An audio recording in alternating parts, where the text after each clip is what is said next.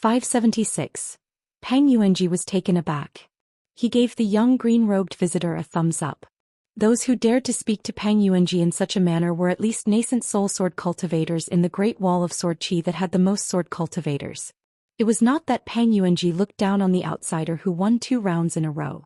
It was just that Peng Yuanji looked down on the entire vast world. Compared to this, there was more disgust. There was also a hint of natural hostility. If not for the existence of the sword cultivators of the northern continent, Liang, and his left and right, Peng Yuanji would have hated that extremely unfamiliar, prosperous and stable world. Therefore, this young sword cultivator who was seen as the most compatible with Ning Yao in the Great Wall of Sword Qi did not speak. Peng Yuanji finished the wine in his bowl in one gulp. Then he stood up and left the table, walking slowly to the street. The one-eyed bearded man's expression was the same as before. He just drank. Peng Yuanji wasn't interested in love, so he didn't care who Ning Yao liked. What Peng Yuanji cared about was his identity as a sword cultivator in the Great Wall of Sword Qi, and his identity as the hidden official's disciple. The biggest similarity between the two was that the vast world was a felon and vagrant. This was a mark that had existed for tens of thousands of years. The eldest sword immortal on the city wall lived alone and did not speak.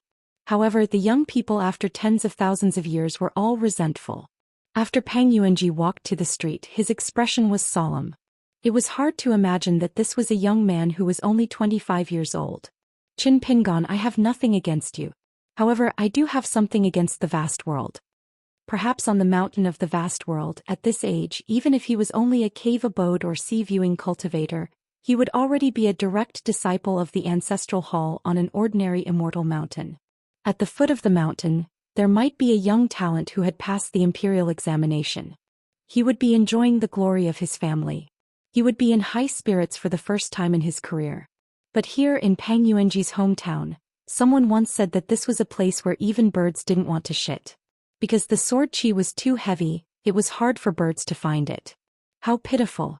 At that time, the drunken man who was surrounded by many children and youth said that in the future, if you have the opportunity, you must go to the inverted hanging mountain and go to places even further away.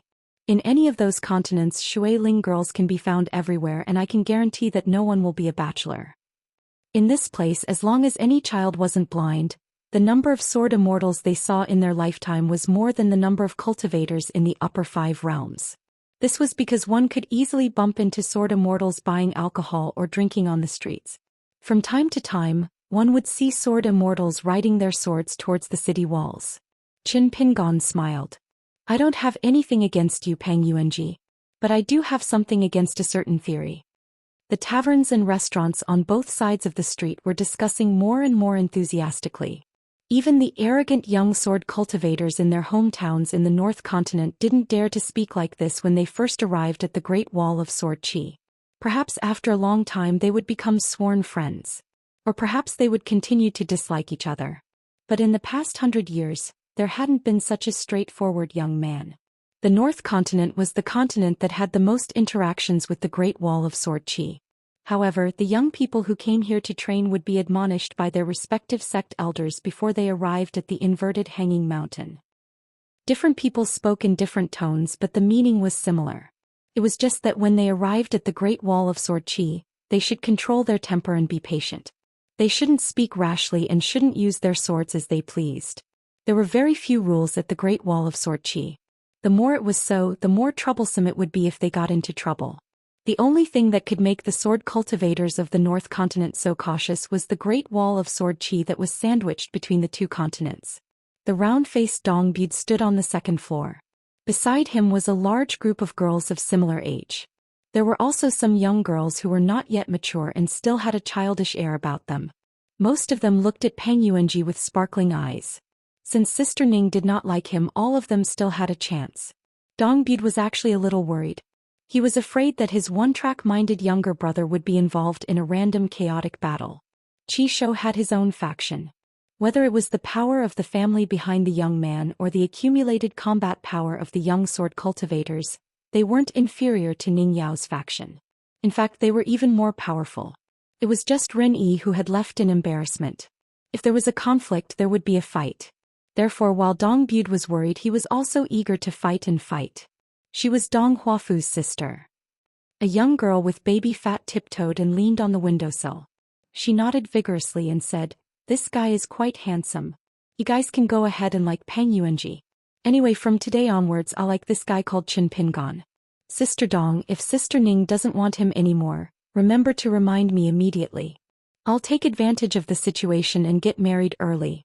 The wedding clothes from Corner Mountain House are really beautiful. They're so smooth to the touch." Dong Bud lifted her leg and kicked the young girl's butt. She laughed and said, "Usually girls who are muddle-headed go crazy thinking about men. You, on the other hand, have gone crazy thinking about wearing wedding clothes." The young girl rubbed her buttocks and shook her slender shoulders. She pushed away a girl of the same age who was snickering beside her and shouted, "Sister Dong, my mother said that you're the one who's the most clueless old girl." Dong Bud smiled and said, "Is that so?" Then she reached out and pressed the young girl's head, knocking it against the windowsill. "Old girl, right?" After Dong Bud stopped, the young girl rubbed her forehead and turned her head. She grinned and said, little girl, Sister Dong who's 18 every year." The young girl cursed in her heart, an 80-year-old old girl. In the end, Dong Bud pressed the young girl's head and knocked it again. 80, right? Your little thoughts are almost written all over your face."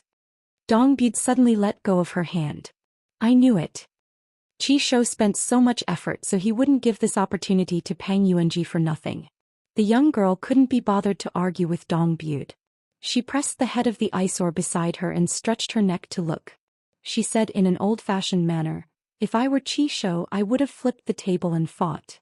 Someone appeared from the tavern at the end of the street. It was Qi Shou. He was tall and had an imposing appearance. He wore a long robe and carried a sword on his back. Qi Shou smiled. "Yunji, this is my family affair. Let me do it. Otherwise people will mistake me for a coward." Peng Yuanji turned his head. He seemed to be in a difficult position. Qi Shou looked past Peng Yuanji and looked at the unarmed foreign martial artist. He was young and was said to be from a small place like the Aquarius continent. About 10 years ago he came to the Great Wall of Sword Qi once. But he hid at the city wall and practiced his fist techniques. In the end he lost to Xianxia 3 times. This was one of the 2 things that were worth mentioning. The other was a joke that was spread among the ladies. It came from the Dong family. Ning Yao said that she could beat 100 Qin Pingon with one hand. Whether it was losing to Xianxia or being teased by Ning Yao, it wasn't considered embarrassing. But when Qi Shou heard it he felt uncomfortable. Peng Yuanji laughed. "Between you and me only one of us can fight. Why don't we use this opportunity to decide who will be the host?" Qi Shou was in a difficult position. Whistles rose and fell one after another, urging the 2 to fight first. Some people had already begun to plan to be the banker and let people bet on who would win or lose, as well as how many moves could be used to determine the winner. These methods were all learned from Aoyang. A gambling house could easily have more than a dozen bets. In Aoyang's words, if you bet, the toilet paper would turn into silk. If you bet, the bald man would grow hair. Previously, when the young man with the surname Chen was the banker, some of the bachelor gamblers were betting on whether or not he would go out. Most of the time they did not have much hope. Who would have thought that not only did this guy go out, he even fought 2 rounds and won 2 rounds. Only then did the crowd realize that without Alliance as the banker, it was indeed boring for them to gamble. In the early days when Alliance was the banker, those who went to the gambling table felt satisfied regardless of whether they won or lost. It was just that their gambling behavior was a little bad. Back then Alliance teamed up with an old gambler who was popular among the crowd. The old gambler won big time after time. In the end there was one time when most of the people bet with the old gambler, swearing that they would make Alliance lose so much that even his pants would be left on the gambling table. Not only did Alliance earn back his money in one go, but he also earned money for half a year's worth of drinks. The crowd only heard about it after the incident. The poor old gambler who fainted under the gambling table on the spot, who seemed to have lost all his money, received a large amount of dividends. He took a few dozen grains of grain rain money and went into hiding. Then in the dead of night, Alliance secretly escorted him all the way to the gate. The 2 of them said goodbye reluctantly.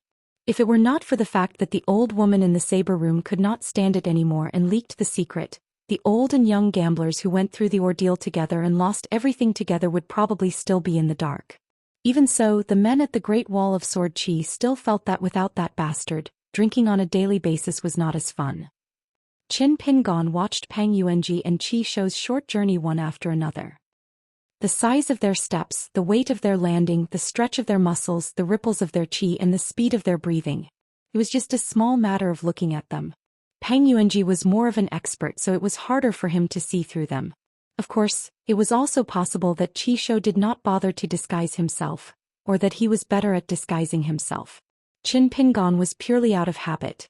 He had nothing to do, so he found something to do. Qin Pingon was not in a hurry at all. He gently twisted his wrist. He would let Peng Yuanji and Qi Shou come to a decision first. It did not matter who came first. It was just a matter of picking out the one that was most suitable for the current situation. It was that simple. On both sides of the street, they noticed that the young outsider had actually closed his eyes to rest. One of his hands was behind his back, while the other was clenched into a fist and pressed against his abdomen. He wore a green robe and had a jade hairpin on his head. He had a slender figure. That was why he had the air of a handsome man. Curses and curses rose from all around, but there were also more cheers. Ning Yao did not have anyone else in her eyes. Stack Zhang gently tugged at Ning Yao's sleeve. It was the dark green robe. When Sister Ning left Vast Heavens, she was dressed like this. When she returned, she was still dressed like this. Although there were benefits to a robe, she almost did not look like a woman at all. Ning Yao turned her head. "What's wrong?" Stack Zhang pointed at the figure in the distance with his chin and then gave him a thumbs up. Ning Yao's face was stiff as she raised her eyebrows. It was as if that fellow's words and actions on the street were what Qin Pingon was doing. "I, Ning Yao, am not surprised at all. You would feel strange because you are not me, Ning Yao." Xianxia reached out and gently patted Fatty Yan's cheek. Someone demonstrated a good set of fist techniques at the training field. Yen's was slapped Xianxia's hand away and said proudly, "What did I say before? A famous martial arts grandmaster. My eyes, tsk. Rin Yi and Pu Yu were obviously deliberately arranged by Qi Shou so that no one could find fault with them. Rin Yi is the youngest sword cultivator in the Dragon Gate realm and his flying sword is fast. If Qin Pingon loses, he will lose all face. If he wins against Rin Yi, Pu Yu is the most showy among the Gold Core realm cultivators. If he wins against Pu Yu, it will be easy for him to be careless. Qin Pingon can also be considered to be quite famous. Then Qi Shou, who is full of evil tricks, will get rid of Qin Pingon. Yenzhua rolled his eyes. "Even you, Dong Haiten, know. How can we not know?" Dong Huafu said, "I'm afraid that Qi Shou will go crazy and be ruthless." Qin Sanqiu nodded. "That's the biggest problem. Because of the three people on the street, excluding Peng Yuanji, who went from being a spectator to being a spectator, Qin Pingon and Qi Shou were no longer young people of the same age. Why would they fight based on personal feelings?" Qin Pingon indeed should not have mentioned Ning Yao and the dragon beheading platform. This gave Qi Shou an excuse to not follow the rules. It involved the matters between men and women and also involved the family. Qi Shou's fight this time was ruthless. The old men of the big families might not be happy, but if Qi Shou's sword was soft, it would be even more unbearable. Anyone would know how to choose. Yenzhua rubbed his chin. "That's right. It's my brother Ping Yan's fault." Among them, Dong Haiten was the dumbest, but he was not really stupid. He was just too lazy to use his brain. Of course, compared to Yenzhua, Dong Haiten was still inferior to Qin Sanqiu. Qin Sanqiu gave it some thought before he smiled and said, "Let's not bother about all this nonsense. Anyway, since Qin Pingon dares to say such things, call out names in one breath, and call out Qi Shou and Peng Yuanji as if he's ordering food. I'll acknowledge Qin Pingon as my friend. Because I don't dare. What's the point of making friends? Isn't it just to freeload food and drink? Friends can also do things that they can't do themselves. Roping in a bunch of idle lackeys by my side is something I can't do. If Qi Shou dares to break the rules, we're not incompetent. We'll kill our way over. Dong Haiten, you can fight halfway, then pretend to be dead and intentionally get injured. Your sister will definitely help us. Once she helps, her friends will definitely help out for the sake of brotherhood. Even if it's just for show, it'll be enough for Qi Shou and his pack of scoundrels to eat a big pot of rouge wine." Ning Yao said, "Qi Shou is much stronger than all of you. I can't stop him even if he's far away, let alone the few of you. That's why I'll keep an eye on Qi Shou's choice of battlefield. Once Qi Shou deliberately lures Qin Pingon to the Folded Peaks shop, it means that Qi Shou is going to be ruthless. Anyway, you don't have to care. Just watch the show. Besides, Qin Pingon might not give Qi Shou a chance to hold his sword. He should have sensed something strange. Ning Yao glanced at the sword on Qi Shou's back. Xianxia was speechless. Folded Peaks was worried sick. She knew that she was the worst at these things. Sometimes Folded Peaks, who was meticulous and sensitive, had to admit that Xianxia and the other disciples of big families were fine if they were good people. However, if they used their intelligence in the wrong place, they were really bad. That was because they had a higher vision. At such a young age, they were able to look down on those complicated affairs that would only make them feel like a mess. Furthermore, they were able to peel back the layers of silk and find the most crucial connections. Many difficult problems could be easily solved. Alliance had said that this was one of the sword arts in the world. Alliance had also said to Folded Peaks that if you were friends with Xianxia and the others, you should watch and learn more. You would probably have to cross 2 hurdles in your heart. Only after crossing them could you become long-term friends. If you couldn't cross them, there would be a day when there would be no need to go through life and death. The two sides would naturally have less to talk about. From best friends they would become nodding acquaintances. This kind of ending was not a happy one. It had nothing to do with whether the two sides were right or wrong. If such a day really came, they would just drink. A good-looking girl who drank often with a beautiful face and a slender figure would be able to stay together for a long time. Ning Yao suddenly turned and asked, "Do you think Qin Pingon will definitely lose?" Xianxia said helplessly, "That's a lie. I think Qin Pingon can defeat Qi Shou with one hand. To be honest, if Qi Shou didn't have that sword on his back, I think Qin Pingon still has some chance of winning." Ning Yao did not comment. She turned and looked in a direction with a frown. On the edge of the roof of a restaurant sat a little girl in a loose black robe. Her hair was combed into 2 cute ponytails and she yawned for a long time. She seemed a little impatient and finally couldn't help but say, "Peng Yunji, why are you so slow? You'll break a few pieces of sh*t when you're taking a dump. Don't you feel ashamed? Kill Qi Shou first and then fight that person. Isn't it over?" Qin Pingon and Ning Yao looked at the roof almost at the same time. It was a powerful existence who looked unruly and could split open the skin of an Ascendant Realm demon with one punch. The Dong family's sword cultivator's bad temper could only be ranked second in the Great Wall of Sword Energy. It was because she was here. Qin Pingon once saw her falling straight down from the top of the city wall. Then she ran to play with a demon near the Great Wall of Sword Energy. That was a real Immortal Realm demon. However, the Sword Immortal boss said that she felt that she had lost if she couldn't kill the demon. On the street, except for Ning Yao and a few Sword Immortals who deliberately ignored the little girl, Qin Pingon and a few others, almost everyone's hair stood on end. No one asked for a rebuff and tried to please her. The hidden official was not her real name. It was an ancient official position that had been passed down from generation to generation. In the Great Wall of Sword Energy, the hidden official was responsible for military supervision and punishment. In history, there were many hidden officials who were useless and ended up as puppets. However, after she took over this position, the Great Wall of Sword Energy's contempt for the hidden official disappeared. Not only was she the person who had killed the most Middle 5 Realms monsters in the past 1,000 years on the southern battlefield, there were also many sword cultivators who had been beaten to a bloody pulp by her fist and died on the spot from her own side. Back then, in the Battle of the 13, the first person sent out by the Great Wall of Sword Qi was none other than the famous hidden official. But in the end, her opponent was a greater demon who was famous for his close combat prowess. When he saw her, he immediately admitted defeat and fled. After that, the two sides stood in a stalemate and watched as a young lady smashed the ground for a full quarter of an hour. Peng Yuanji nodded. "I'll listen to master." Qi Shou cupped his fists and lowered his head. "Please, hidden official, let me make the first move. No matter who wins or loses, I will fight with Yuanji. I'm willing to fight to the death." Hidden official's eyes lit up. She waved her hand vigorously. "That's a good idea. Then let's hurry up and fight. Just fight to the death. I'll help you follow the rules.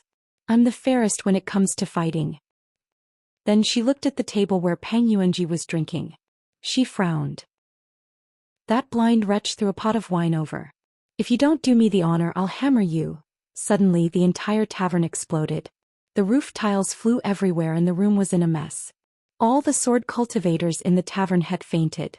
When she looked again, she saw that the bearded man who was a sword immortal in the raw jade realm had been kicked in the head by her. He crashed into the wall and flew out. He was covered in dust and did not return to the tavern after he got up. She stood on the only undamaged table. She lightly stomped her foot and the wine pot bounced up. She held it in her hand and sniffed it. Then she said with a bitter face, "It smells like urine. But it's still wine. It's still wine." At the end of her sentence, this high and mighty hidden official was actually gritting her teeth with a sorrowful expression. The moment hidden official left the roof ridge, Qin Pingon took a step forward but immediately retracted it. Then he looked at Qi Shou and twitched the corner of his mouth. Peng Yuanji leaned back and rushed back to the ruined tavern. He raised his hand to catch a falling tile and said with a smile, "Master Boss, the Sword Immortal said that you're not allowed to drink." Hidden official said angrily, "I just smelled it. What's wrong with that? Is it against the law? Who's in charge of the punishment in the Great Wall of Sword Qi? Is it that old bastard Qin Qingdu?" In an instant she sat on the table and tossed the pot of wine to Peng Yuanji. "Keep it for me." Qin Pingon turned his head. A streak of rainbow light flashed past his ear. It was just sword qi, but it cut a small wound on Qin Pingon's face. He bent over slightly and with a tap of his foot his figure disappeared. A huge spider web instantly appeared on the ground. Not only that, there seemed to be muffled thunder echoing in the depths of the ground. A green-robed man was standing on a street far away from where he had been standing. His body suddenly tilted to the side and an even faster sword light flashed past. If he hadn't dodged, the sword light would have pierced through his back. The hidden official sat on the table and nodded her head lightly. It was a small reward for the two juniors for not deciding the winner so quickly. He was bored to death. She raised her hands and grabbed her two ponytails and shook them gently. Peng Yunji stood respectfully at the side and laughed softly. "Can all the golden body warriors in the world run so fast?" Hidden official thought for a while and gave an answer that she thought was very insightful. "Probably, maybe it's rare." Peng Yuanji was not surprised. However, Peng Yuanji did have a question that he could not figure out. He said telepathically, "Master, you don't seem to have a good impression of Qin Pingon?" Hidden official curled her lips. "Even Qin Qing doesn't like him." "I don't like him." She flicked her finger. A nascent soul sword cultivator from another continent who accidentally overheard her on the street had a thunderous sound on his forehead. His eyes rolled back and he fell to the ground. He would not be able to get up from the hospital bed for at least half a month. He could lie down and enjoy life. He even had someone to serve him. How good was that? She felt that she was very considerate and had a good temper. Hidden official suddenly said, "According to that person's martial arts level, he would not be able to dodge the flying sword twice. He is mainly relying on guesses." Peng Yuanji laughed. Qi Shou is also far from using his full strength. Hidden official was slightly disappointed. "Boring." She stood up and regretted her words. He shouted, "Continue. I don't care about you anymore. Remember, a fight that doesn't determine life and death is never a good fight." Hidden official disappeared in an instant. Only a disciple with a bitter smile was left. Peng Yuanji collected his thoughts and looked at the street. Qi Shou did not move at all. However, that green-robed man was closing the distance. Among all the fights in the world, Qi refinement warriors were most afraid of sword cultivators. At the same time, sword cultivators were also the least afraid of pure martial artists getting close to them. This was especially so for Qi Shou. This was because Qi Shou had more than one intrinsic flying sword. The one that had already appeared was called Flying Kite. As for the faster heartstrings, it was waiting for a golden body realm martial artist to charge in recklessly. Yenzhua watched with trepidation. Even Stack Zhong and the others had unnatural expressions on their faces. Ning Yao's heart was as calm as still water. She was the most involved person in the situation, but she was the most like an outsider. This was probably the difference between her and Qin Pingon. Qin Pingon was always thoughtful while Ning Yao was always straightforward.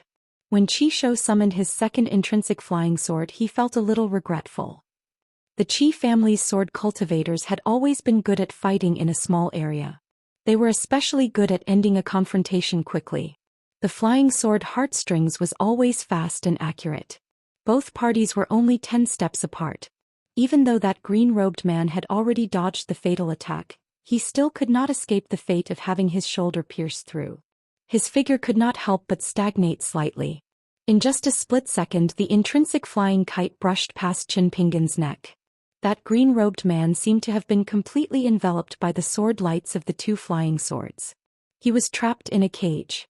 Just as many spectators thought that the outcome was certain, Qin Pingon disappeared into thin air. Qi Shou remained motionless. The third and most bizarre intrinsic flying sword was the jumping pearl. It split into 2, 2 into 4, 4 into 8, and so on. It seemed to weave a spider web around Qi Shou. Every intersecting point of the spider web had a jumping pearl, flying sword hovering over an inch long. It was very different from the golden core sword cultivator from before, who only had to rely on illusory and corporeal flying swords. The Qi family's patriarch was rather satisfied with this. He felt that this flying sword was a flying sword that Qi Shou could truly polish carefully for thousands of years. It was the most suitable flying sword for him to rely on. After all, it was an intrinsic flying sword that could achieve true offensive and defensive capabilities. The higher the realm of the flying sword's master, the more jumping pearls it would have, and the closer it would be to an immortal weapon. Once Qi Shou could support the formation of thousands of jumping pearls, he would be able to verify the prophecy of the Taoist saint of the early years. Sitting on the Milky Way, rain falls on the mortal world. Qin Pingon, who appeared 5 steps away from Qi Shou's side, seemed to have retreated in the face of difficulties. He once again used the immortal technique of distance shrinking. Qi Shou knew that this fellow would appear behind him. A few of his key aperture acupoints hummed faintly. The jumping pearls, which were originally few in number behind him in the blink of an eye, seemed to have been scattered and turned into soldiers. At the same time, the flying sword heartstrings, which could naturally chase after the enemy's soul, followed closely behind the green-robed man like a shadow. As for the flying kite, it moved even more freely. Qi Shou just had to stand there and not move, and he would be able to play around with this fellow. A golden body martial artist? If you make an enemy out of me, Qi Shou, then you can only let me walk your dog. One side was unharmed. The other side punched non-stop, twisting and turning for half a day. In the end, he tired himself half to death. Was it fun? Qi Shou thought it was very fun. Yenzhua muttered, if this continues, the situation won't be good. Although the flying kite is more or less like this and can't change any more tricks, if I remember correctly, Qi Shou can support at least 500 jumping pearls now. Right now he has less than 300. Moreover, the longer this drags on, the more familiar the heartstrings will become with Qin Pingon's soul. It will only become faster and faster. That's really fast. This fellow's heart is really black. He's clearly doing this on purpose. Qin Xianxia smiled bitterly. Many flying swords and proper coordination. This is how unsolvable it is. At this point, Qin Xianxia couldn't help but glance at Ning Yao's back. The battle in the distance was one-sided, but she was still indifferent. The extremely wretched green-robed figure in everyone's eyes suddenly stopped. The fist intent all over his body flowed violently and violently. It was practically a condensed phenomenon that was almost visible to the naked eye. Even some cultivators of the lower 5 realms could see it clearly. Qi Shou, whose back was facing Qin Pingon, didn't hesitate. He didn't deliberately pursue some unmoving result of victory. Taking a step forward, Qi Shou, who was facing Ning Yao's group, directly rushed several dozen feet away. The number of jumping pearls in the small world of Fangzhong increased once again, making the sword formation even denser and heavier. A fist chased after him. Qi Shou had just turned around when his mood became more solemn. He chose to retreat again. However, in the eyes of everyone, it was as if Qi Shou was still taking a leisurely stroll in the courtyard, extremely satisfied. The flying kite and the heartstrings. They were also hit by 2 sword lights. The 2 flying swords that appeared out of nowhere were simply embroidered pillows. They only slightly obstructed the flying kite and the heartstrings attacks before they were sent flying. However, this was enough. Qi Shou watched as the green-robed figure broke the jumping pearl sword formation with a punch. The other party's fist was badly mangled and his bones could be seen. Similarly, it was slightly obstructed. It was enough for Qi Shou to control the flying kite and the heartstrings. The faster heartstrings drew a mysterious arc and the tip of the sword was pointed at Qin Pingon's chest an inch below. After all, it wasn't killing. Otherwise, whether Qin Pingon was dead or half dead, Qi Shou would have lost. A lowly life that relied on luck to get to where he was today was not worth being laughed at by others. The flying kite stabbed towards the green-robed figure's spine. Qi Shou wanted to see how much weight was left in the punch after the two swords pierced through the body of the Golden Body Realm martial artist one after another. One had to know that the physique of a sword cultivator was tempered day and night by the flying sword. Among the thousands of Qi refinement warriors, it was almost comparable to the toughness of a military cultivator. With 3 intrinsic flying swords, it was only natural that Qi Shou's physique was extraordinarily tough. In an instant, Qi Shou instinctively circulated the abundant spirit Qi in all the Qi abodes. In the small world of his body, there was a water abode with clouds and rosy clouds. There was a mountain with grass and trees. The other major acupoints with intrinsic items all had phenomenons. As a result, many auras flowed out of the small world of his body, causing Qi Shou to be enveloped in a layer of resplendent brilliance. Qi Shou's eyes were even suffused with ripples of golden light. It turned out that not only did Qin Pingon have 2 dogs hit flying swords, but he also had an intrinsic flying sword. He also had an actual intrinsic item flying sword. It was an eerie green sword beam that was extremely fast. With the tip of the sword meeting the tip of the sword, it pressed against the heartstrings. Both sides staggered apart as though they were taking the initiative to make way for Qin Pingon. He continued punching. As for the flying kite on the green-robed figure's back, it failed to catch up to Qin Pingon and successfully pierced his spine. After the bone-bearing punch, although blood seeped out of the corner of Qi Shou's mouth, he still felt slightly relieved. Fortunately, the punch was not heavy. He used the cavalry to open up a path. Then he used the Godman drum beating stance. Qi Shou's vision blurred. Even though he had already made use of the strength of the other party's punch to retreat and move horizontally, there was still another punch that did not make sense. Not only was the flying kite unable to do anything, even the heartstrings that was connected to him seemed to be a little dazed. Then the dark green sword beam caught up to him again. In the air on the street, the 2 sword beams were entangled endlessly. Every time they collided, it would stir up ripples of aura of different heights. It was filled with killing intent, but it was pleasing to the eye. Isn't my brother a Realm 4 Qi refinement warrior? Why does this guy have 3 flying swords? Yanzuar and Xianxia looked at each other with doubts. Every dog had its day. Qi Shou, who was originally limitless, was finally exhausted from running for his life. A peak golden core sword cultivator with rich combat experience was actually reduced to fighting fist to fist. It was not that he could not fight back at all. After the other party's 2 punches landed on him, Qi Shou's aura became more and more intense. Coupled with the solid foundation of his body, he fought fist to fist with Qin Pingon several times. After that, Qi Shou also began to be ruthless. He simply exchanged punches with that guy. One of his punches caused the other party's head to sway greatly. However, the other party still looked indifferent, as if he did not feel the pain at all. Every time he punched, he did not bother to choose a place to punch, as if he would be satisfied as long as he hit Qi Shou. The flying sword heartstrings was fast enough, but it was matched by the dark green flying sword. The flying kite was always a little slower. In a battle between sword cultivators, a little difference was forever the difference between heaven and earth. The jumping pearl sword formation was already on the verge of collapse. The threat of the mysterious green-robed man was becoming more and more ignored. The onlookers on both sides of the street finally came back to their senses. There was an uproar. After 15 punches, Qi Shou had no choice but to be punched until his back was pressed against the ground. He slid back dozens of feet away. However, during this process, Qi Shou, who was wearing a Taoist robe, took out a military armor pill from his sleeve.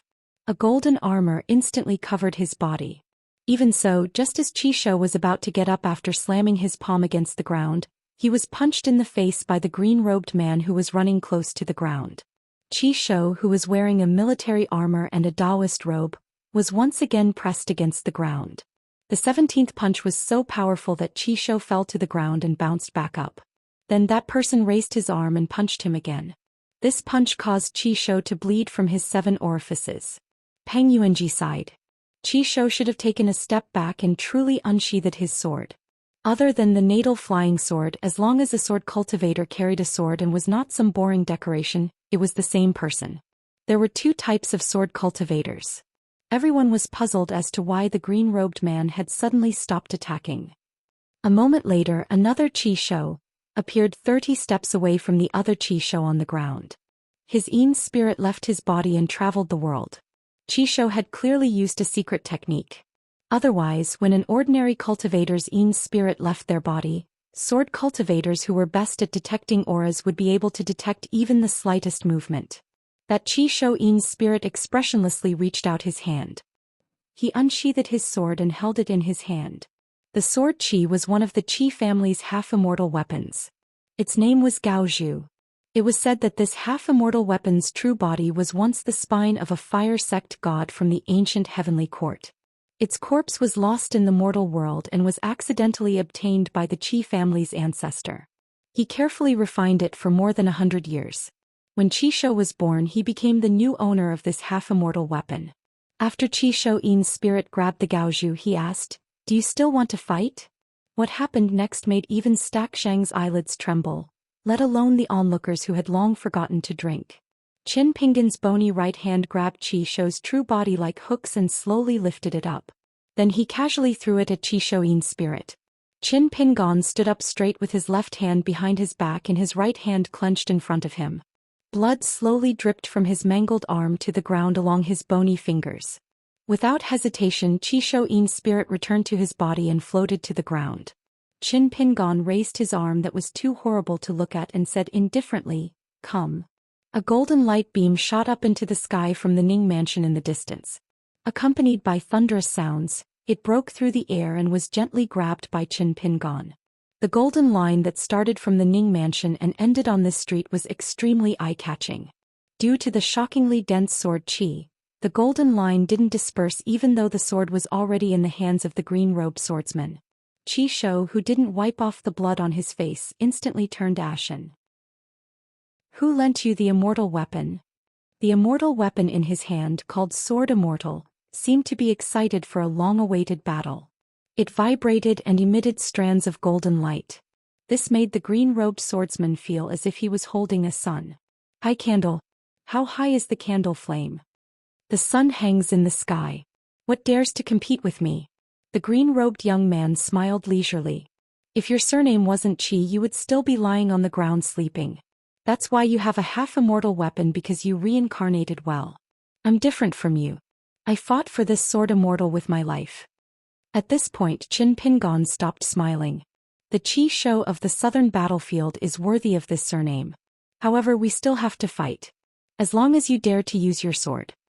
At this moment, the bearded man who had returned to the tavern and sat down put down a big white bowl that he had picked up from the ground.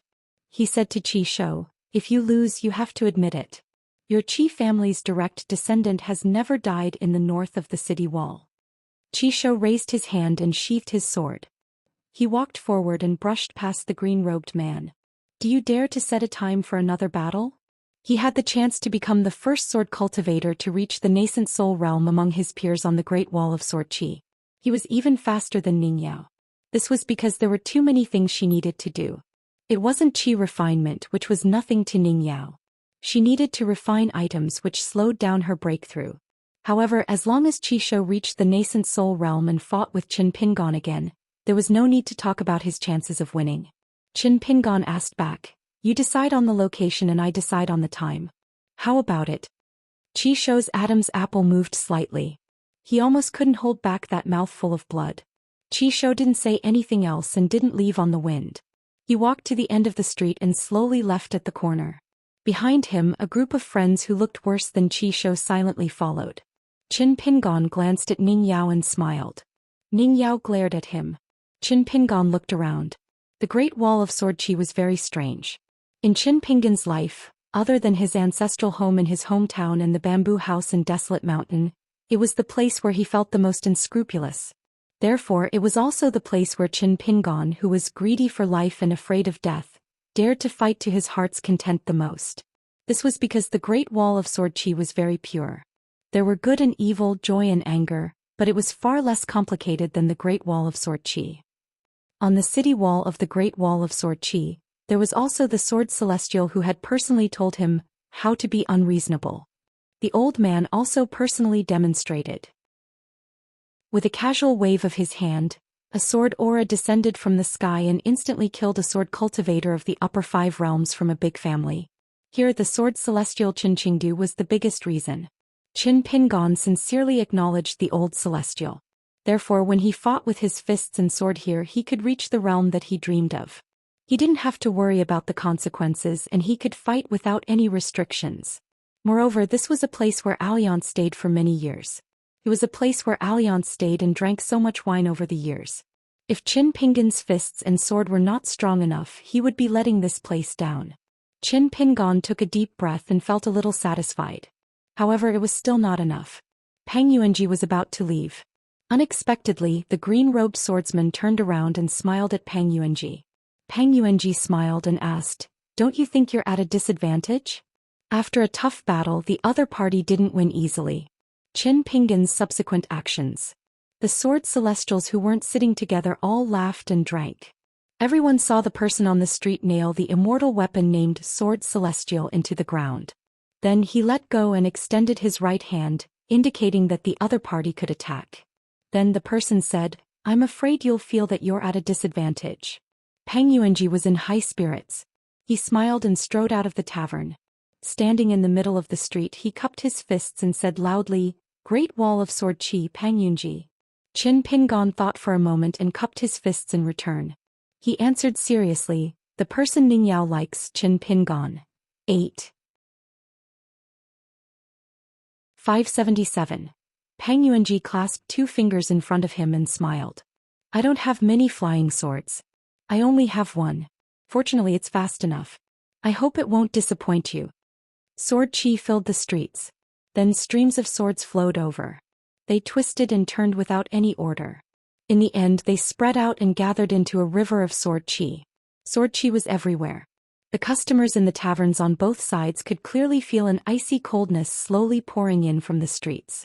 Peng Yuanji clearly wasn't chosen as a disciple by the hidden official out of sheer luck.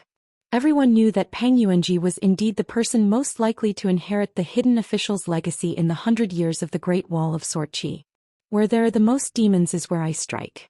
Which sword cultivator wouldn't be fascinated by this realm? For a sword cultivator, especially a prodigy with the reputation of an innate sword embryo, the quality of their life-bound flying sword would indeed determine their final achievements. After Peng Yuanji said those words, taverns of all sizes and taverns were filled with jeers and jeers. Peng Yuanji's life-bound flying sword was called Time. Time was like water, which was why it flowed unpredictably. The sword was formless.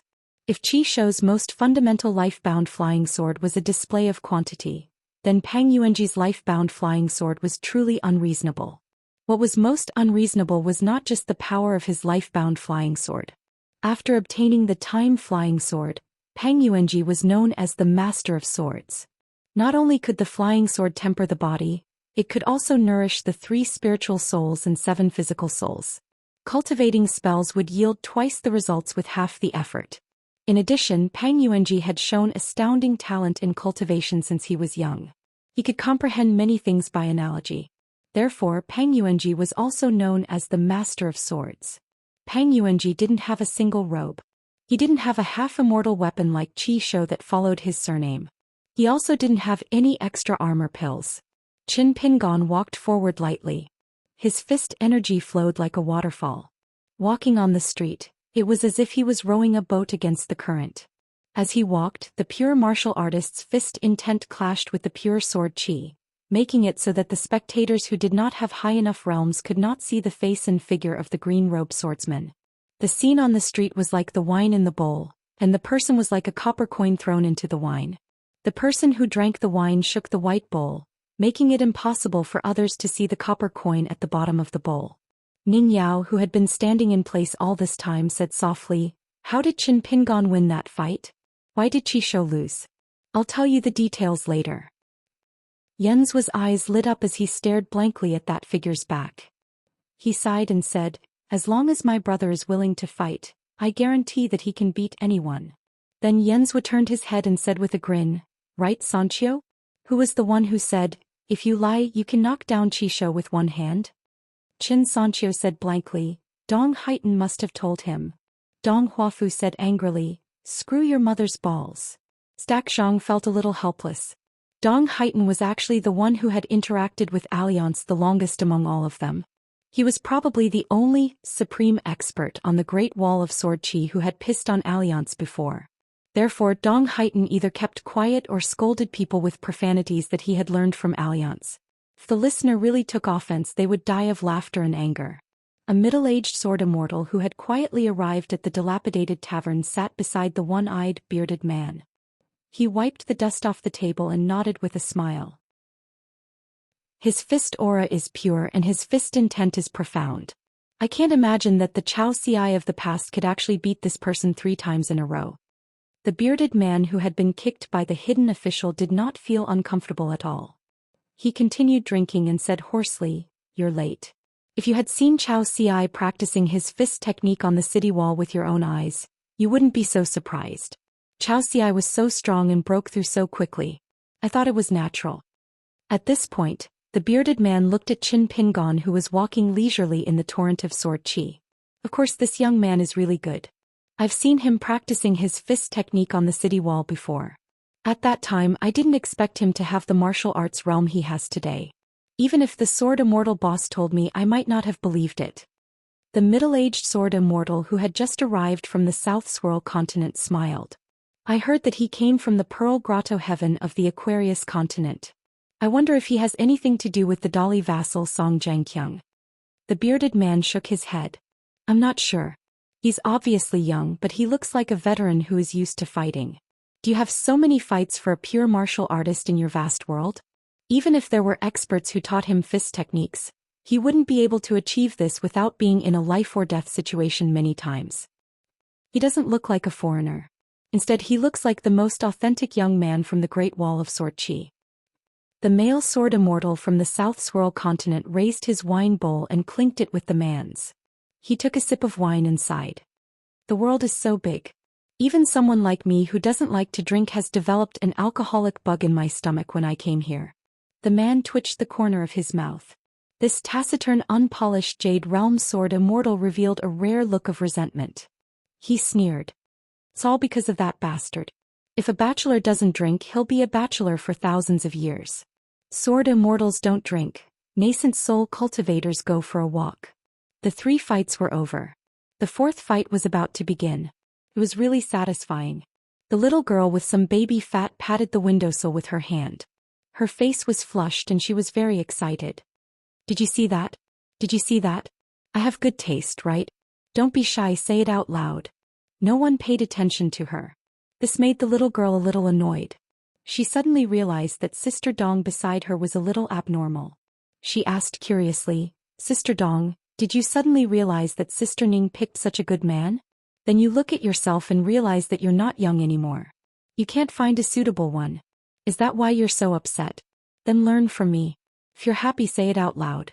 If you're upset, say it out loud. I'll drink with you. I'll lend you some of my happiness."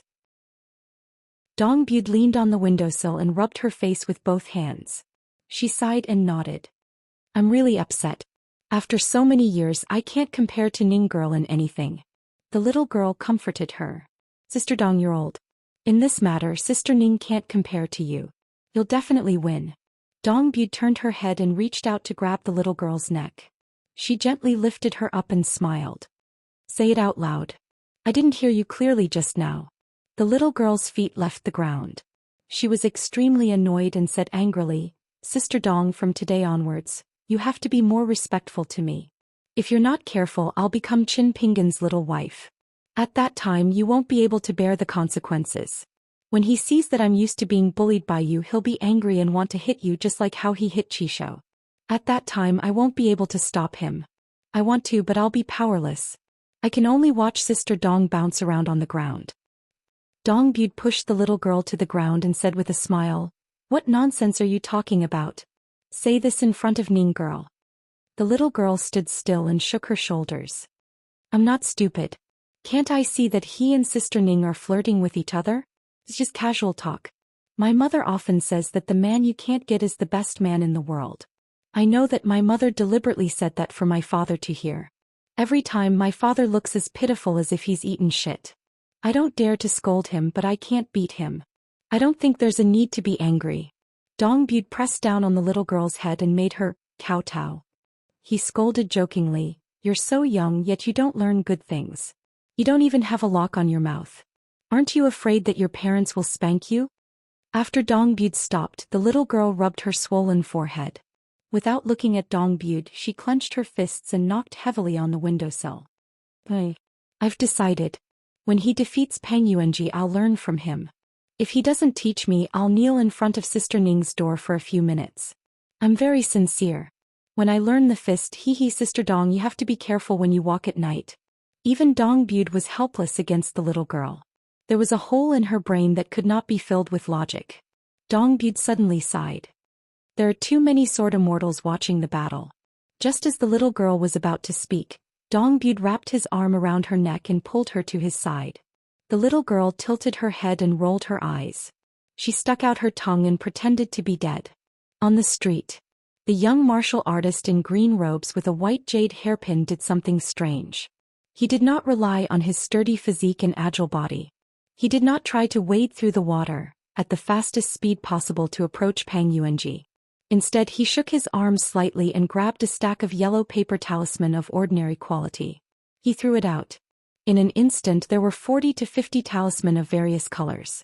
Almost all of the talisman were instantly shredded by the sword qi. However, Qin Pingon continued. He did not walk quickly, but the speed at which he threw out the talisman was dazzling. Peng Yuanji smiled. He formed hand seals with 2 fingers and stepped on astral energy. Behind Qin Pingon, ripples appeared. A Peng Yuanji appeared. On the rooftops on both sides of the street, 12 more Peng Yuanji appeared. Every Peng Yuanji, on the high ground, was either performing Taoist spells or performing Buddhist seals. A rune array appeared below their feet. Between the Peng Yuanji and between the rune arrays, thin threads in different colors were slithering like dragons and snakes. They connected with each other and eventually formed a rune array that covered the entire street. Not only that, the 2 Peng Yuanji standing in front of and behind Qin Pingon also began to move forward slowly. As they walked, they casually tapped and drew talismans. The talismans hovered in the air. They were all strange ancient seal scripts and cloud patterns.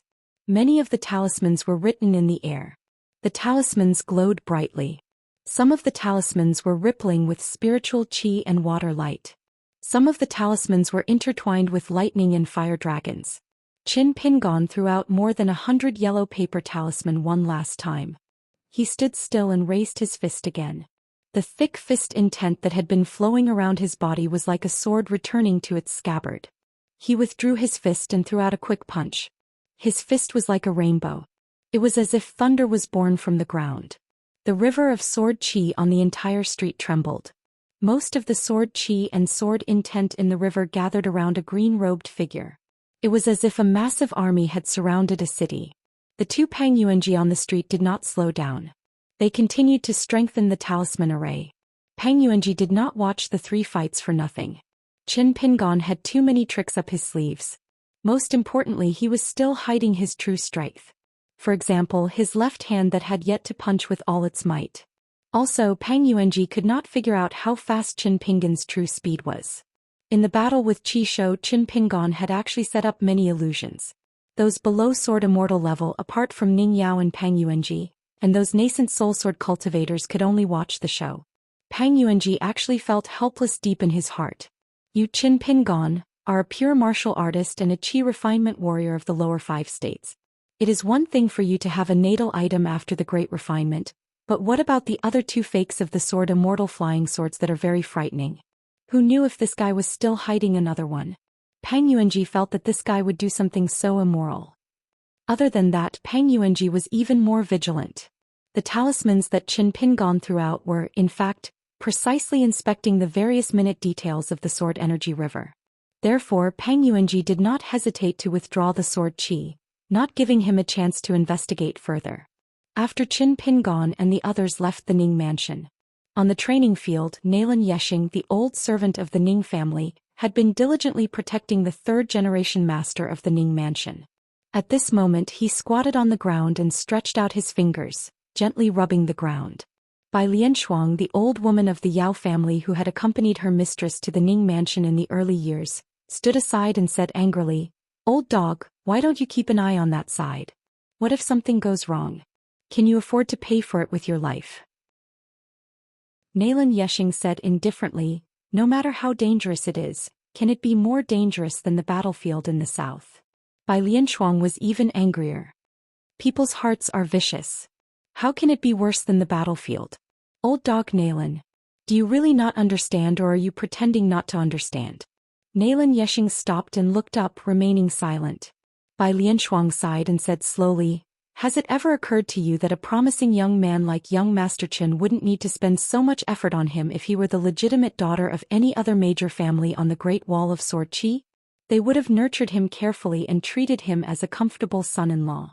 On our side there are only you and me in the Ning mansion. As for the Yao family, they still choose to wait and see.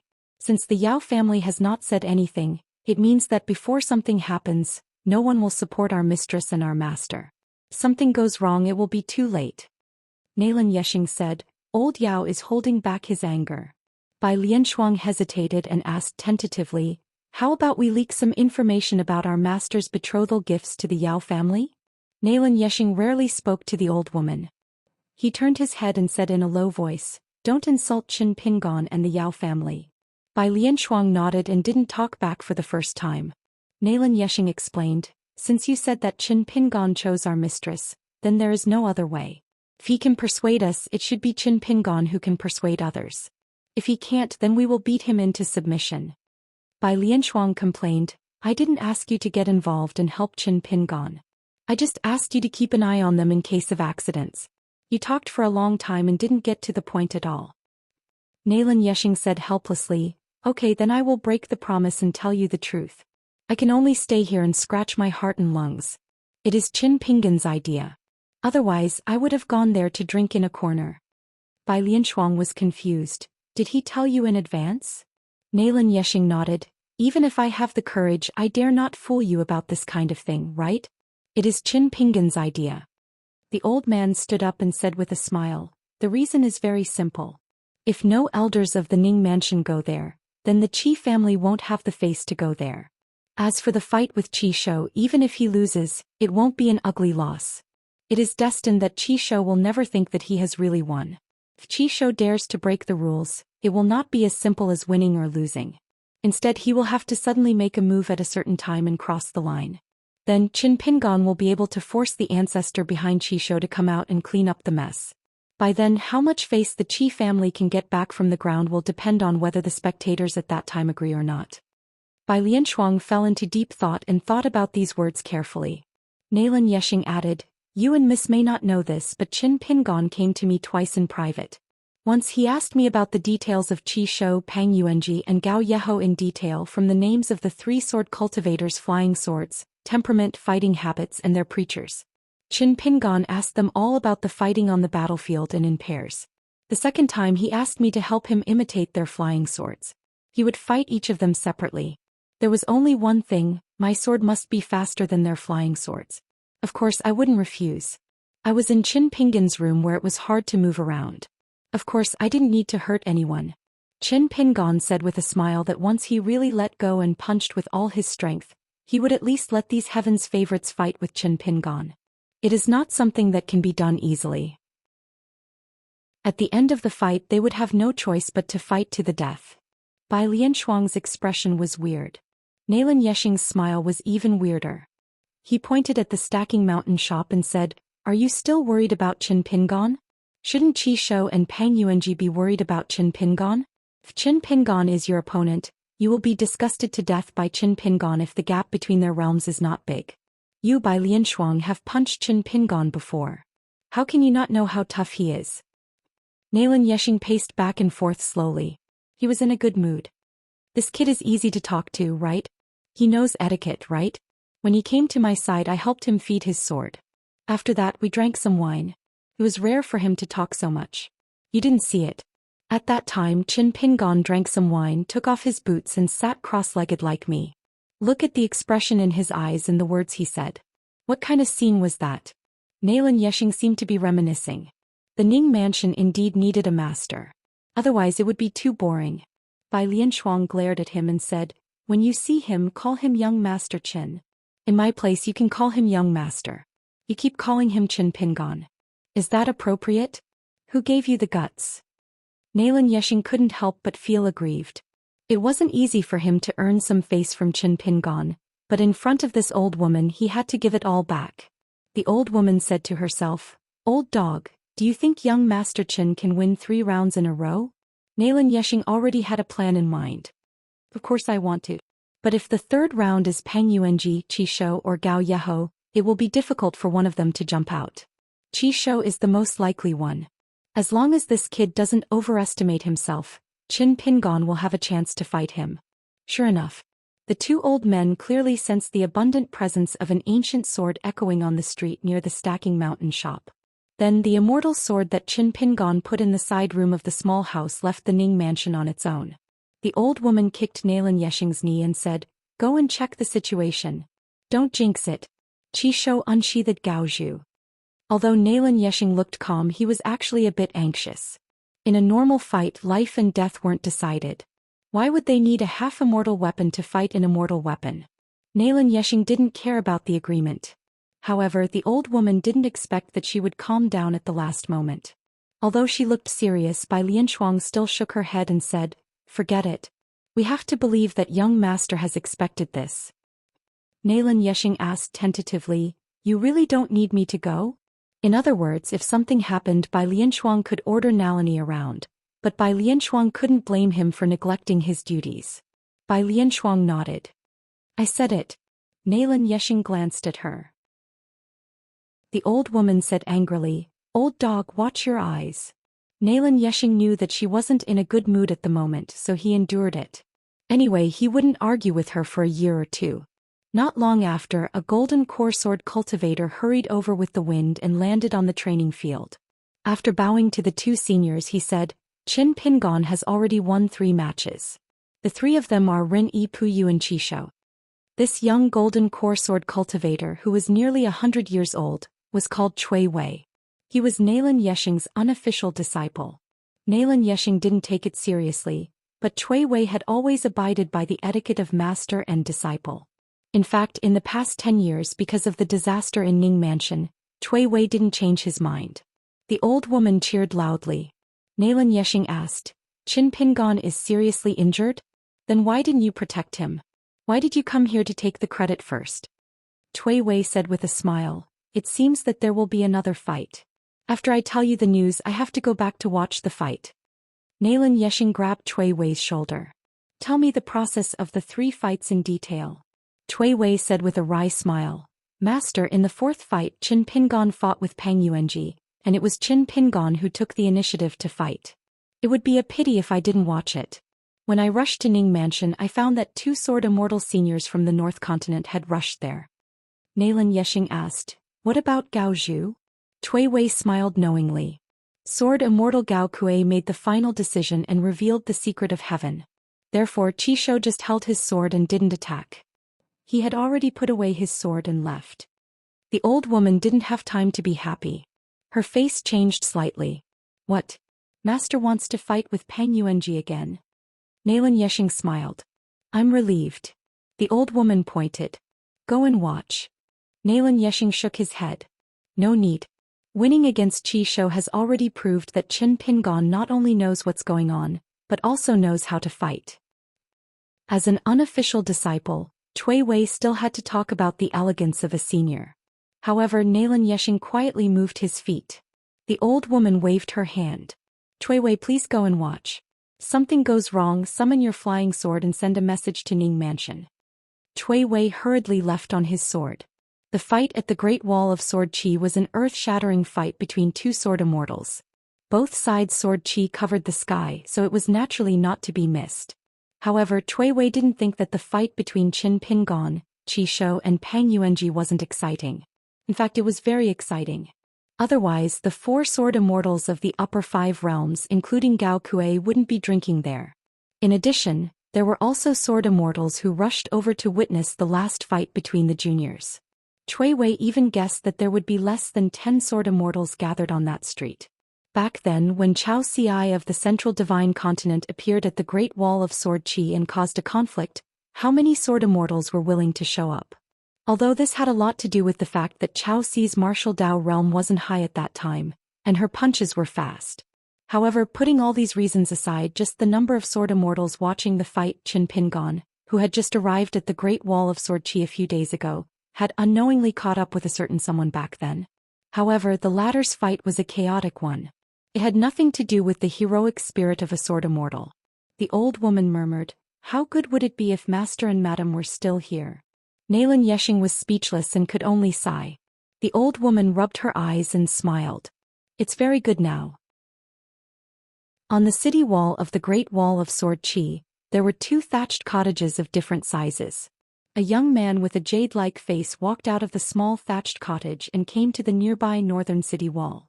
Looking at the city in the north, he smiled and said, "Seniors, what even Master Hidden Official ran over to join in the fun. Are you sure you don't want to take a few glances?" There was a man sitting cross-legged at the top of the city wall. His sword was placed horizontally on his knees and he was resting with his eyes closed. There were sharp sword qi crisscrossing all around him, and it seemed as if it had solidified from the void into reality. The sword qi suddenly appeared and disappeared. Fortunately, the man standing next to him was Wind Snow Temple's sword immortal Wei Jin. Wei Jin was a rare genius of the Aquarius continent after Li Tuanjing and before Ma Kuxuan. As for the 3 of them, Li Tuanjing, who was recognized as a sword immortal realm sword immortal before his death, was not inferior to Wei Jin. Unfortunately, he was trapped by love and lost the possibility of becoming the first sword immortal realm sword immortal in the history of the Aquarius continent. Therefore, overall he was inferior to Wei Jin. As for Ma Kuxuan, the military cultivator of Martial Mountain on the Aquarius continent, it was believed that his aptitude was slightly inferior to Li Tuanjing and Wei Jin. However, his great Dao opportunity was too good. His future achievements might be higher than Wei Jin's. As for the previous owner of the Wind and Thunder Garden, Li Tuanjing, since he had already passed away, everything was over. Zhou Xian never opened his eyes. He said with an indifferent expression, "There's nothing to see. It's meaningless to fight for a moment." Wei Jin knew seniors was temper, so he didn't hold back. He smiled and said, "This is really not the attitude a senior martial brother should have towards a junior martial brother." Zhou Xian shook his head and said, "I have never admitted this. What's more, according to the rules of the orthodoxy, he didn't hang the portrait of the ancestor, nor did he kowtow to me. He is not my junior martial brother." Wei Jin didn't say anything else. Seniors wasn't someone who liked to talk. It was as though it was more difficult for him to speak than to use his sword to fight an enemy. Zhou Xian and Wei Jin were 2 sword immortals. One came from the Central Plains Divine Continent, while the other came from the Aquarius continent. Zhou Xian was already far away from the mortal world. He was like a lonely ghost drifting on the vast ocean. For more than 100 years, the 2 of them had nothing to do with each other. Besides knowing Alliance and Qin Pingon, they both had nothing to do with each other. Zhou Xian found Wei Jin's swordsmanship and character pleasing to the eye. This young man, Wei Jin, who had once received great kindness from Alliance, was one of the few remaining sword immortals at the Great Wall of Sword Qi that Zhou Xian was willing to talk to. However, Wei Jin was only a sword immortal who had entered the unpolished Jade Realm not long ago. On the other hand, Zhou Xian, who was already famous 100 years ago, addressed him as Senior Zhou. Wei Jin was a little emotional. Every sword immortal had a sword immortal that they admired the most in their hearts. For example, the immortal foundation of the Snow Wind Temple. His master, who didn't have a high cultivation but was respected by Wei Jin for his entire life, had always admired Li Tuanjing, who had single-handedly suppressed Xingyang Mountain. His greatest wish when he was alive was to have the chance to ask Li Tuanjing about the way of the sword. Even if Li Tuanjing only said one word, he would have no regrets in life. However, his master was thin-skinned and had a low cultivation. He couldn't fulfill his wish. When Wei Jin wandered the pugilistic world and met that bladesman with a bamboo hat, he went into seclusion to break through. When he wanted to ask about the Wind and Thunder Garden as his master's disciple, Li Tuanjing had already passed away. To Wei Jin, his life had always been like this. If he didn't ask for something, it might be filled to the brim. If he asked for something, it would be fleeting. Fortunately, when he reached the Great Wall of Sword Qi, Wei Jin's state of mind was broadened. There was the eldest sword immortal who had lived alone in the Great Wall of Sword Qi for 10,000 years. There were also fellow cultivators from the North Continent who were willing to die for him. Of course, There were also seniors who had reached the peak of swordsmanship and seemed to be superior to all sword cultivators in the world. In the previous battle, left and right each wielded a sword and went deep into the demon army's hinterland. They used their sword aura to open up a path. There was no need for them to use their swords. Treasures that came close to them would automatically turn to dust. It was only when they met the great demon that they picked at first glance that left and right began to fight seriously. The battle between the immortals involved countless innocent bystanders. After all, the area within 100 miles was filled with demons. It was a magnificent battle. Just this battle alone made left and right the most popular foreigner among the native sword cultivators of the Great Wall of Sword Qi.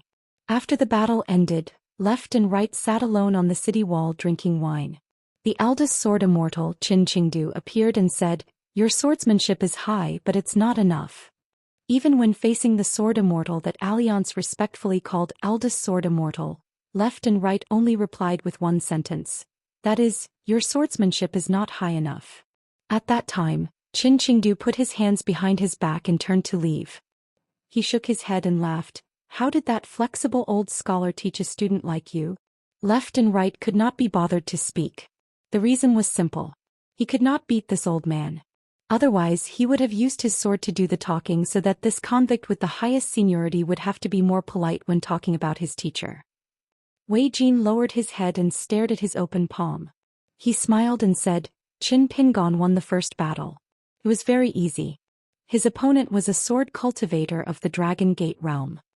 Left and right remained silent for a moment. He still did not open his eyes.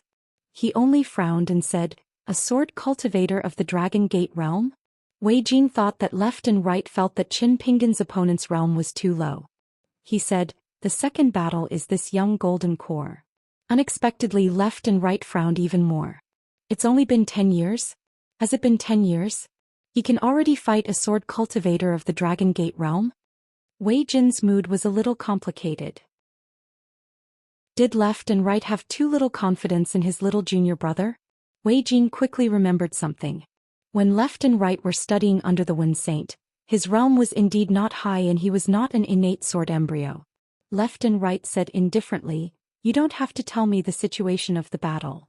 Wei Jin only observed the mountains and rivers by himself. Left and right continued to use the unyielding sword intent of the entire Great Wall of Sword Qi to temper his own sword intent. When one was young, it was not a good thing to be distracted by things like martial arts and swordsmanship instead of studying. After experiencing so many things, it was difficult for one to understand some simple principles when one turned to study. His mind was filled with thoughts of how to get along well with the world. He was picky, and only knowledge that was useful to him and could solve his urgent needs was considered good knowledge. Such knowledge, no matter how much he knew, would naturally be of great benefit to ordinary people. After all, he was an individual and had to have a peace of mind. But for his teacher's student, especially his last disciple, it didn't have much meaning. Wei Jin was silent for a long time. After watching the second battle, he noticed the subtle changes around him. He could not help but ask, "Since left and right still have concerns, why are you unwilling to see him?" Left and right frowned and said, I don't think he is my junior." That young man could be his teacher's disciple and could be Qi Jingquan's junior. Even so, it did not mean that he was the junior in left and right's heart. Otherwise, why would left and right call himself the eldest senior and treat Cui Dong, the first disciple of the Wind Saint, as if he was nothing? Taking a step back, was there a junior brother in the world who would only care about being intimate with his wife and ignore his eldest senior brother? "I don't treat you as my junior. Is that a reason for you not to treat me as your eldest senior?" Wei Jin quietly watched the battle from afar. Left and right suddenly opened his eyes and squinted, looking at the city's main street. Wei Jin held back his laughter and did not speak. At this moment, the Qi family disciple unsheathed his sword. Left and right quickly closed his eyes. Wei Jin smiled knowingly. The Wind Saint's lineage was the most reasonable. Elsewhere in the Great Wall of Sword Qi, Lady Hidden Official landed on the city wall with the wind. With a leap, she stepped on the wall and walked up. Her footsteps did not seem fast, but she reached the city wall in an instant. An elderly sword immortal from the North Continent who was guarding the nearby area saluted her with his fists. The hidden official nodded and stood on the north side of the city wall. He took a big step forward and arrived at the south side of the city wall. He reached out and grabbed his two ponytails. He lifted them up and wobbled as he slowly rose into the air. Then she frowned and reluctantly turned around to ride the wind. Like an arrow, she shot toward a certain city wall beneath her feet. The thick sea of clouds above her head was dispelled, and in an instant she appeared beside a thatched cottage. "What are you doing?" "I didn't drink." An old man put his hands behind his back and smiled. "I have something to discuss with you." Lady Hidden Official said, "I didn't drink. I don't have the strength to fight recently. I won't go to the south." The old man laughed. "You're so naughty and mischievous. Do you really not plan to marry in the future?" Lady Hidden Official, who was wearing a loose black robe, looked like a little black cat with its hair standing on end. Her big sleeves fluttered and black clouds surrounded the little girl. It turned out that as the old man spoke, he was already standing beside her. He bent down and reached out to press her little head. That fluttering black robe instantly loosened. She lowered her head and moved forward. She said in a low voice, "Speak." The old man waved his hand. "Go and play by yourself." "It's fine," she said angrily. "Qin Qingdo. Are you kidding me?" Qin Qingdo laughed. "Judging from Our Lady Hidden Official's tone, you're not convinced?" Her face darkened. The next moment. First, a small world suddenly appeared on the great wall of sword aura near the thatched cottage. Then almost all the sword cultivators on the city wall felt the entire city shake. In that small world, the eldest sword immortal pressed down on Lady Hidden Official's head with one hand. Her feet were in the air and her back was against the city wall. She was full of murderous intent, but she could not break free. Qin Qingdo said indifferently, "It's not that I can't control you. It's just that I feel guilty and can't be bothered to care about you. You're young and immature, so I'm especially tolerant of you. Do you remember?" Lady Hidden Official was silent for a long time and nodded. Qin Qingdo let go. Lady Hidden Official slid to the ground. The old man said, "Go and play." Lady Hidden Official made an "oh" sound. She turned around and swaggered away, her two sleeves flying in the air. The old man stopped and looked at the desolate world in the south. He smiled.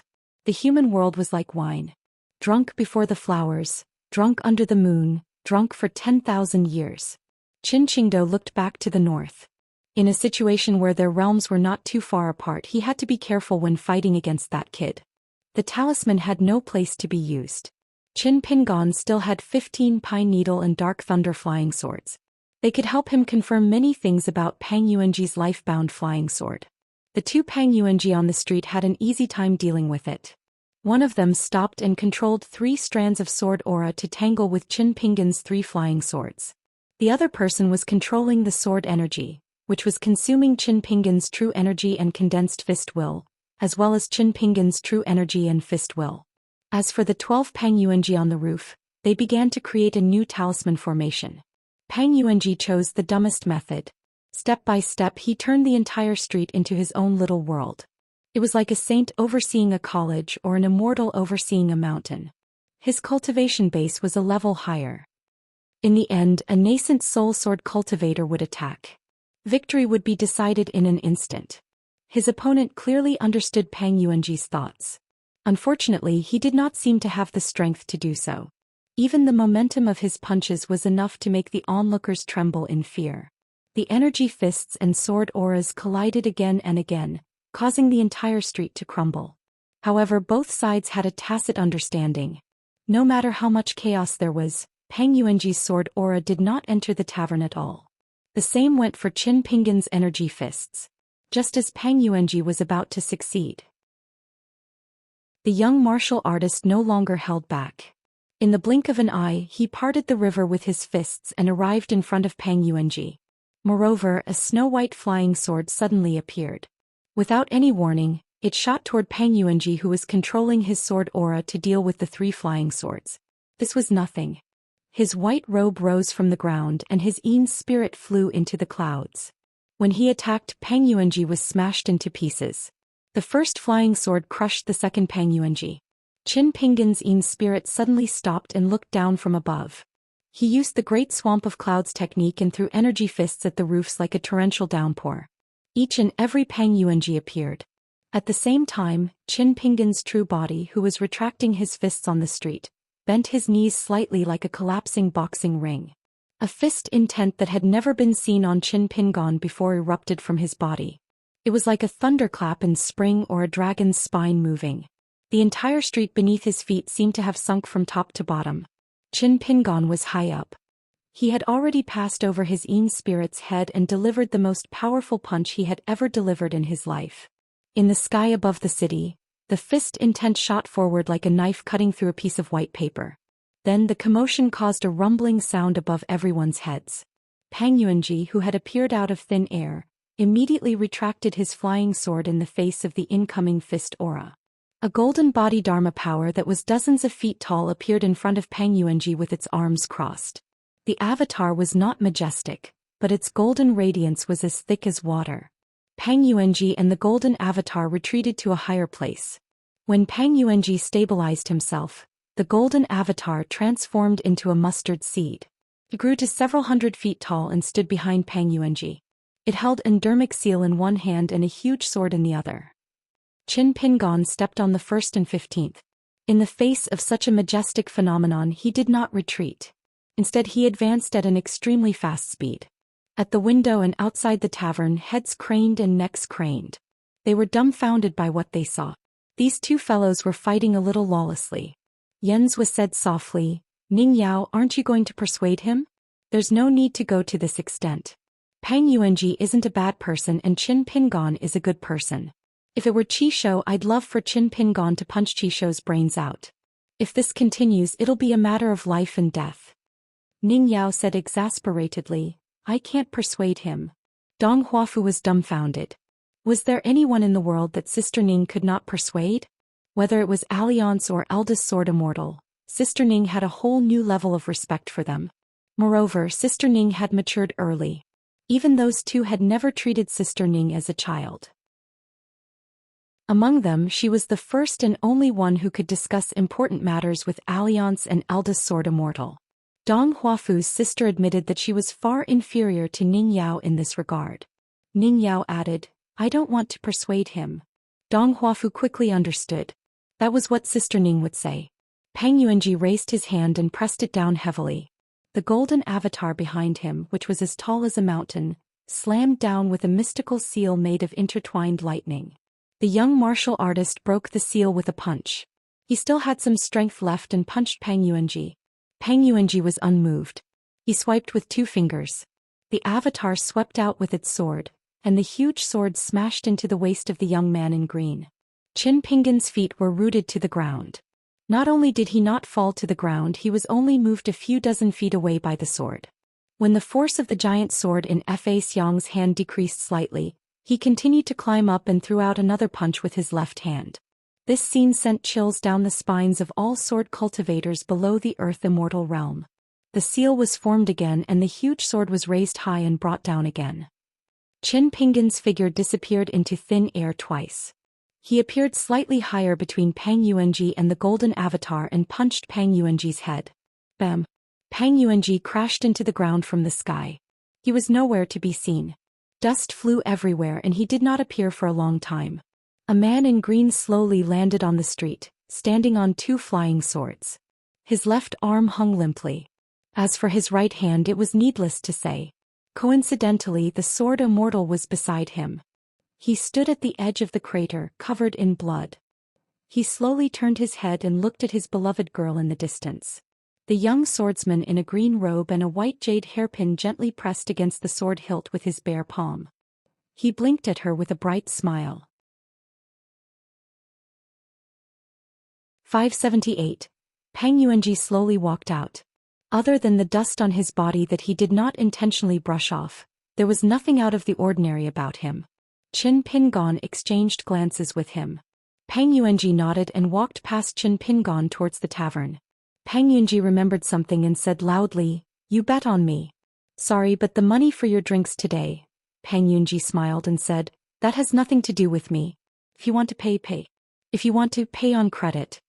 At this point, Peng Yuanji covered his mouth. He opened his hand and shook it. It was covered in blood. At the tavern, the local sword immortal Gao Kuei handed over a bowl of wine. The sword immortal of the south-swirling continent Yuan Qingshu smiled but said nothing. Peng Yunji said helplessly, "Sorry about that." Gao Kuei said, "You just lost. It's fine as long as you're not dead." Yuan Qingshu nodded and said, "You're much better than Qi Shou." Peng Yuanji turned around. The group had already left. Yenzhua took out a core condor and transformed it into a luxurious carriage. He left the street with his friends. In the spacious carriage, Qin Pingon sat cross-legged. Ning Yao sat beside him. The sword immortal was connected to Qin Pingon. It had already returned to the Ning residence. Yenzhua took up a lot of space.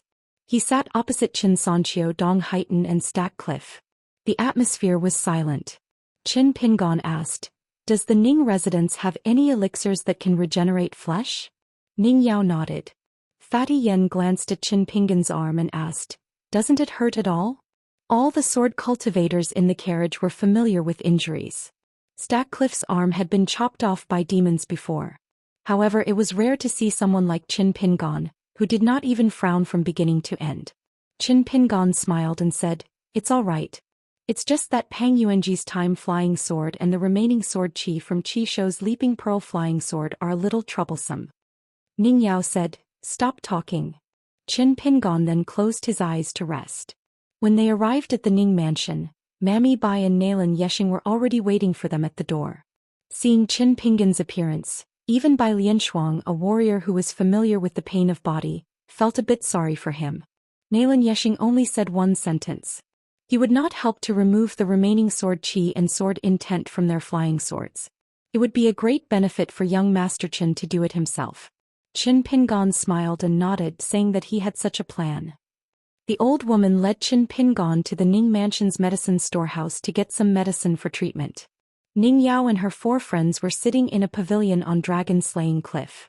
Except for Dong Haitan, who was still sitting there in a daze, Fatty Yen and the other 3 were staring at each other.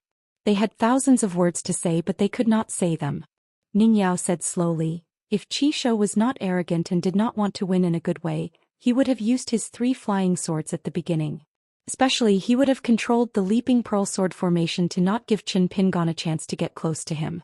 With the heartstring that could stare at the opponent's soul, Qin Pingon would have lost. When a warrior and a sword cultivator compete with each other, Qi Shou would have the advantage in terms of the length of pure Qi and the amount of Qi accumulated in the Qi residence. If it was a life-and-death battle, both Qin Pingon and Peng Yuanji would have died." Ning Yao then added, "But in the end Qin Pingon still won the 2 tough battles. It was not that Qin Pingon was lucky, but that he was smarter than Qi Shou and Peng Yuanji. When it comes to timing, location and people on the battlefield, Qin Pingon would have won as long as his fist and sword were fast enough. However, there is a big premise here. Qin Pingon could catch their flying swords but the rest of you could not. Your foundation as a sword cultivator is far from Peng Yuanji and Qi Shou's. Therefore when you fought them it was not a fight but a struggle. To put it bluntly, you dared to face death in the southern battlefield. When it comes to killing demons you are not cowardly at all. Death is death. Therefore with 10% of your cultivation, you usually have 120% sword intent.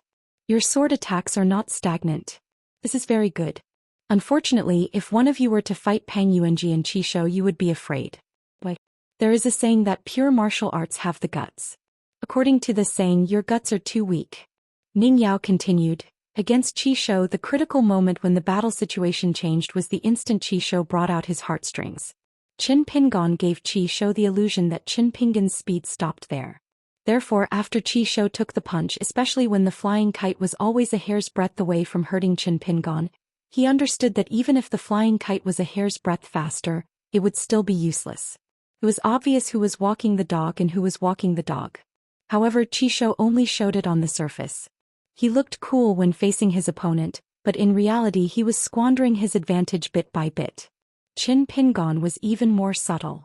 His moves were interlocked, all for the sake of opening the path with the first punch.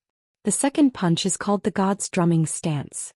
It is a fist technique that trades injuries for lives. It is also Qin Pingon's best fist technique."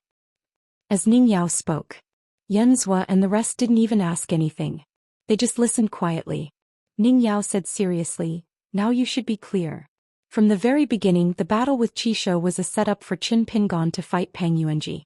Yenzue, you've seen Qin Pingan's mind talisman, but have you ever wondered why Qin Pingan used the mind talisman a total of 4 times in the 2 fights on the street? Why is the difference between the power of the mind talisman when facing 2 opponents? It's simple. The same talisman in the world will have different talisman paper materials and different talisman galls with different divine intent. The logic is simple. It's something that everyone knows. Was Peng Yuanji stupid? He wasn't stupid at all. The entire Great Wall of Sword Qi knew how smart Peng Yuanji was. Otherwise he wouldn't have been nicknamed Peng Baijia. But why did he still fall into Qin Pingan's trap and use the mind talisman to turn the situation around and secure victory? Because in the battle between Qin Pingan and Qi Shou, the 2 ordinary distance shrinking talismans were used on purpose for Peng Yuanji to see. The most ingenious part was that the mind talisman appeared in the first fight, but it didn't have much effect on the outcome of the battle. We're all inclined to believe what we see, so Peng Yuanji had to lower his guard. If that was all, Peng Yuanji would be more careful when competing with the mind talisman. However, Qin Pingan had more tricks up his sleeves. He purposely let Peng Yuanji see 2 things that Qin Pingan didn't let others see. Compared to the mind talisman, those are more important. For example, Peng Yuanji noticed that Qin Pingan's left hand hadn't actually punched. For example, Qin Pingan might be hiding a 4th flying sword. Yenzhua and Xianxia looked at each other and smiled bitterly. Hearing this, Xianxia's head began to hurt, especially when she tried to calm her mind and condense her qi to carefully review all the details of the battle on the main street. Only then did she realize that Qin Pingan had spent a lot of effort and set up a lot of traps in those 2 battles. It turned out that every time he punched he had his own desires. Xianxia suddenly realized something. When the 4 of them first heard that Qin Pingan was going to stay until the next battle on the city walls, they were actually very worried. They were worried that with Qin Pingan in their team, they wouldn't be able to increase their battle prowess. Instead, it would restrict everyone's movements. Now, it seemed that she had underestimated Qin Pingan. Dong Huafu was fine because he didn't think too much. At this moment he was worrying about how to deal with his sister and mother when he returned to the Dong family. Ning Yao was silent for a moment. Looking at her 4 friends, she smiled and said, "Actually, Qin Pingan knew from the start that Charcoal and Xianxia were sparring with each other. He also knew why you Fatty Yen provoked him. He knew that all of you were thinking for him. It was just that all of you didn't believe that he could win 3 rounds, so he couldn't say much. However, I know that in his heart he will appreciate it. He has always been this kind of person." Ning Yao smiled and asked, "Are you relieved? Do you feel that Qin Pingan is actually very scary deep in your heart? If someone of the same age as you is so shrewd wants to play you to death, it seems like you will only be toyed with like a fool. Will you be cheated by him and even help him count the money?" Xianxia nodded and said, "Indeed, a little." Ning Yao shook her head. "No need. Qin Pingan has a bottom line with whoever he interacts with, and that is respect. If you are a sword immortal worthy of respect and an expert, Qin Pingan will sincerely respect you. If you are a weakling with a weak cultivation base and a bad background, Qin Pingan will still interact with you calmly." Facing Grandma Bai and Grandpa Nalan, in Qin Pingan's eyes, the 2 elders' most important identities were not the former martial artists of the 10th realm, nor the sword cultivators of the immortal realm in the past, but the elders of Ning Yao's family. They were the family members who had protected Qin Pingan as he grew up. This was the order that Qin Pingan cared about the most. It means that even if Grandma Bai and Grandpa Nalan are just ordinary old people, Qin Pingan will still respect and be grateful to them. "To all of you, you are my life and death comrades, my best friends. Then there is you, Yenzhua, the only son of the Yen family. Xianxia, the eldest son of the Qin family. Xianxia, the good girl who owns a shop and knows how to earn money. Dong Huafu, the quiet Dong Haitan." Ning Yao said no more. Qin Pingan came from afar. Qin Pingan changed into a fresh green robe. It was an old robe from the Ning mansion that Mama Bai had found. Qin Pingan hid his hands in his sleeves and walked up the Zhanlong cliff. His face was pale, but he didn't look dispirited at all. He sat beside Ning Yao and asked with a smile, "Are they talking about me?" Dong Huafu nodded and was about to speak when Ning Yao said, "Did you just say you don't talk nonsense?" Dong Huafu tactfully shut up. Qin Pingan raised his left hand and took out 2 contraction talismans. One was made of yellow talisman material and the other was made of gold material. Yen's eyes widened. It was not because of the talisman, but because of Qin Pingan's natural raising of his left arm. There was no trace of the dejected and dispirited look from before on the street. Qin Pingan put away the two talisman and smiled honestly. I did not use my full strength in the last punch, so the injury on my left hand was not serious. Peng Yuanji was also interesting. He purposely stayed at the bottom of the pit on the street for a while before coming out. Both of us were putting on a show. I did not want to really fight to the death with Peng Yuanji because I am sure that Peng Yuanji also has a trump card that he did not use. So I got the upper hand. Peng Yuanji was willing to admit defeat. He's a very kind person. In the two fights, it was not that I could defeat Qi Shou and Peng Yuanji with my cultivation. I relied on the rules of the Great Wall of Sword Qi and my rough understanding of their temperaments. Together I was able to beat them by luck. The sword immortals who were watching the fight from afar and near could see the true strength of the three of us. So Qi Shou and Peng Yuanji lost, but it was not to the extent of damaging the reputation of the Qi family and Master Hidden Official. This was my escape route. The punch had to be fast, the landing had to be accurate, and the retraction had to be steady. It was the same if he attacked with his sword. Xianxia smiled. There are some things that you do not need to reveal to us. Qin Pingan shook his head. There is nothing that cannot be said. Before the fight, no matter how much I say, you will probably think that I am boasting shamelessly and do not know the severity of the situation. I am fine with it as I do not care about these things. But you will inevitably doubt Ning Yao's judgment, so I might as well keep my mouth shut. As for why I am willing to talk about things that should be hidden, the reason is simple. It is because you are all Ning Yao's friends. I believe in Ning Yao, so I believe in you. This might not be pleasant to hear, but it is the truth. Fatty Yen said, It is pleasant to hear. How is it not pleasant to hear? Brother Qin, your words have warmed my heart. It's as if I've drunk wine on a cold winter day. Qin Pingan smiled. I really can't drink wine recently. My injuries are not light. I estimate that I will need at least 10 days to half a month to recuperate. Ning Yao squinted and said, Look at you now, jumping around and talking so much. Do you want to fight another Marquis Gao Yi? Qin Pingan smiled. Marquis Gao Yi, I am not bragging. Even if I did not walk on the street, as long as Marquis Gao Yi is willing to show his face, I can really deal with him. Because he is the easiest to deal with among the three of us. It is not a problem to fight Marquis Gao Yi. In fact, Qi Shou, Peng Yuanji and Marquis Gao Yi. This order is the best. Regardless of face, it will allow me to win 3 rounds in a row. But I am just thinking about it. Marquis Gao Yi will not be so considerate. Fatty Yan's knees went soft. Xianxia did not know whether to laugh or cry. Dong Huafu felt that only such a man was worthy of Sister Ning. Staxiang was also happy for Ning Yao. Ning Yao stepped on Qin Pingan's foot and twisted the tip of her foot. Qin Pingan smiled. I admit defeat. I was wrong. I will shut up. Fatty Yen felt that this good brother of his was an expert. Xianxia smiled. All right. Let Qin Pingan recuperate well. Oh right, Qin Pingan, remember to come to my house when you have time. Dong Huafu was stubborn and said directly, Don't go to my house. If you go, my sister and mother will annoy you to death. I guarantee that they will be more troublesome than you dealing with Peng Yuanji. Qin Pingan stood up and nodded with a smile. The 4 of them were about to leave the pavilion at the top of the mountain when Grandma Bai stood below and said with a smile, That little girl Lu Duan was outside the gate just now. She said that she wanted to learn from young Master Chen. She would only stop if she learned young Master Chen's peerless fist technique. Otherwise, she would kneel at the gate and wait for young Master Chen to agree. Looking at her attitude, she seems quite sincere. On the way here, she bought a few bags of pastries. Fortunately, Miss Dong dragged her away.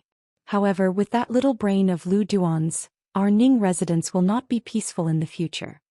Yan Zuo and Xianxia were gloating. They were familiar with that girl. She was famous for being difficult to deal with. Ning Yao said, Drag her in and beat her up. Then she will be obedient. Qin Pingan did not speak.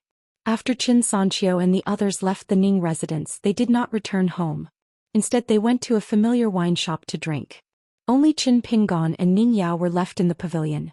Qin Pingan said softly, I'm fine. You can rest assured. Ning Yao snorted. Qin Pingan leaned against the railing and raised his head. I really like it here. Ning Yao stretched out 2 fingers and gently twisted Qin Pingan's right sleeve. She glanced at it.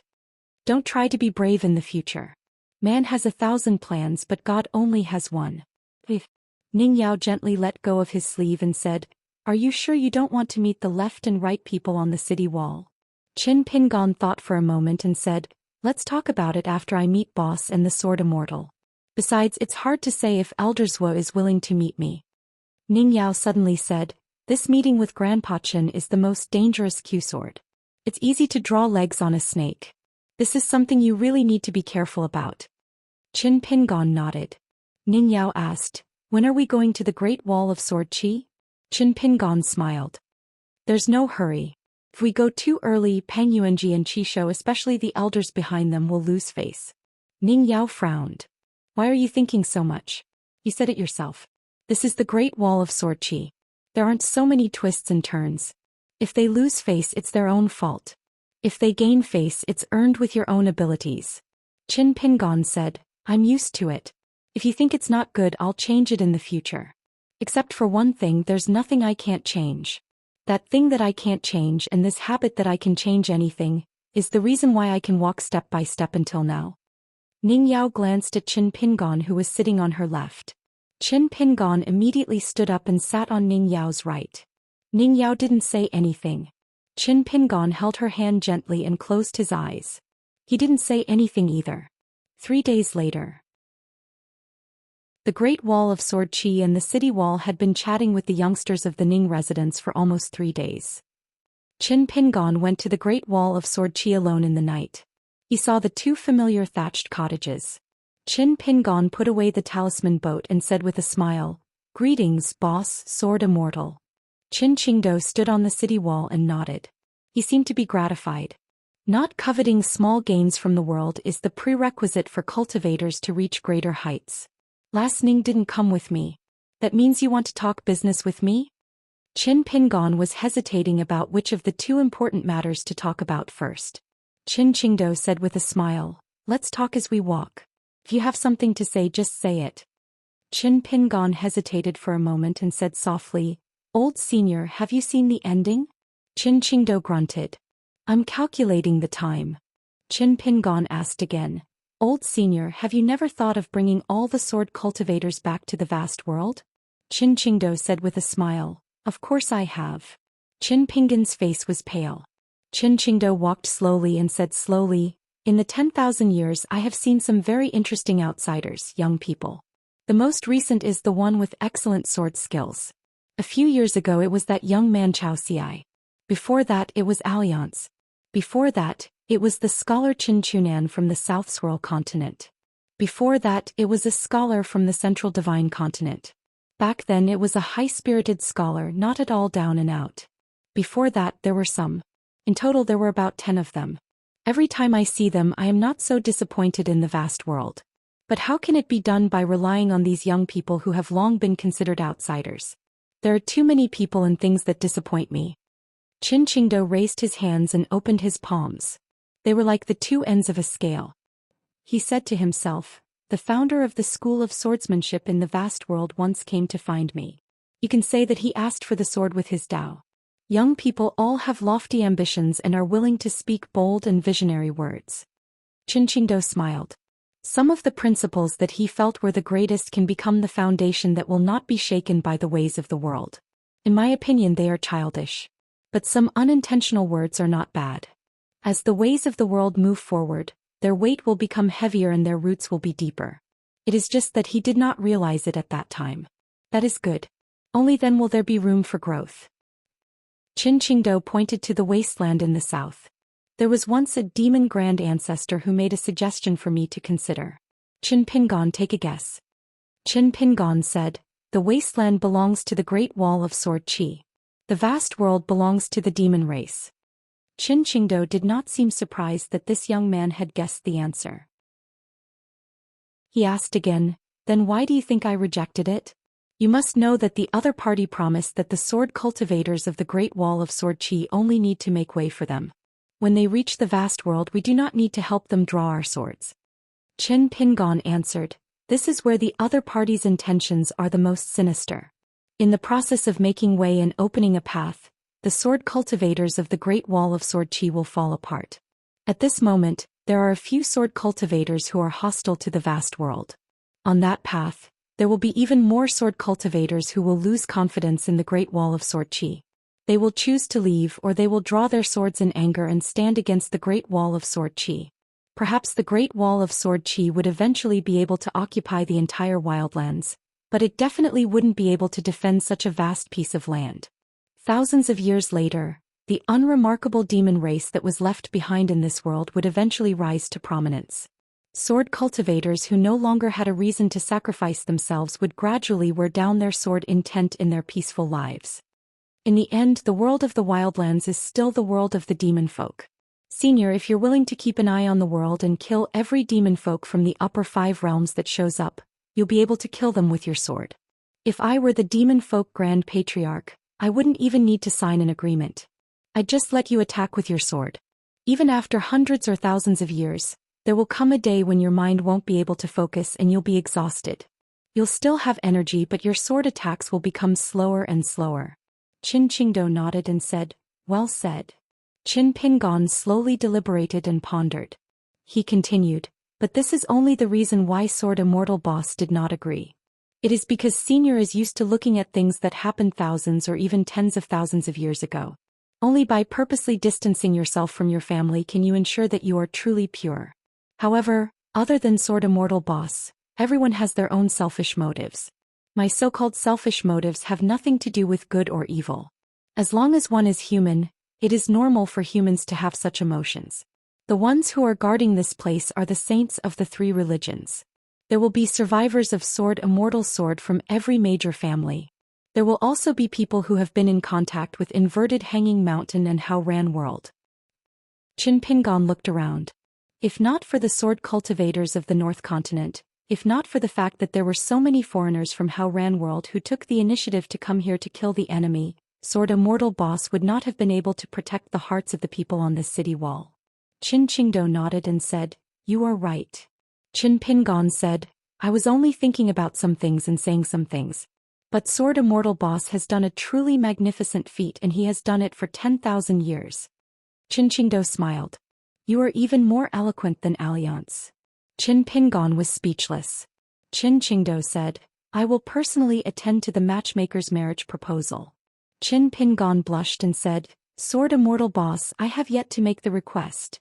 Qin Qingdou turned his head and asked with a smile, "Embarrassed?" Qin Pingon shook his head vigorously and said, "Not at all. What is there to be embarrassed about?" Qin Qingdou nodded. "You are indeed the last disciple of that sour scholar. You have inherited all his teachings."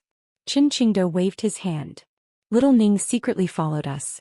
I won't disturb the 2 of you." Qin Pingon was silent for a moment. He stretched out his tightly wrapped right hand and solemnly cupped his fists and bowed. "Qin Pingon of Haoran World, may I be so bold as to say something on behalf of the entire Haoran World? I dare not refuse a gift from an elder." Qin Qingdou smiled and said, "I am afraid of you." The old man waved his hand. In the Ning mansion, the immortal weapon Sword Immortal was still forced out of its scabbard. In the blink of an eye, as if it had broken through the restrictions of heaven and earth, it silently appeared on top of the city wall. The old man casually held it in his hand.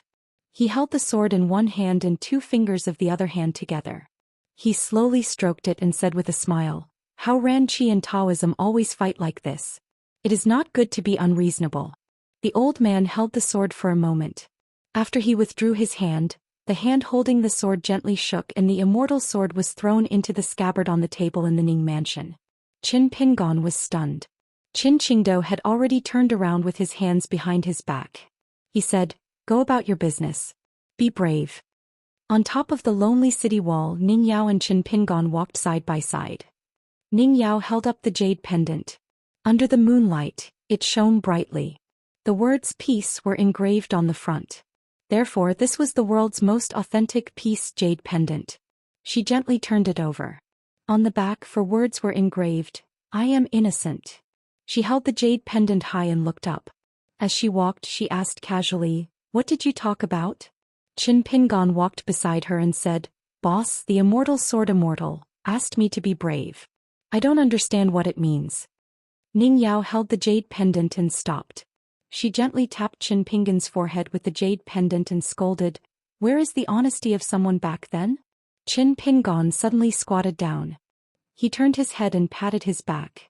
Back then Ning Yao carried Qin Pingan on her back at the immortal tomb of the heavenly deity in Liju Cave. Ning Yao's face was full of disdain, but her ears were red. Qin Pingan didn't get up. He smiled and said, "So there are things that Ning Yao doesn't dare to do?" Finally, on top of the city wall, Qin Pingan carried Ning Yao on his back and walked slowly. In the night, Qin Pingan carried the woman he loved on his back. It was like carrying all the beautiful moonlight in the world. As they walked, Ning Yao's face suddenly turned red. She grabbed Qin Pingan's ear and twisted it. "Qin Pingan!" Qin Pingan cried out and quickly turned his head. Ning Yao hit the back of his head with a chestnut and said angrily, "If you keep doing this, I'll really get angry." Qin Pingan felt wronged and said, Okay. On top of the city wall, an old man with a stern face suddenly appeared. "Put Ning Yao down for me." Qin Pingan was stunned and said angrily, "Why do you care?" Ning Yao said softly, "He's my grandfather." Qin Pingan was about to put Ning Yao down in anger. "Carry her."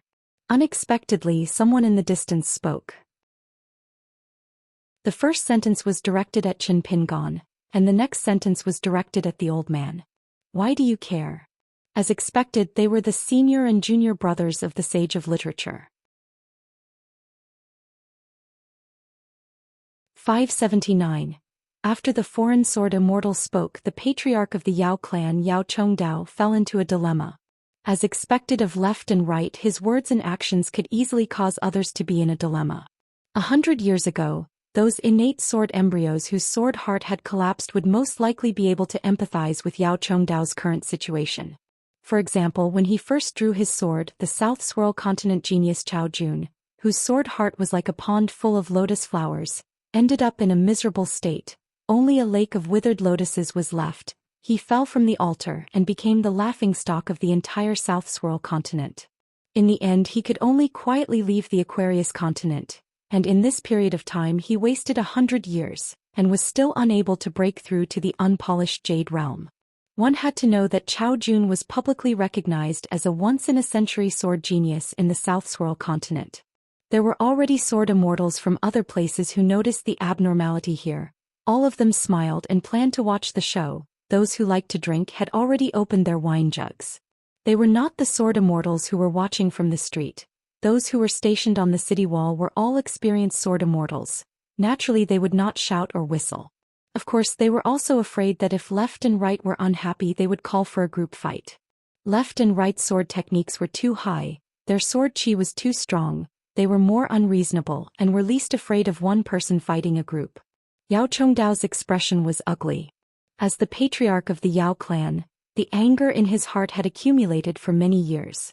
Just as Yao Chongdao was about to call for left and right to go to the south of the city wall for a fight, Qin Pingan braced himself and acted as the peacemaker, gently putting down Ning Yao. He called for old Mr. Yao, and then asked Ning Yao to accompany the elders, while he went to see Senior Zhou.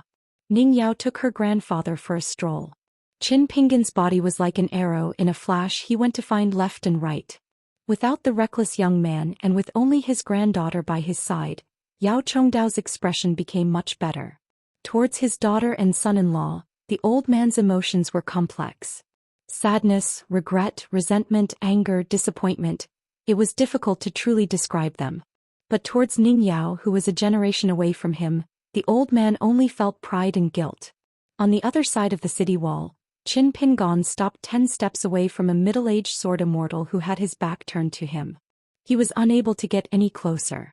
Almost all the apertures in his body were brimming with sword chi. It was as if he was facing a greater world around him at all times. It was already not easy for ordinary sword cultivators and chi refinement warriors from the other 3 sects and 100 clans to store their vital items in their acupoints to be filled with spirit energy. They could then expand their territory slightly. Looking around, Qin Pingan cupped his fists and said, "Junior greets Senior Zhou." Left and right remained indifferent. Qin Pingan took a slight detour and leaped onto the city wall. He turned around and sat cross-legged facing the left and right. Countless sword chi crisscrossed and cut the void. This meant that the sword chi contained in every wisp of sword chi had reached the legendary realm of refinement and pureness. Could break open a small world at will. In other words, at places like the border between the Skeleton Beach and the Ghost Region Valley, Left and Right did not need to use his sword or even control the sword chi. He could enter a place where there was no one and the door to the small world would open automatically. Qin Pingon saw that Left and Right did not want to speak, but he could not just leave. That would be too impolite. Since he had nothing to do, he simply calmed down and stared at the circulation of the sword chi, hoping to find some rules. After about half an hour, Qin Pingon, whose eyes were sore, was slightly moved. However, his state of mind quickly returned to still water. Just now, he saw a wisp of sword chi that seemed to be on the verge of breaking free from the restraints of the Left and Right. That kind of terrifying feeling in that instant was like an immortal holding a mountain that was about to smash into the lake in Qin Pingon's heart. It made Qin Pingon very nervous. Left and Right still did not open his eyes. He finally opened his mouth and said, "Is there something you need from me?" Qin Pingon asked, "Old Mr. Wenxing, where is he now? If I have the chance to go to the Central Divine Continent in the future, how should I find him?" Left and Right's expression softened. He said indifferently, "Mr. Wen has already left Sui Mountain to open up an ancient place that the Confucian sages have been unable to break through for a long time. There is a senior from the Central Divine Continent who is holding a sword to open the way. Mr. Wen is in charge of consolidating the path. Both are indispensable." Qin Pingon nodded. "Thank you, Senior Left, for clearing my doubts." Left and Right asked, "How's your study going?" Qin Pingon answered, "When it comes to studying, I have never slacked off. My heart has never stopped." Left and Right said, "The results are not very good." Qin Pingon said, "Studying is a long-term thing. It is fast and abundant. My aptitude is not good enough and inevitably superficial. It is better to go slow and right and seek a profound understanding." Left and Right were silent. On the opposite wall, Yao Chongdao was somewhat jealous. He said helplessly, "There is nothing to see over there. They are separated by so many realms. They can't fight." Ning Yao wanted to say something but stopped. Few people on the Great Wall of Sword Chi knew about the relationship between Qin Pingon and Left and Right. Ning Yao did not even mention it to Grandma Bai and Grandpa Nalen. This was the most interesting part. If Qin Pingon did not have any connection with Left and Right's temper, he might not even bother to open his eyes, let alone speak up for Qin Pingon. Therefore Yao Chongdao was actually confused at this moment. He did not understand why Left and Right, this eccentric sword cultivator who had nothing to do with the sword, would fight with him for an outsider. Wasn't Left and Right meddling too much in the family affairs of the Yao and Ning families? Therefore, if it were not for that brat surnamed Qin who mediated between them, Yao Chongdao would have personally experienced whether Left and Right swordsmanship was really that high in the vast battlefield to the south of the city wall. As for winning or losing, it was not important. He would lose anyway. Although Yao Chongdao was a great sword immortal in the immortal realm, he was past his prime and had no hope of breaking through the realm. For hundreds of years, he had been in constant wars and accumulated more and more disadvantages. Yao Chongdao himself admitted that he was becoming more and more unworthy of the title of Great Sword Immortal. Every time Yao Chongdao saw those young Earth immortal children of different surnames, each of them full of vigor and vitality, he felt both gratified and sad at the same time. Only when he looked at his granddaughter from afar, who was the well-deserved leader of those young geniuses and was nicknamed Sour Face by Alliance, would he smile. Once, someone was drunk and said that when he saw old Yao's sour face, which seemed to be engraved with the words, "Pay up if you owe money," he would have a conscience and remember the money for those years of wine on credit. After that, all the restaurants and taverns under the name of the Yao family never sold half a pot of wine to that guy again. He did not need to pay back the money for the wine he owed. Yao Chongdao asked casually, "It seems that the two of them knew each other before?" Ning Yao could only say one thing. When Qin Pingon came to the Great Wall of Sword Chi for the first time, the cross-continent ferry was obstructed at the Jiaolong Gully. It was Left and Right who opened the way with his sword. Sword Chi Great Wall of Sword Chi had heard of this matter, but most of the information was incomplete. Firstly, Inverted Hanging Mountain kept it a secret. After the incident at the Jiaolong Gully, Left and Right had a hearty fight with the Great Heavenly Lord, the second direct disciple of Taoist elder of Inverted Hanging Mountain. Secondly, left and right never seemed to need a reason to open the way with his sword. The old man and Ning Yao did not meet much and chatted even less. Therefore, compared to left and right and Qin Pingon, he was not much better. Qin Pingon said, "Senior left killed the Jiaolong at the place where the Jiaolong gathered and saved my life. I have always remembered it in my heart." Left and right said indifferently, "It has nothing to do with you." Qin Pingon smiled and said, "I know that senior left does not see me as a junior." Left and right said, "Don't think too much about it. Those who can enter my eyes can be counted with one's fingers." Qin Pingon said again, "I also don't think that I should acknowledge senior left as my senior apprentice brother." Left and right smiled and opened his eyes, but he looked into the distance. "Oh." Qin Pingon's expression was calm. He shifted and sat cross-legged facing the distance. "It's not that I was young and ignorant. Now that I'm young and rash, I'm just speaking from the bottom of my heart." Left and right still didn't get angry. Instead, he said something that was thousands of miles away from the topic. In life, other than determining whether the world is as big as the sky, high and vast, or as small as a mustard seed, the most important thing is to prove the truth of oneself. Qin Pingon said slowly, "Then I'll say a few more words from the bottom of my heart. It might be unreasonable, but I can't not say it." Senior left's life was full of learning and practicing the sword. In the end, he accumulated a lot of experience and had many ups and downs. First, he made countless Xiantian sword embryos bow their heads. Then he went out to the sea to visit the immortals. Then he went to the North Continent alone with his sword. Finally, he went to the Tongyi continent and killed Du Mao to stop him from ascending. After doing so many things, why didn't he go to the Aquarius continent to take a look? What Mr. Qi thinks is Mr. Qi's problem. What eldest senior brother should do is what a eldest senior brother should do. Left and right were silent. Qin Pingon stood up. "This is the only thing I wanted to say when I came to the Great Wall of Sword Qi. I heard that senior left is here." Qin Pingon was about to leave. Left and right said, "Don't stand so high up when talking to senior." Qin Pingon could only swallow the words of farewell back into his stomach and obediently return to his seat. In truth, Qin Pingon was already prepared to be beaten up.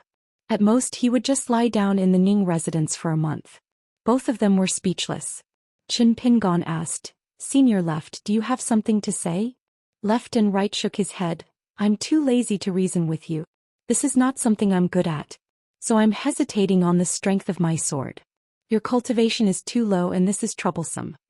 Qin Pingon did not think that left and right was joking, so he said, "Mr. Wenxing, you love to drink and travel. Have you never been to the Great Wall of Sword Qi? The wine here is actually not bad." Left and right seemed to be sullen for the first time. Since the senior has spoken, the junior will follow." Qin Pingon immediately stood up and called out to Ning Yao. He took out the talisman boat and stopped outside the city. Yao Chongdao nodded to Ning Yao. Ning Yao rode the wind to the talisman boat, and together with Qin Pingon, who was pretending to be calm, they returned to the city that was still lit up in the night. Left and right glanced at the green-robed young man on the talisman boat, especially the familiar white jade hairpin. Left and right closed his eyes again and continued to sharpen his sword intent. Complain to Mr. Every complaint was correct and he could still be in the right. This kind of thing when everyone was still young, who was the best at it among the fellow disciples? Yao Chongdao came to left and right and looked at the small talisman boat in the city and asked, "Left and right, do you think highly of this young man?" Left and right said indifferently, "My impression of the Yao family is very ordinary. So don't talk nonsense with me just because you're older."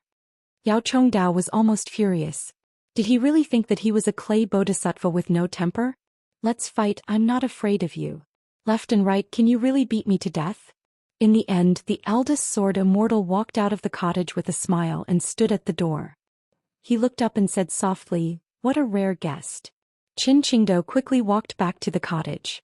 Since the visitor was a guest and not an enemy, there was no need to worry.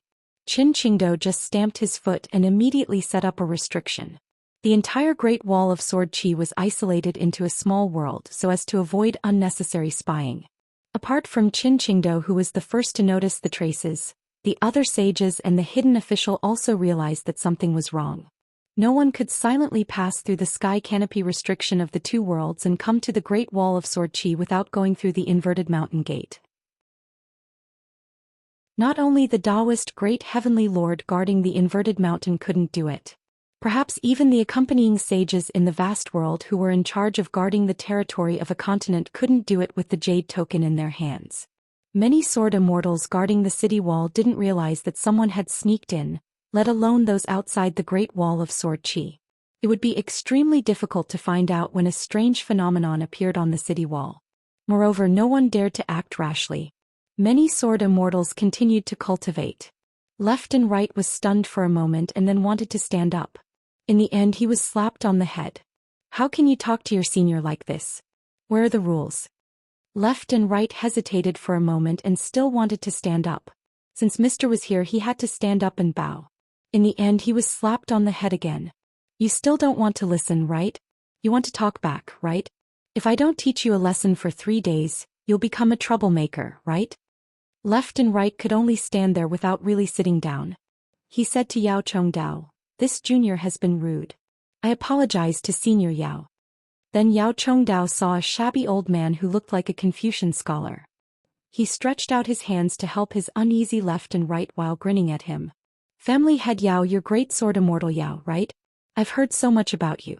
You gave birth to a good daughter and helped me find a good son-in-law. Great sword immortal Yao, you're really lucky. I can't help but be envious of you.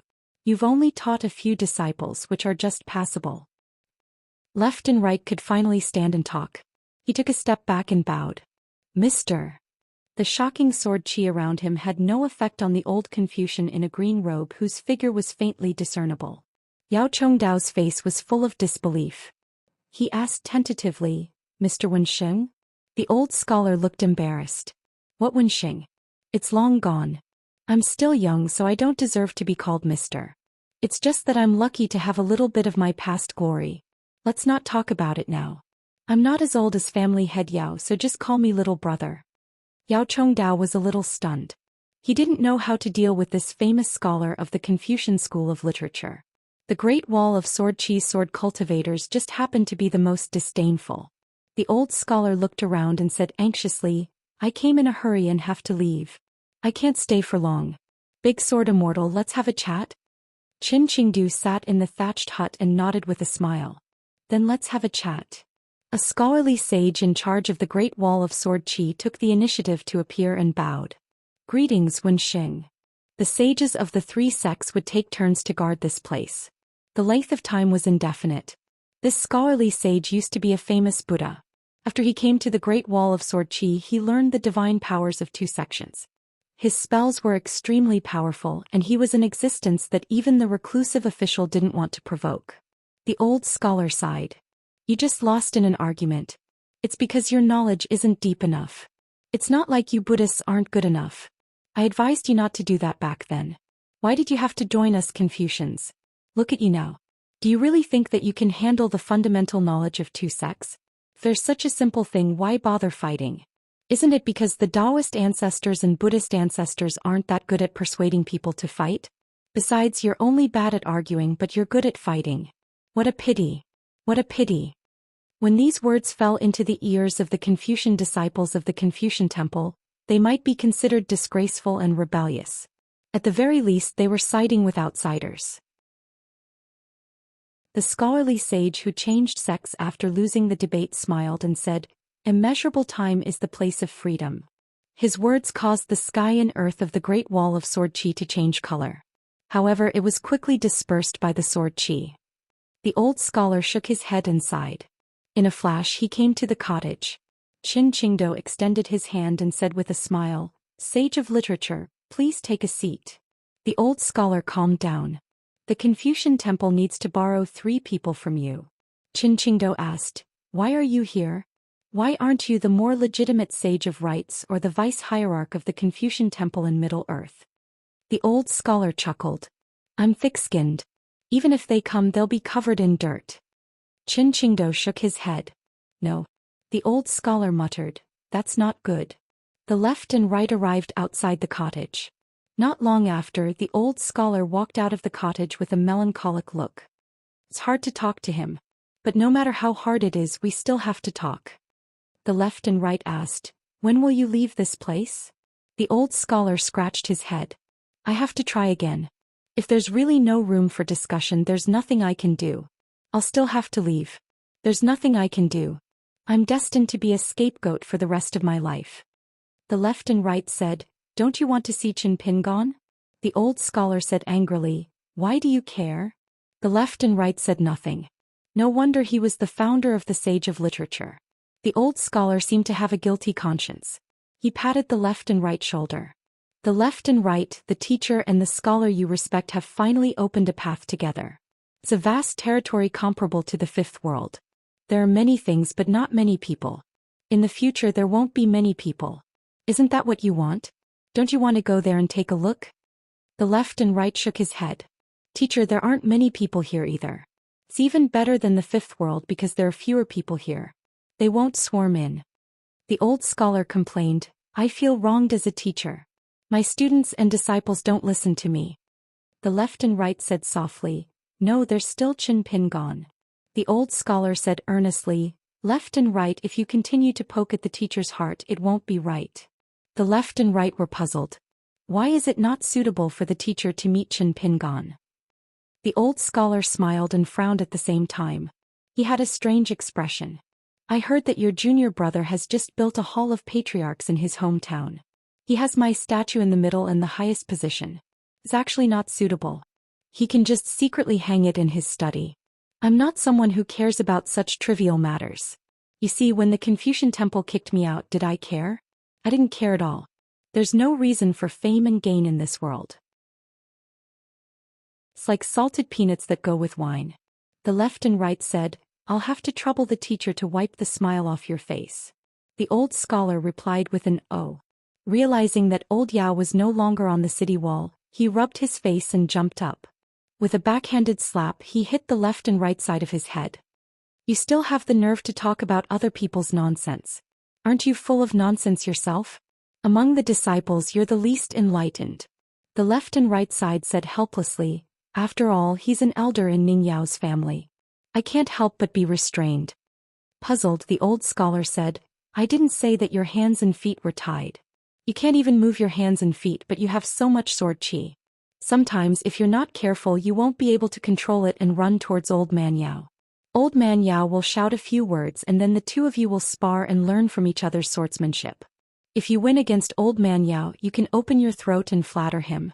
Can't you understand?" The left and right side nodded. "I'm stupid. Peter, you're right." The old scholar turned and ran to the hut. "Think of something. Then I'll go and negotiate." The left and right side of the city wall.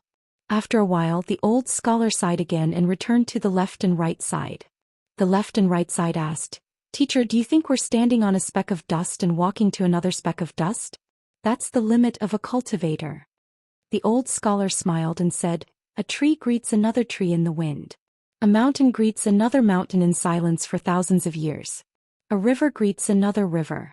When they grow up, they will collide with each other. All living things are silent and content." The left and right side pondered for a while.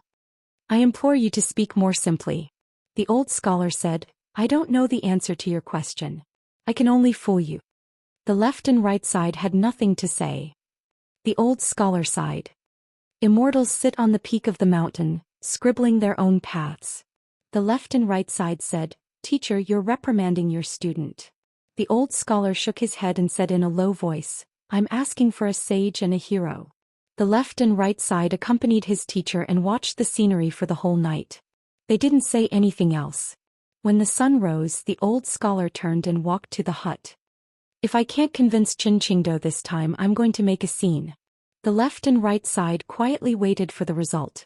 At noon, the old scholar left the hut. He stroked his beard and didn't say anything.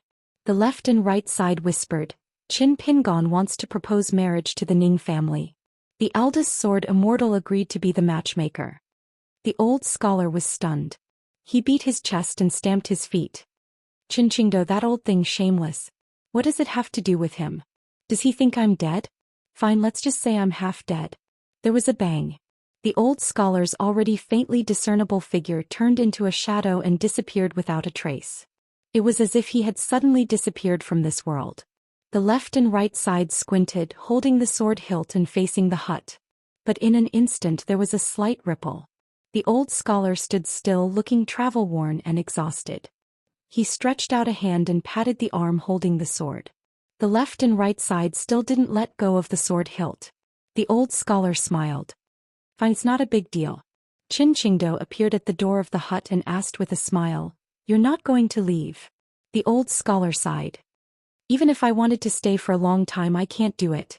After drinking the wine, I'll immediately pack up and leave." This was the pressure of heaven and earth. When Lu Qin went from the Qingming world to the Haoran world and then to the Lizhu Grotto heaven, it wasn't easy either. Qin Qingdou reminded him with a smile, "We don't have Mr. Wenxing's belongings here. I advise you not to do this kind of shady business." The old scholar suddenly understood. That's right, that's fine too. The great wall of sword aura that didn't fight was actually very peaceful. There were also streams of horses and carriages outside the noble houses and the barking of chickens and dogs in the small alleys. It was just that there were no civil and military temples or city god pavilions. There was no custom of putting up door gods or spring couplets. There was also no custom of worshipping ancestors. The ruined street was being renovated. The craftsmen were busy. The biggest culprit was sitting on a bench in front of a grocery store, basking in the sun. Ning Yao was chatting with Fan Zhang. Business was quiet and ordinary. Qin Pingon saw that Fan Zhang didn't seem to be in a hurry. He was a little anxious. However, they had only met a few times. Qin Pingon didn't want to speak so easily. He had to be careful when it came to the woman he loved. A big kid came closer and rubbed his nose with his fist. He mustered up his courage and asked, "You're Qin Pingon, right?" Qin Pingon smiled and asked, "What? Looking for a fight?" The kid was so scared that he took a few steps back. He was still unwilling to leave and asked, "Do you teach me fist techniques? I can pay you." Qin Pingon shook his head. "No." The kid insisted, "If you think the money is too little, I can owe you. After I learn fist techniques and kill demons, I can pay you back time and time again. Anyway, you're so capable and your fist is so big. I don't dare to owe you money." Qin Pingon folded his hands in his sleeves. Languid, he asked, "What's the point of learning fist techniques? Shouldn't you practice sword techniques?" The kid was annoyed. "I'm not an innate sword embryo. There's no point in practicing sword techniques. No one is willing to teach me. Even Sister Fan Zhang thinks I'm not talented enough and wants me to be a bricklayer. I've been looking after her shop for a few months for nothing." Qin Pingon smiled. Practicing martial arts and fist techniques is similar to practicing sword techniques. They both cost a lot of money. It's also about talent. You'd better be a bricklayer. The kid squatted on the spot. Perhaps he had already guessed that this would be the result. He sized up the young man in green who was said to be from the vast world. "Since you're speaking so harshly, don't be impolite." So he said, "You don't look that good. Why would Sister Ning like you?" Qin Pingon was a little amused. He asked, "If you like someone, you only look at their appearance." The kid asked back, "What else?" Qin Pingon smiled. "I'm not ugly." The kid squatted there, shook his head and sighed. Qin Pingon was a little hurt. He was not as handsome as Qin Sanqiu and Pang Yuanji, but he was not ugly. He raised his hand and used it to touch the stubble on his chin. It was probably because he had not shaved. With this bold kid taking the lead, a large group of people of the same age gathered around. There were also some youths and some girls further away. Everyone's eyes were filled with curiosity as they looked at the foreigner who had fought 4 rounds in a row. The vast world was in spring. Here at the Great Wall of Sword Qi, it was autumn. Separated by a door, it was a different world. Different seasons had different customs. It was not difficult to survive at the Great Wall of Sword Qi. Even the weakest kid could do it. However, if he wanted to live well here, it would become extremely difficult. Therefore, those who could drink often, even on credit, were not ordinary people. Of course, the descendants of the major clans did not have to worry about food or clothing. It was also very simple to live a life of luxury. Their ancestors had accumulated good karma. They were all sword immortals and sword cultivators who had exchanged their lives for a life of luxury. Moreover, they had to go to war. If they could walk down from the top of the city alive, they deserved to live a good life. Perhaps they felt that Qin Pingon was easier to talk to. Soon, Qin Pingon's stool was surrounded by a large group of people. They chattered and bustled. Those who could enter the city from the inverted mountain usually stayed with the major clans. They did not like to come here. This was the first time Qin Pingon had come to the Great Wall of Sword Qi, and he had chatted with Ning Yao about many things in the city. He knew that the young people who were born and raised here had different attitudes towards the vast world that was just a stone's throw away. Some said that they had to go there and eat a bowl of the most authentic Yangchan noodles. Some said that there were many good-looking girls in the vast world. They were really just girls. They were weak and had willowy waists. They swayed left and right. In any case, they did not have a single strand of sword qi on them. They also wanted to know what kind of life the scholars there were living. At this moment there were many questions around Qin Pingon. Qin Pingon answered some of them and pretended not to hear some of them. There was a child who had never been to the south side of the city in his life. He said, "Are there really countless green mountains in your hometown? They are especially green, especially after the rain. When you take a deep breath, you can smell the fragrance of flowers and plants." A slightly older youth asked Qin Pingon about the mountain gods and water immortals getting married. Lord Xingwang solved cases at night. What were the mountain spirits and water ghosts like?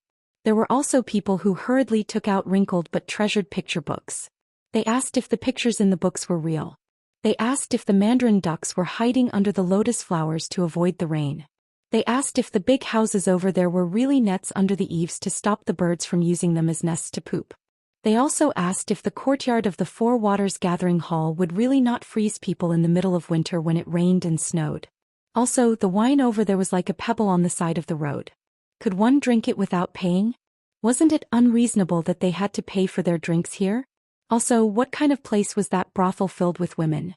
What kind of wine was the flower wine? What was the matter with the planting of seedlings over there? Why did the people over there have to have a place to stay after they died? Were they not afraid that the living would not have a place to stay? Was the vast world really that big? Finally, a youth grumbled, "You don't know much. You answered 3 questions and 1 answer. To think that you are a member of the vast world." Qin Pingon quietly twisted his wrist and took out the sword nurturing pot. He drank a mouthful of wine and waved his hand, "Disperse, disperse. Don't disturb your sister Xianxia's business." The kid who first spoke to Qin Pingon squatted beside the small stool and said, "The shop doesn't have much business. Let's talk some more." Qin Pingon laughed. "I chatted with you for half a day, but I didn't earn a single copper coin." Complaints rose everywhere and the birds and beasts scattered. The kid ran far away, then turned around and shouted, "Sister Ning, this guy is stingy and stingy. Why do you like him?" Qin Pingon pretended to get up. The kid turned into the corner of the street and stuck his head out. He shouted even louder, "Sister Ning, I'm really not lying to you. Just now, Qin Pingon secretly told me that he thinks Sister Xianxia looks good. I don't like this kind of playboy." Ning Yao was inside the shop, leaning against the counter. She smiled at Xianxia. Qin Pingon sat back on the stool and raised his middle finger toward the street. After the hustle and bustle, the sun was warm and quiet. Qin Pingon drank wine, still not used to it. Qin Pingon suddenly stood up. It turned out that an old scholar was standing beside him. The old scholar patted the young man's shoulder. "You've grown up. It's been hard on you."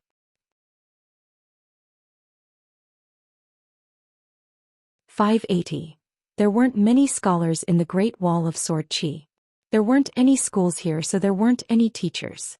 For people like Xianxia, the children in the shabby alleyways could only learn to read by relying on the large and small slanted stone tablets that were randomly placed in the corners of the streets and alleyways. They could only learn a few words every day. After a long time, if they really put their heart into learning, they could also flip through books and read books. As for more knowledge, they wouldn't be able to learn anything more. Although Ning Yao had never seen the sage of literature, she could vaguely guess the identity of the old man. She did not feel much about it. The only thing she felt was that when she was traveling around the world, she had seen some portraits of the sage of literature in books that had not been completely banned. Those books were mostly the same. Whether it was a half-length portrait or a portrait, the sage of literature was portrayed in a dignified manner. Looking at it now, it was actually a thin old man. Xianxia was a little puzzled. Ning Yao said, "Let's talk about our own business. Don't worry about them." Outside, it was an unexpected reunion after a long separation. Qin Pingon smiled and did not say anything. The old scholar turned his head to look at the 2 girls in the shop and asked softly, "Which one?" Qin Pingon whispered, "The prettier one." The old scholar was very pleased. He clenched his fist in front of his chest and gave a thumbs up. Qin Pingon asked the old man to wait for a moment. He went inside to inform Xianxia and took a chair out. Xianxia said that there were no dishes in the shop, so he asked Ningyao if she could help him buy some. Ningyao nodded and quickly went to the nearby wine shop to get a meal box. There were a few dishes, cups and bowls. Qin Pingon and the old man were already sitting on a small stool, using the chair as a table. It looked a little funny. Qin Pingon stood up and wanted to take the meal box and open it himself. However, he was glared at by Ningyao. She arranged the dishes, placed the wine bowls and put the meal box aside. Then she said to the old scholar to invite the sage of literature to drink slowly. The old elementary scholar had already stood up and was standing next to Qin Pingon. He was grinning from ear to ear. This was the so-called blooming of flowers. Ningyao called Xianxia to leave the shop and go for a walk together. The old elementary scholar slurped down his wine and took a deep breath. "I've worked myself to death, but I've finally returned to being an immortal." Qin Pingon drank slowly and smiled at the old man who didn't seem to have changed much. The old scholar picked up some food with his chopsticks and saw that Qin Pingon did not move. He raised the chopsticks in his hand and said vaguely, "Move your chopsticks, move your chopsticks. You can't just learn how to drink wine. If you don't eat the food you will feel bored. Back then I was so poor that I could only rely on the books of the saints to accompany my dishes." Cui Dong, that little bastard, was so stubborn from the beginning. He mistakenly thought that reading while drinking wine was something elegant. Later on he followed suit.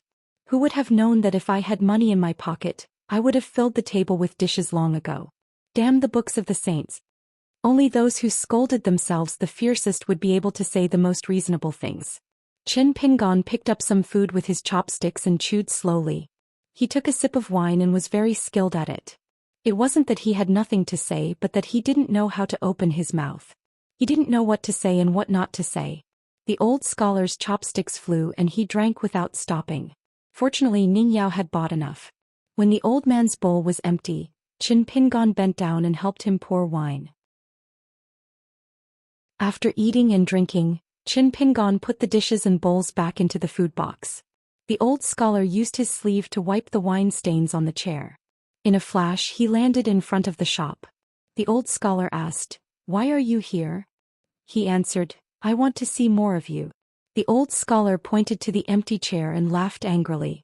"Your swordsmanship is the best. Why don't you sit here?" He glanced at Qin Pingon. Qin Pingon had no choice but to give up his small stool and walk around the chair to the old scholar's side. The old scholar could only sit on the chair. Qin Pingon then sat down. The old scholar asked, "Have you two recognized each other as brothers?" He said, "I don't think so." Qin Pingon said, "Same." The old scholar sitting on the chair was obviously biased towards his last disciple.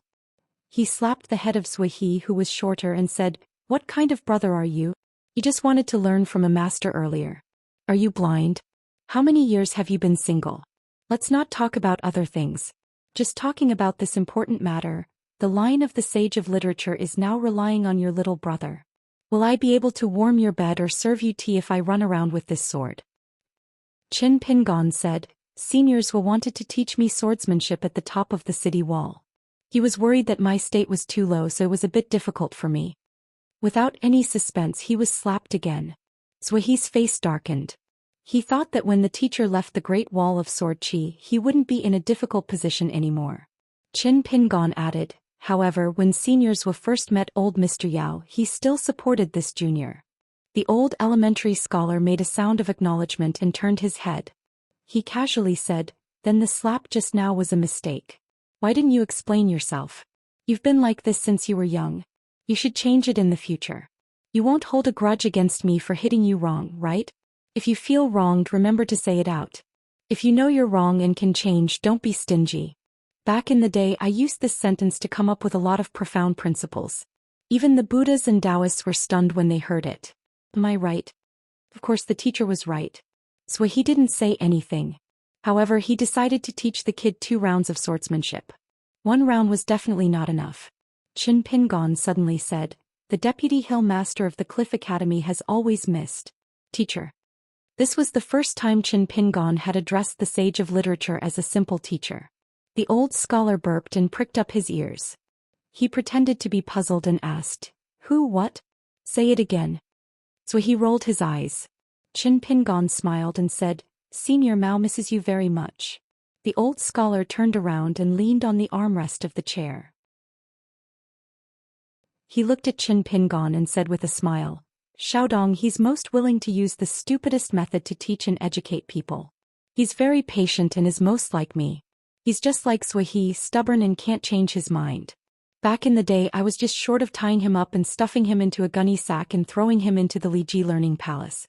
I was willing to throw away my old face and secretly help him build a good relationship, but he refused to go. As his teacher I couldn't do anything about it." Sui suddenly asked, "Why didn't you want to admit that you were a teacher back then? Now that you've reached a higher level you're acknowledging him as your teacher?" Qin Pingon replied, "Back in the day I didn't even study. How could I acknowledge you as my teacher? Just because you're the sage of literature? If the sage of rites or the sage of literature appeared in front of me and they were willing to accept me, would I acknowledge them? If you're willing to accept a disciple, the disciple has to pick a teacher before entering the school. After reading the books of the 3 religions and 100 schools of thought, I'll finally acknowledge you as my teacher if you're the most knowledgeable. Even if you don't acknowledge me, I'll still diligently acknowledge you as my teacher. That's the only way to show my sincerity." So he was stunned for a long time. He had seen shameless people before, but he had never seen someone so shameless. "Qin Pingon, is your family running a shop?" 3 rounds. The old scholar kicked Sui. "Why are you standing there? Bring me some wine." Sui said helplessly, "Teacher, I don't like to drink. Besides, Qin Pingon has plenty of it." "Sui, you're a bachelor. You don't have to be afraid of owing money." The old Xuzi used a sincere tone to persuade him and patiently said, "Your younger brother is different. He has his own mountain and is about to marry a wife. How much will his expenses be? Back in the day you helped me manage the money. How could you not know how hard it is to support a family? Show some of your senior brother's demeanor. Don't let others look down on us. If you don't want to bring wine to me, that's fine. Go to the top of the city wall and shout. Say that you're Qin Pingon's senior brother, so that your junior brother won't be bullied when I'm not here." So he pretended to be deaf and dumb. In his previous life as a student, this was Sui's biggest protest against his teacher. Qin Pingon took out 2 jugs of wine and handed them to the old scholar. They were all glutinous rice wine from Longchuan's hometown. All the immortal wine was given to the guard at the inverted mountain. The old scholar handed a jug to Sui. Sui didn't refuse. Qin Pingon took out a jug for himself. The old scholar smiled and asked, "Sui, how does it taste?" Sui could only say something that didn't go against his conscience. "It's okay."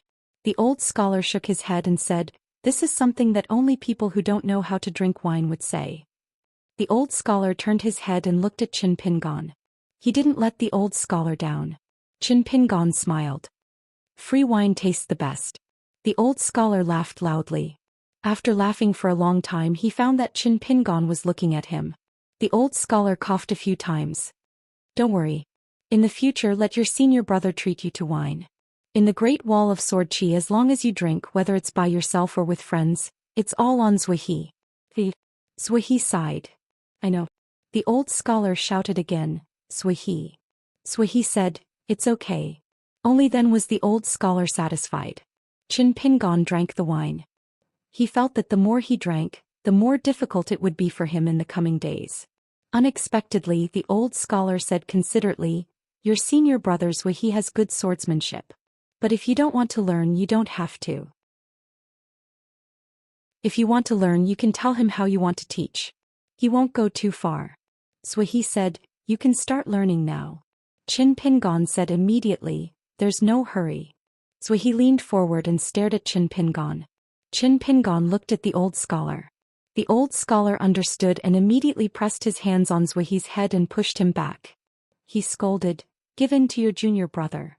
Sui began to drink. It was strange. The sage of literature seemed to treat Sui the most rudely, but this disciple was always the one who accompanied him the most. Even an in-name disciple like Mao Xiaodong was puzzled by this. It was just that Sui's personality was too reclusive. Mao Xiaodong, Ma Zhan and the others didn't dare to take the initiative to talk to him. At that time Cui Dong, who hadn't betrayed his master yet, was the most dazzling disciple of the sage of literature. All the academies and scholars of the Central Plains were overshadowed by him. His knowledge was high, his cultivation was high and his chess skills were top-notch. Even so, he was often scolded by Zhou Xian. As for whether Cui Dong was unwilling or not, Mao Xiaodong and the others had no chance to find out. As for Zhou Xi's knowledge, the fact that he was a direct disciple of the sage of literature was enough to explain everything. It was a pity that his swordsmanship overshadowed it. As a result, when people talked about the late bloomer Zhou Xi, they only talked about whether his swordsmanship was very high, extremely high, or the highest in the world. Many people even forgot that he was the disciple of the sage of literature. One person could suppress all the innate sword embryos in the world. This was Zhou Xi. But today Zhou Xi, who was sitting on the stool in front of the shop in the old scholar's eyes, was just that tall youth with clear eyes. When he came to visit, he said that he didn't have money, but wanted to read books and learn some principles. If he owed money, he would acknowledge Zhou Xi as his teacher and would pay him back. But if he studied, became the top scholar and helped Zhou Xi attract more disciples, then he wouldn't pay him back. When the youth said those words, he was very serious. At that time, the poor scholar who was not too old had not become an old scholar, nor had he become the sage of literature. He had just published a book, so he had some money. It wasn't to the extent that he couldn't afford to drink, so he agreed. He thought that it would be ridiculous if Zhou Xi didn't have a junior brother by his side. Moreover, the poor scholar felt that his biggest wish in life was to have students all over the world. If he had a first disciple, then he would have a second disciple. It would be a good thing. After all, it was a good saying that one couldn't travel 1,000 miles without accumulating silicon. At that time he was only a scholar, so he didn't think too much about it. He didn't think too far ahead. He even thought that having students all over the world was just an unattainable dream. It was just like when he was in a shabby alley, drinking half a kilo of turbid wine that he bought at home and thinking about the fine wine that was sold in the big restaurants. Many years had passed, but he could still vaguely remember that there was a restaurant manager's daughter who seemed to be very beautiful. Looking at her from afar was like drinking wine. You couldn't look at her for too long or you would be intoxicated. Therefore, in the future, there was a Confucian sage who interpreted one of the old man's books. He described the old man as a sanctimonious man and was too old-fashioned. He changed the original meaning of the book a lot, which made the old scholar very angry. It was natural for men and women to be attracted to each other. Humans were not plants and couldn't be emotionless. Moreover, even plants and trees could turn into spirits. Humans were not sages, so how could they not make mistakes? Moreover, sages also made mistakes, so they shouldn't expect ordinary teachers to be sages everywhere. If such knowledge became the only one, it wouldn't pull scholars closer to sages, but gradually push them away. The old scholar went to the Confucian temple and tried to reason with them. The other party was also very stubborn. Anyway, he listened to everything the old scholar said, but he didn't quarrel with the old scholar. However, it was precisely this kind of saint, who was suspected of being unreasonable, who, at the cost of exhausting his own cultivation, forcibly held up the entrance to the vast world. It was only when the old elementary scholar and the scholar holding the immortal sword appeared in front of him that he finally put down his burden and quietly passed away. He smiled knowingly at the old elementary scholar and passed away. His soul was completely scattered and there was no afterlife to speak of. Life was so sudden. They looked at each other and smiled. The old scholar finished a pot of wine. He didn't hurry to get up and leave the chair. He hugged the wine pot with both hands and basked in the sun of another world. Suyu said softly, "Teacher, you can leave now. Otherwise, the ascendant realm monsters in this world may come together to stop you from leaving." Qin Pingon was just about to get up and speak. The old scholar raised his hand and gently pressed it down. "You don't have to say anything. Teacher knows. Teacher has many things to say, so I won't say much to you for the time being." The old scholar leaned back in the chair leisurely and murmured to himself, "Let's sit for a while more." Teacher hasn't had two students sitting beside him at the same time for many years. There were two students on his left and right. Teacher sat in the middle. Teacher finally didn't only have Zhou Yu and Zhou Yu beside him. 581. Autumn went and winter came. Time passed. If he did not raise his head and see the outline of the Great Wall of Sword Qi in the south, Qin Pingon would have mistakenly thought that he was in paper white blessed land, or that he had drunk yellow Liang blessed land's worry-free wine. Even though Qin Pingon practiced diligently and did not slack off every day, and could even be said to be very busy, Qin Pingon still felt that it was not enough, so he asked Grandma Bai to help him. Unexpectedly, Grandma Bai was not willing to give her all, and at most taught the future son-in-law some boxing moves. Qin Pingon could only reluctantly practice boxing, and called Grandpa Nalan to the practice field in the mustard small world to familiarize himself with the flying sword of a pure jade realm sword cultivator. At the same time, he roughly learned the art of concealment and stealth from this assassin, who had fallen from the immortal realm, and many exquisite techniques that involved the fundamentals of cultivation. Close in the day is like moving in the night. Only sword cultivators could do this, which made Qin Pingon feel a little regretful. Besides this, whenever he was free, Qin Pingon tried to go to the wine shop every day to take a look. Every time he would stay for a few hours. He did not help to sell wine and just hung out with a bunch of big kids and young girls, continuing to be his storyteller. At most, he would be the calligraphy teacher and recitation teacher, and did not involve himself in imparting any knowledge. Although Qin Pingon had become a hands-off shopkeeper, the head shopkeeper Xianxia did not complain. This was because second shopkeeper Qin was the one who was responsible for making money. Now it was time for him to be lazy. In the end, Xianxia had only taken out some capital and put in some rigid effort. Moreover, after the successful opening of the wine shop, there were many more tricks.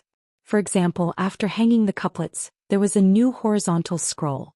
Those who drink my wine can break through the realm. The shopkeepers of the restaurants and wine shops on the street were about to collapse. Not to mention that they had stolen a lot of business. The key point was that they had obviously lost their momentum. This led to almost everywhere in the wine shop of the Great Wall of Sword Qi to hang couplets and horizontal scrolls. But after looking around, many drunkards and sword cultivators felt that this place was the best, or the most shameless. After almost all the wine shops began to copy, this shop began to have a new method. Inside the shop, there was a pile of small wooden plaques in the style of safe and sound. They were all calligraphy treasures left behind by sword cultivators who had come to drink wine. All of them were hung on the wall, saying that it was a good omen. It was not based on cultivation level. Whoever wrote first would be able to hang up their wooden plaque first. The front of the plaque would be written with the name of the wine shop's customer. If they were willing, they could write on the back of the wooden plaque. They could write whatever they wanted. The wine shop did not care how much they wrote. Now there were 4 customers who hung safe and sound boards on the wall of the wine shop. There was Wei Jin of the Wind Snow Temple in the Aquarius continent, Gao Kuei of the Great Wall of Sword Qi, Sword Immortal Yuan Qingshu of the South Whirlpool continent, and Tao Wen, a sword cultivator of the Raw Jade realm from the North continent who came to drink alone in the middle of the night. They all wrote on the back of the safe and sound board. They didn't want to write. Originally, the 4 sword immortals only wrote their names. Later, Qin Pingon found an opportunity to catch them and forced them to write. Even if they didn't write, there was always a way to make them write. It was an eye-opener for the shy Xianxia. It turned out that business could be done this way. So Wei Jin wrote, "Trapped by love, the sword can't be drawn."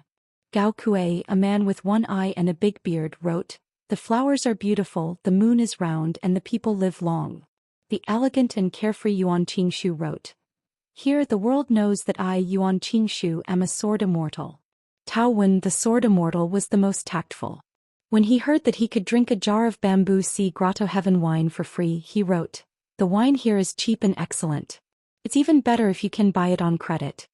Among the genius sword cultivators of the youngest generation, there were more than 10 people including Pang Yuanji, Yan Zwu Qianxia and Dong Huafu. Of course, there was also the little girl Guizhujiu. Other than writing her full name Guizhujiu and her nickname LV Duan, she secretly wrote, "Master sells wine, disciple buys wine." The relationship between master and disciple is touching and everlasting. There were also many sword cultivators of the Earth Immortal realm who couldn't bring themselves to write, but most of them just left their names and didn't write anything else. What's more, Qin Pingon didn't take care of the business, so Xianxia really didn't know how to open his mouth. Later, Qin Pingon felt that this wouldn't do, so he gave Xianxia a few slips of paper, saying that if he saw any sword cultivators of the nascent soul stage who were pleasing to the eye, especially those who were actually willing to leave behind their calligraphy but didn't know what to write, he could pass one of the slips to them when they paid the bill. Therefore, an old sword cultivator of the nascent soul stage who had a rough personality and didn't know much about literature saw one of the slips of paper. Originally, he was still pushing Xianxia to put on airs with the shopkeeper, but he didn't expect that he would immediately change his attitude and secretly keep the slip of paper. He asked Xianxia to quickly bring him a wooden token and wrote the poem with the serious attitude of facing a big demon. When he left, he even bought an extra jar of the most expensive green immortal mountain wine and deliberately suppressed his sword aura. As he drank to his heart's content, he staggered away and sang loudly. Over and over again it was the poem, the emergence of new ideas. I wrote it myself. In the past it's not enough to praise me for being a romantic. After drinking to my heart's content, Xing Mengqing came to pour wine for me. After a night among the drunkards and gamblers of the Great Wall of Sword Aura, this nascent soul stage sword cultivator who could write poems for no reason became famous. However, it was said that in the end he was hit by a sword immortal's flying sword that came out of nowhere and was bedridden for a few days. There was also a relatively young nascent soul stage sword cultivator of the North Continent who claimed to be drinking under the moon. He wrote a sentence on the wooden token, "Half of the sword immortals in the mortal world are my friends. Which woman in the world isn't shy? I used wine to wash my sword. Who doesn't say that I'm a romantic?" The wine shop's bamboo sea grotto heaven wine was divided into 3 grades. A jar of snow cost money and had the lightest taste. Even better was a jar of wine that cost 5 snow. However, the wine shop announced to the public that in every 100 jars of wine, there would be a valuable bamboo leaf from the bamboo sea grotto heaven. The sword immortal Wei Jin and the little girl Guizhujiu could prove that this was true. The first-class green immortal mountain wine cost 10 snow and it was not guaranteed that one would be able to drink it. This was because the wine shop only sold 1 jar a day. After it was sold, no one would be able to drink it. The customers would have to come again the next day. For a time the small wine shop was overcrowded. However, after the hustle and bustle passed, there were no longer many sword cultivators squatting on the ground to drink and fight to buy wine. However, the 6 tables were still full. Although Xianxia was already very satisfied with the shop's income, he could not help but feel a little disappointed. As Qin Pingon had expected, after the shop became famous, it became very difficult to buy wine. Many restaurants and wine shops would rather break the contract and compensate Xianxia than sell the original wine. It was obvious that they wanted the shop to cut off its source of income. Once there were a few customers who bought wine but did not sell it, the business would go downhill. It would be a short-lived hustle and bustle and the business would not last long. Xianxia could see the imminent problem, and the second-in-command who had left everything to him was naturally even more aware of it. However, Qin Pingon did not say anything. When he arrived at the wine shop, he would either chat with some of the regular customers and get some wine to drink, or he would be a storyteller at the corner of the street and hang out with the children. Xianxia did not want to trouble Qin Pingon with everything, so he could only think of a way to break out of this situation. Late one night, Qin Pingon and Ning Yao came together to the shop that was about to close. There were no customers drinking wine. Xianxia took out the account book. Qin Pingon sat to the side and took out a piece of snow to spend money. He ordered the cheapest jug of wine. When the shopkeeper drank, he had to pay. This was the rule. As Qin Pingon drank, he carefully checked the account book. Yanzhua and the others had already agreed to drink together today because it was rare that Qin Pingon was willing to treat them. Qin Pingon and Ning Yao sat on a bench. Yanzhua sat alone. Dong Huafu and Qin Xianxia sat together. Yanzhua looked at Qin Pingon, who was carefully flipping through the account book, and then looked at Xianxia, who was sitting to the side. He could not help but ask, "Xianxia, do you feel that Qin Pingon does not trust you?" Qin Pingon smiled. He did not raise his head to speak. He just raised his wine bowl and took a sip. He admitted that he was not honest, so he was willing to punish himself. Xianxia said exasperatedly, "What nonsense are you talking about? Don't you have to follow the rules when doing business? We are friends in the first place, that's why we're doing business together. Don't tell me we're not friends if we settle our accounts clearly? Who doesn't make mistakes? When the time comes, whose fault is it? If you make a mistake, it's fine. It's fine. If you are not wrong and I am not wrong, then the business will be ruined. You can't live with the money. Yanzhou felt wronged.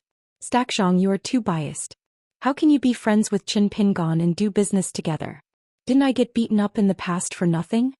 Xianxia smiled. Didn't I say sorry to you? Yanzhou was a bit resentful. You were right. I was quite happy. Now I feel that you are not sincere enough. Qin Pingon flipped through the account book and joked, a friend having a new friend is always so annoying. Yanzhou waved his hand. It's not like that at all. Qin Pingon passed over the wine bowl and clinked it with Yanzhou's. He smiled and said, I saw that you, the young master of the Yan family, have big shoulders and big round shoulders. Everywhere you are filled with money, but every time you are stingy to buy the cheapest wine. You are not as generous as a young girl, so I casually talked about you. Xianxia seemed to hesitate. Finally, he gathered his courage and said, Yanzhou Sanqiu, can I discuss something with you? Yanzhou was a bit puzzled. Qin Sanqiu seemed to have guessed it. He smiled and nodded. It can be discussed. Yanzhou's eyes brightened. Pull us in. Like I said, those jars of wine in your house, I glanced at them and then I thought about the customers coming in and out every day, and I knew that there were only a few jars left. Now all the restaurants, big and small, are jealous, so the source of wine has become a big problem, right? You don't even need to look for Xianxia. He's a pampered young master who doesn't do any household chores. He's a master who only knows how to lie down and enjoy life. He doesn't understand these things at all. I'm different. I've helped out a lot of my family's businesses. It's not difficult for me to help you get some lower-cost raw wine. Don't worry, Xianxia, we'll do as you say. We'll follow the rules. I won't lose too much of my family's business. Xianxia's expression was complicated. Qin Pingon felt a little helpless.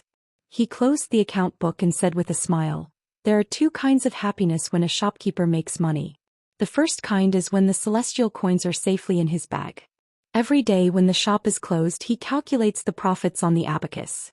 The second kind is when he enjoys the feeling of being able to make money even though it is not easy. Fatty Yen, tell me, isn't this the truth? You are carrying a sack of silver to the shop. I don't think Xianxia is willing to calculate. Fatty Yen, you can just tell me the number. Yanzhou was suddenly understood. You should have said it earlier, Xianxia.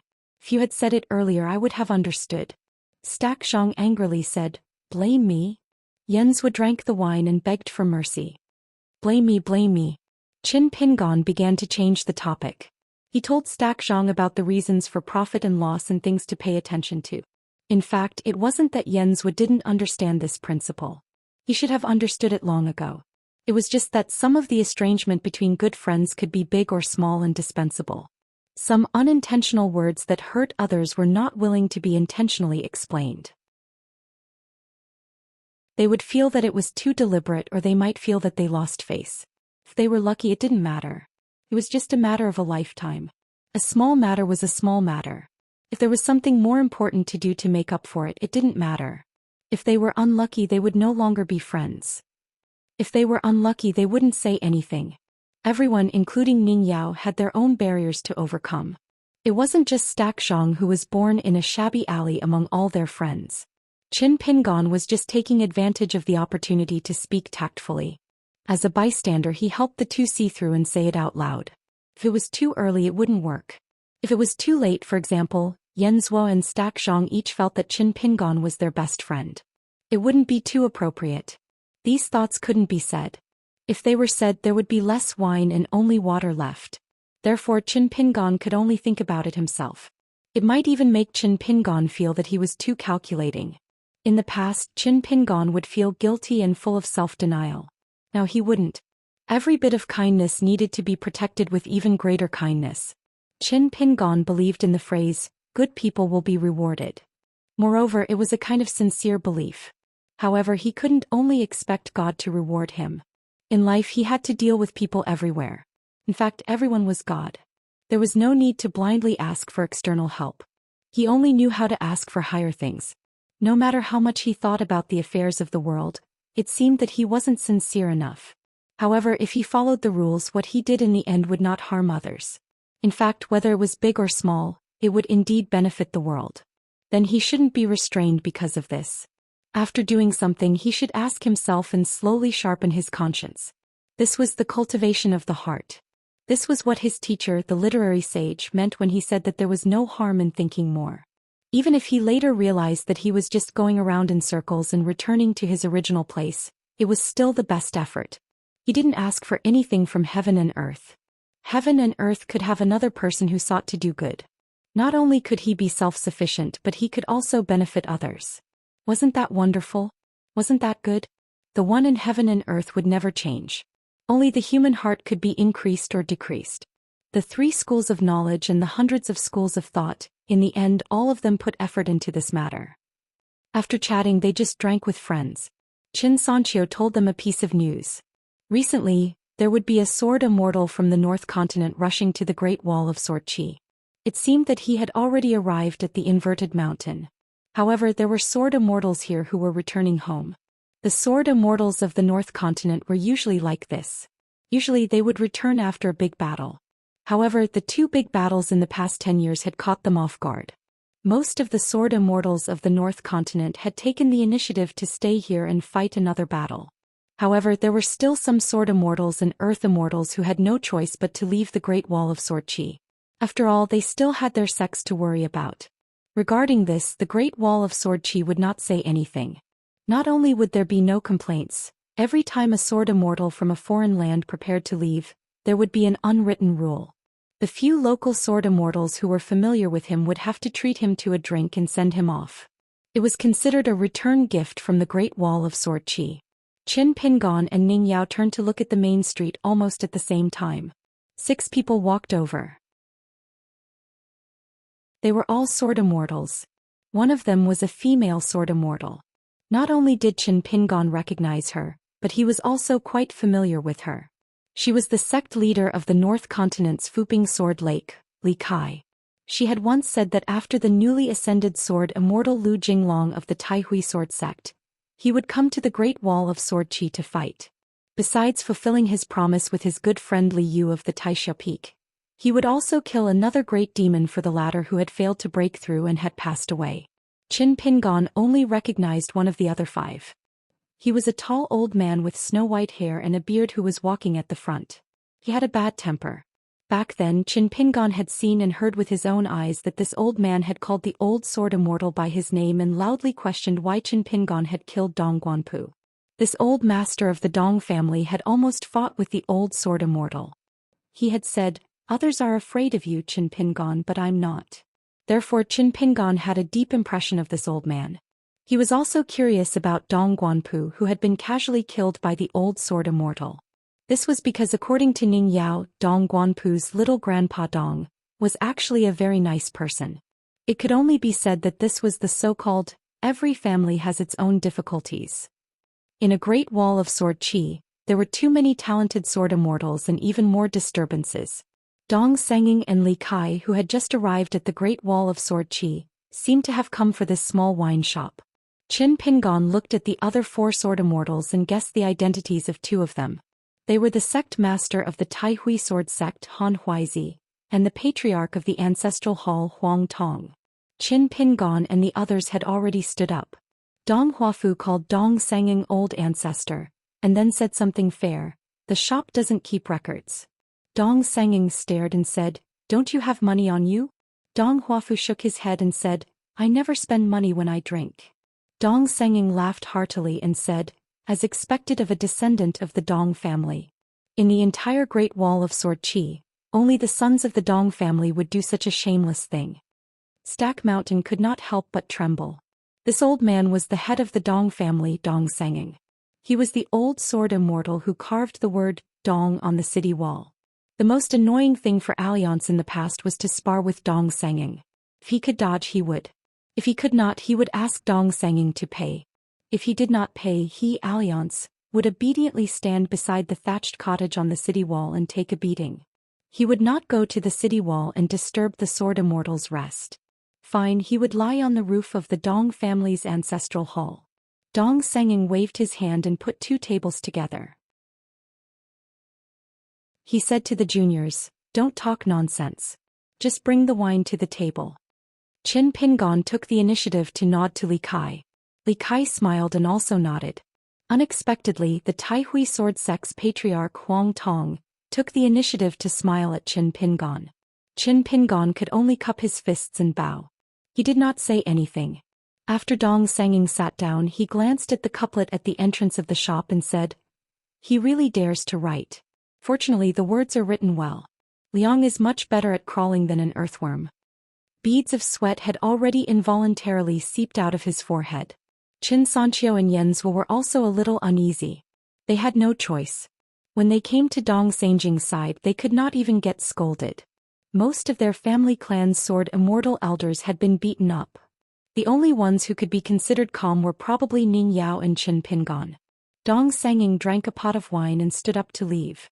The other two sword immortals from the Great Wall of Sword Qi bade farewell and left as well. Han Huizi, Huang Tong and Li Kai, who were also from the North Continent, stayed behind. Qin Pingon got stacked mountain to bring another pot of good wine from the shop. He carried it and walked over.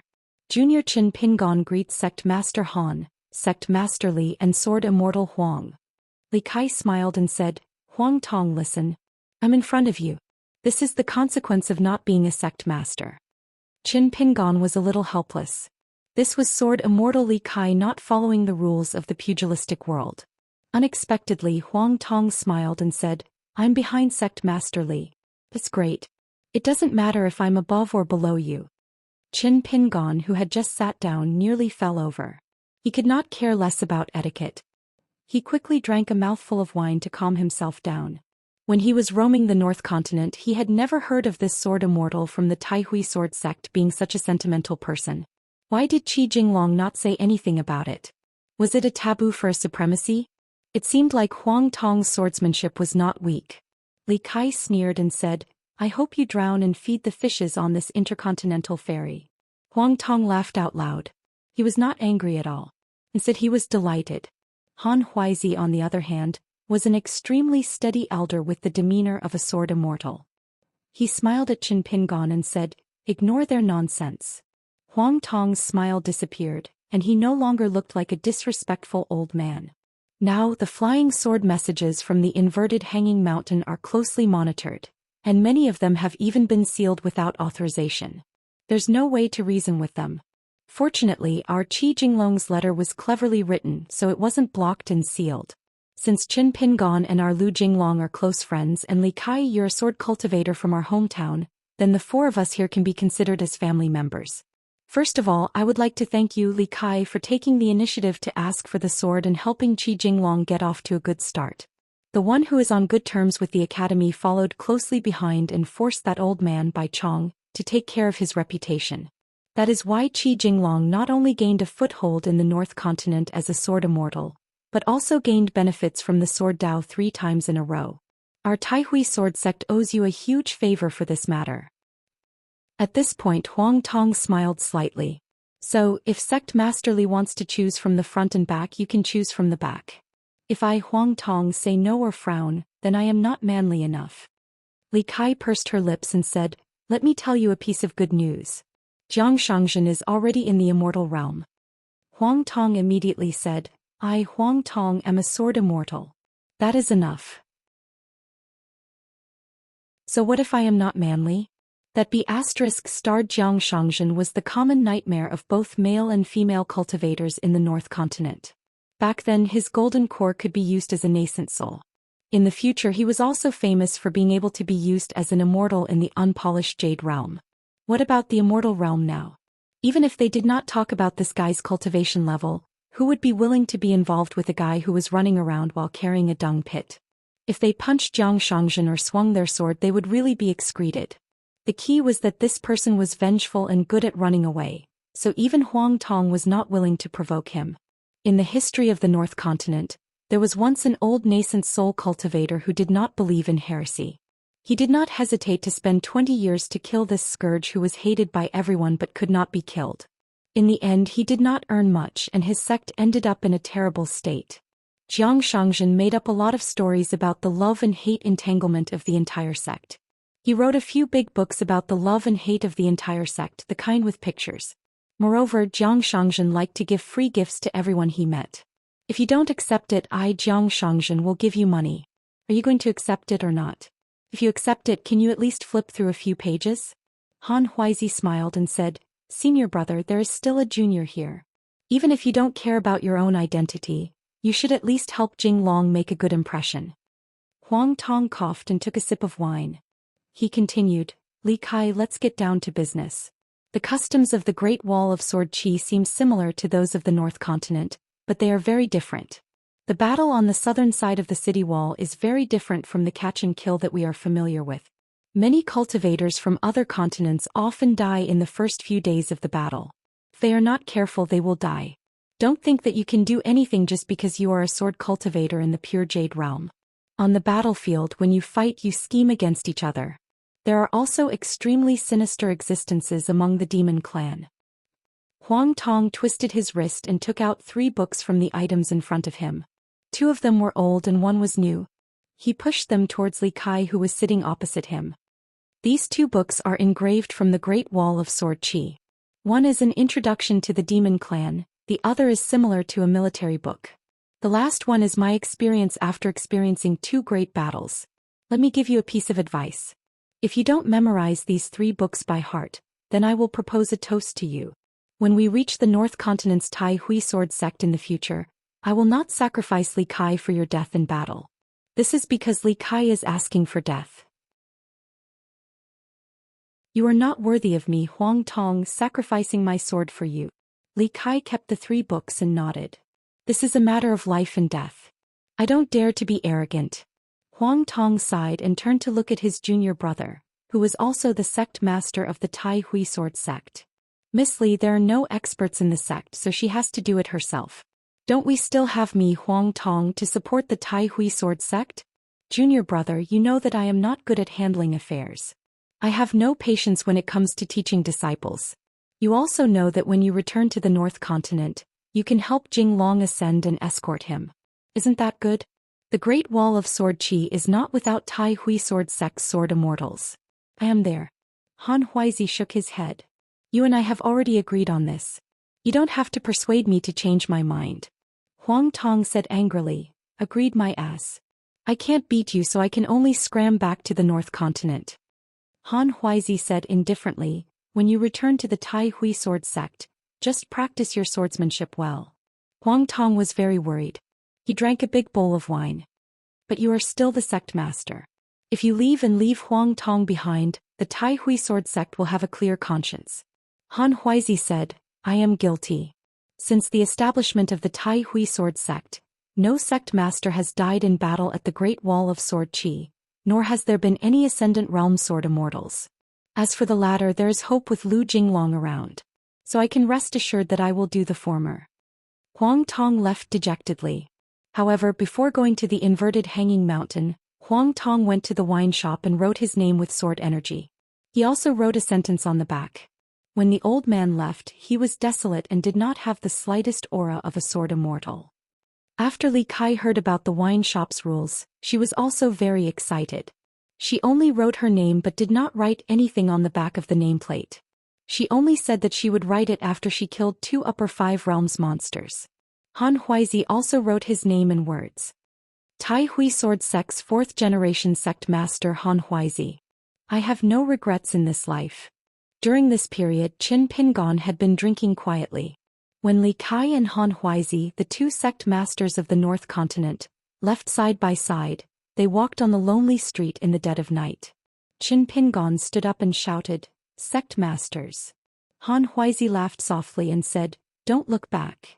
Unexpectedly, Li Kai had already turned her head and asked, What's the matter? Qin Pingon smiled and said, Money for the drinks. Li Kai asked Han Huizi, puzzled, Do we have to pay to drink in the Great Wall of Sword Qi?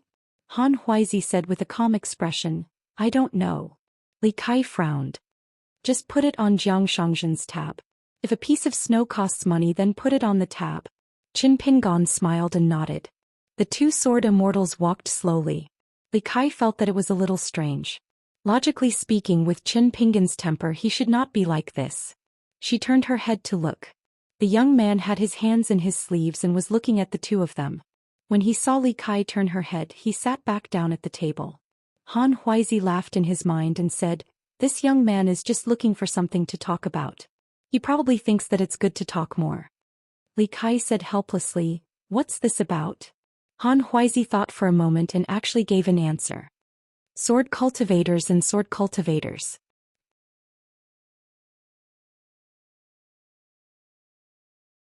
"582. When Ning Yao and Diao Zhang returned to the shop, Diao Zhang suddenly stopped, not daring to go forward. Because Diao Zhang was in awe of the man who suddenly appeared in front of his shop. The other party was a famous great sword immortal left and right. Ordinary sword cultivators from other continents, no matter how bad their temper was in their hometown, had to restrain themselves at the great sword Qi wall. Senior left and right was different. As soon as they arrived at the great sword Qi wall, a local immortal realm sword immortal stationed at the top of the city wall tried to ask senior left and right who was regarded as the best swordsman in the vast world. In the end, senior left and right only replied, "You can't learn my swordsmanship, but there is one thing you can learn from me. If you can't win a fight, just don't fight." At that time, the hidden official also said, "Seems like it." The highly anticipated spar on top of the city wall didn't happen. After the shock, Diao Zhang was full of curiosity. Why did the other party restrain his sword qi? The whole city knew that sword immortal left and right always had sword qi lingering around them.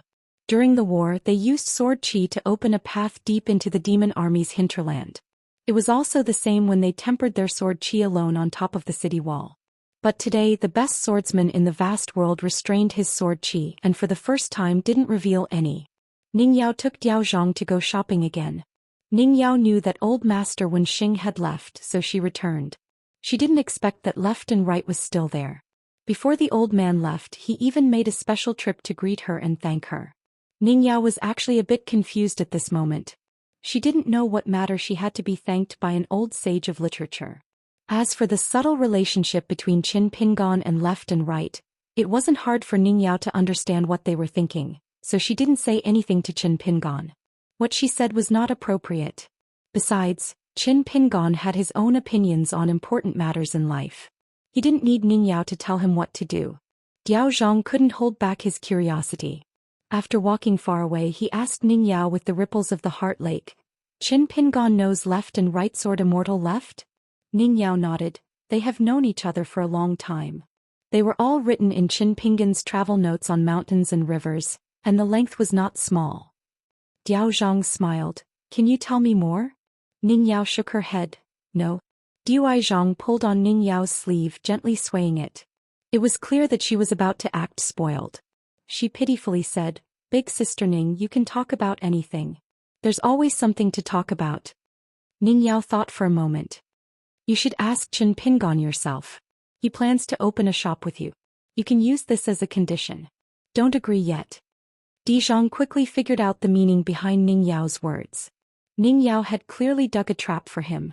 Di Zhang angrily smiled and said, "I never intended to do business with him. Ning Yao, you should know when to stop." Ning Yao smiled and said, "It's really not that I'm siding with an outsider, but Qin Pingon is right. You're not smart enough when it comes to doing business. If it's him, I guarantee that you'll have a steady flow of money." Ning Yao frowned, wanting to say something but hesitating. Ning Yao glanced at her, immediately knowing what she was thinking. She explained, "Qin Pingon has a square-inch object and 2 near objects on him. Besides the common wine from his hometown and a pile of bamboo leaves, he doesn't have anything else. If he really wanted to learn from the many merchants that crossed continents on the Great Wall of Sword Qi, selling all sorts of things to earn immortal money from us sword cultivators, then Qin Pingon wouldn't waste God's gifts like this. He would have stuffed them to the brim long ago. So, Qin Pingon wants to do business with you. Earning money from his conscience is a habit. Qin Pingon has liked to earn money since he was young, not just because he likes money. For this, I must speak up for him." Diao Zhang was relieved, a smile returning to her face. "That's good. Otherwise, I would have scolded him in front of his face for being blinded by lard. I don't want to be a new friend." Not long after the old scholar left, she gently placed the wine jug in her hand on a chair. She didn't like drinking to begin with, and suppressing her sword qi was troublesome. She was the only one in the world who disliked having too much sword qi in her body. Qin Pingon was still taking small sips of wine, looking quite carefree. Suiyu sneered, Without teacher's favoritism, pretending to be calm and composed, isn't it tiring? Qin Pingon was determined not to speak. Suiyu asked, previously I didn't know that teacher would come to the Great Wall of Sword Qi. There was no problem in inviting Qin Qingdou out. Now that teacher is here, why don't you take the initiative to ask? Whether he agrees or not is teacher's business. Whether you ask or not is your etiquette as a student. Qin Pingon also put down the wine jug and sat on the chair. He folded his hands in his sleeves and leaned forward, looking at the street that was being renovated. He said softly, "It's not like I don't know teacher's current situation. Would I make things difficult for teacher by asking? If teacher doesn't make things difficult, wouldn't this student feel uneasy?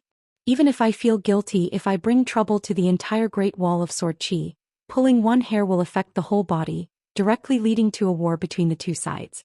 When teacher leaves, would he really not feel difficult?" Suiyu nodded, agreeing with this answer. Teacher worries too much, disciple should share his worries. Suiyu remembered the tall and big Mao Xiaodong, but his memory was a little fuzzy. He only remembered that he was a young man who studied seriously all year round. Among the many registered disciples, he was not the smartest.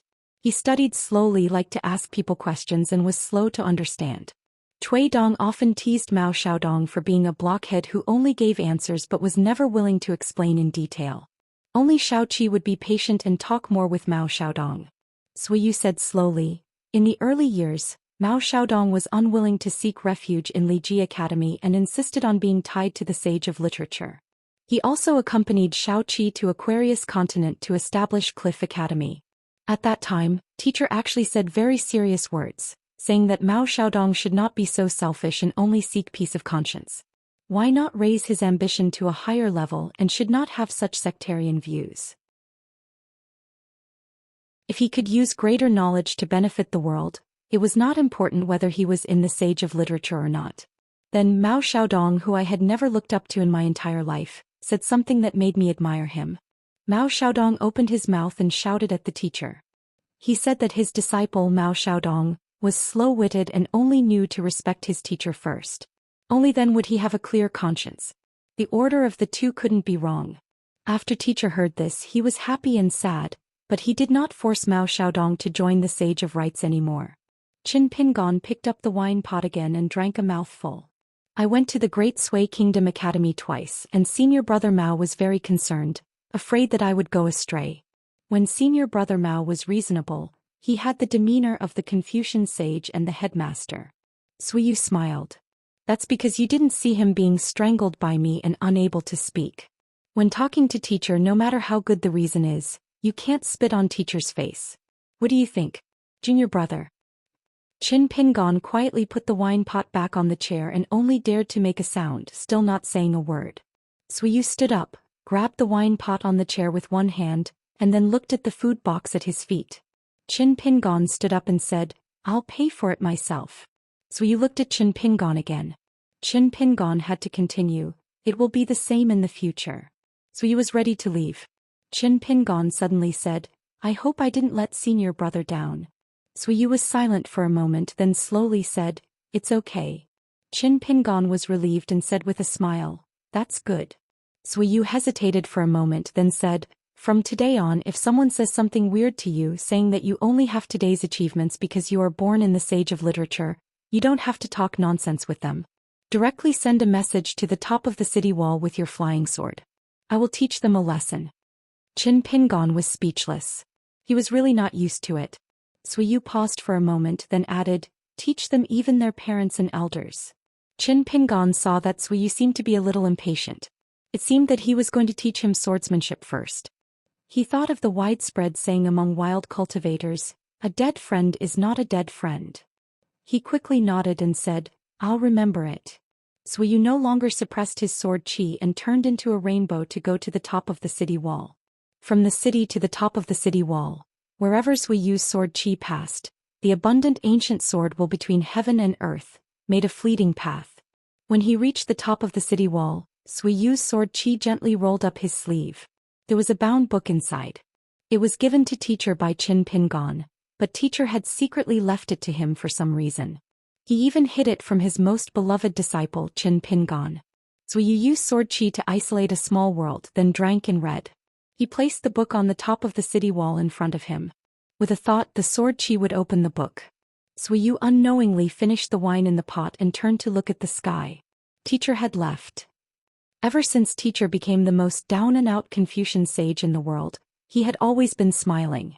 Zhu Yu knew that it was not true happiness. His disciples were scattered and wandering, and teacher was feeling guilty. Only after seeing the arrogant junior brother who was willing to recognize him as teacher, even if teacher did not smile much or speak much, even if they had already separated, he was destined to be smiling at this moment. That Qin Pingon might not know that if he came to the Great Wall of Sword Chi and heard that Zhu Yu was at the top of the city wall, he would rush to him and call him senior brother. Zhu Yu would be disappointed. Why did little Qi choose such a junior brother? If he secretly built the ancestral hall in his hometown and hung teacher's portrait, he would take the initiative to ask for credit, and Zhu Yu would be even more disappointed. Why did teacher choose such a disciple? If he felt that this person's swordsmanship was not low, he wanted to learn the sword. Zhu Yu would be the most disappointed. Why did you recognize such a junior brother? But there was nothing. That was the junior brother that Zhu Yu had been looking forward to for 100 years. In fact, it was even better than the image of the little junior brother that only existed in his imagination. That year when they parted at the Flood Dragon Ravine, Zhu Yu had not said anything, hoping that Qin Pingon could do one thing. Unexpectedly, not only did Qin Pingon do it, but he did it very well. Traversing the 3 continents and seeing the mountains and rivers. So after Zhu Yu read the contents of the book, he understood why teacher deliberately left this book to him. So at this moment, Zhu Yu felt that when he said, "It's okay," at the door of the shop earlier, would it make junior brother sad? If teacher was there at that time, he would probably beat him up again. Zhu Yu did not look away for a long time. The way of heaven and earth is broad and deep, high and bright and long. Pity the worries in my heart, the sun and moon pass by, like clouds coming.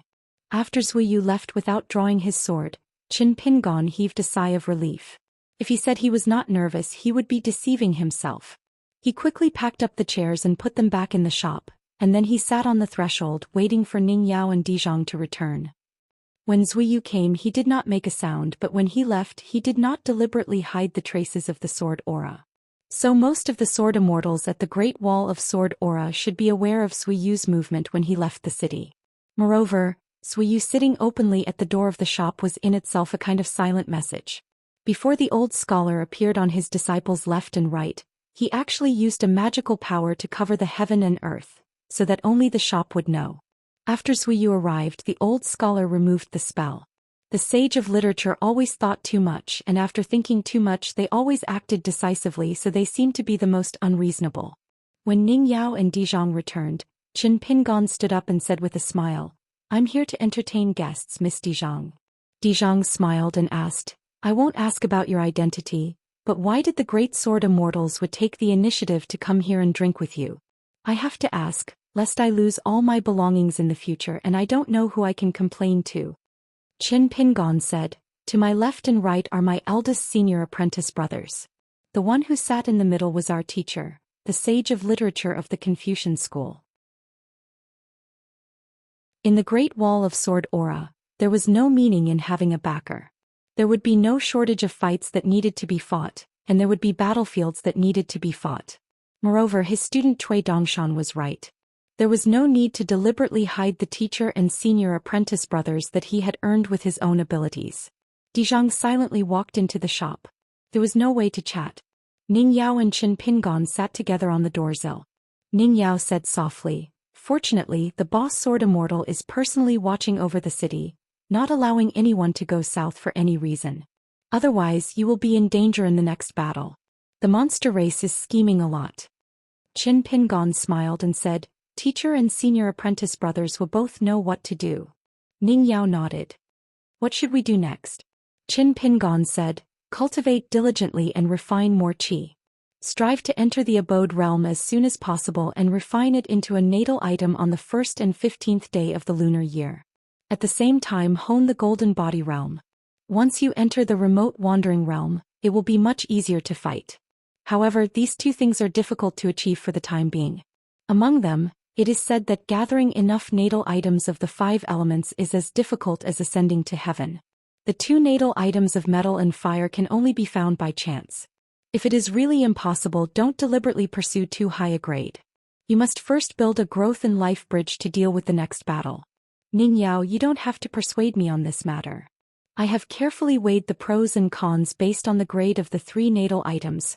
Let's not talk about other matters on the path of cultivation. Just the natal items alone are enough to support me until I reach the Earth Immortal or even the Jade Unyielding realm. I can't be too demanding on perfection. On the path of cultivation, I really can't be too slow. Otherwise, I won't be able to enter the middle 5 realms of Qi refinement. It is inevitable that my spirit Qi will be scattered and my martial arts realm will reach the 7th realm. When I circulate pure vital Qi, it will more or less clash with spirit Qi, which will actually drag down my combat power. During this period. Speaking of this, Qin Pingon frowned and sighed. I still have to learn swordsmanship from senior brother. Ning Yao said, isn't that good? Senior Zhou is the most suitable and the most qualified person to teach you swordsmanship. Don't forget your senior brother is not a connate sword embryo. Qin Pingon said helplessly, I can't lie down in the Ning mansion and drink medicine every few days. Ning Yao said with a smile, it's okay. When I was at the Lizhu Grotto Heaven, I learned how to brew medicine from you, but I never had a chance to put it to use. Qin Pingon tried to hold back, but in the end he couldn't. It's not like I haven't seen you brew medicine personally. Even if you dare to do it, I don't dare to drink it. Ning Yao said, now that you have acknowledged senior brother, your words have become tougher. Qin Pingon immediately said bitterly, I will drink it like wine. Dizhang looked at the two at the door and shook her head. She was so jealous. Qin Pingon thought of something.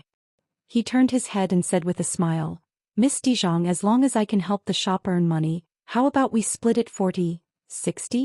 Dizhang smiled and said, isn't it a bit too little? Qin Pingon said, then it's only 30-70? Miss Dizhang, your business is really a bit unconventional. No wonder your business is so good. Dizhang was so angry that she couldn't speak.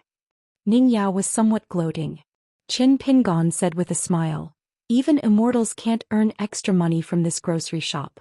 I know I'm going to stay at the Great Wall of Sword Qi for a long time, so I brought some ordinary wine from my hometown. How about we open a small wine shop together?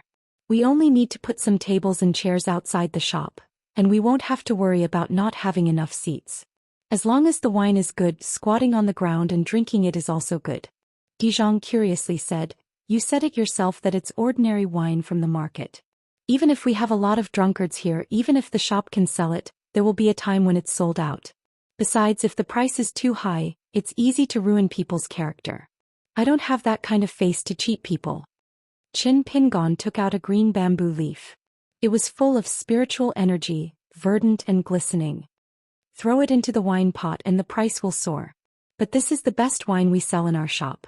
For the second best wine, buy that big wine jar and put a few more bamboo leaves in it.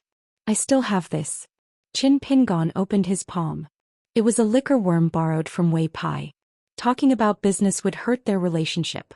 This liquor worm, even in the vast world, was considered a rare thing that could only be found by chance.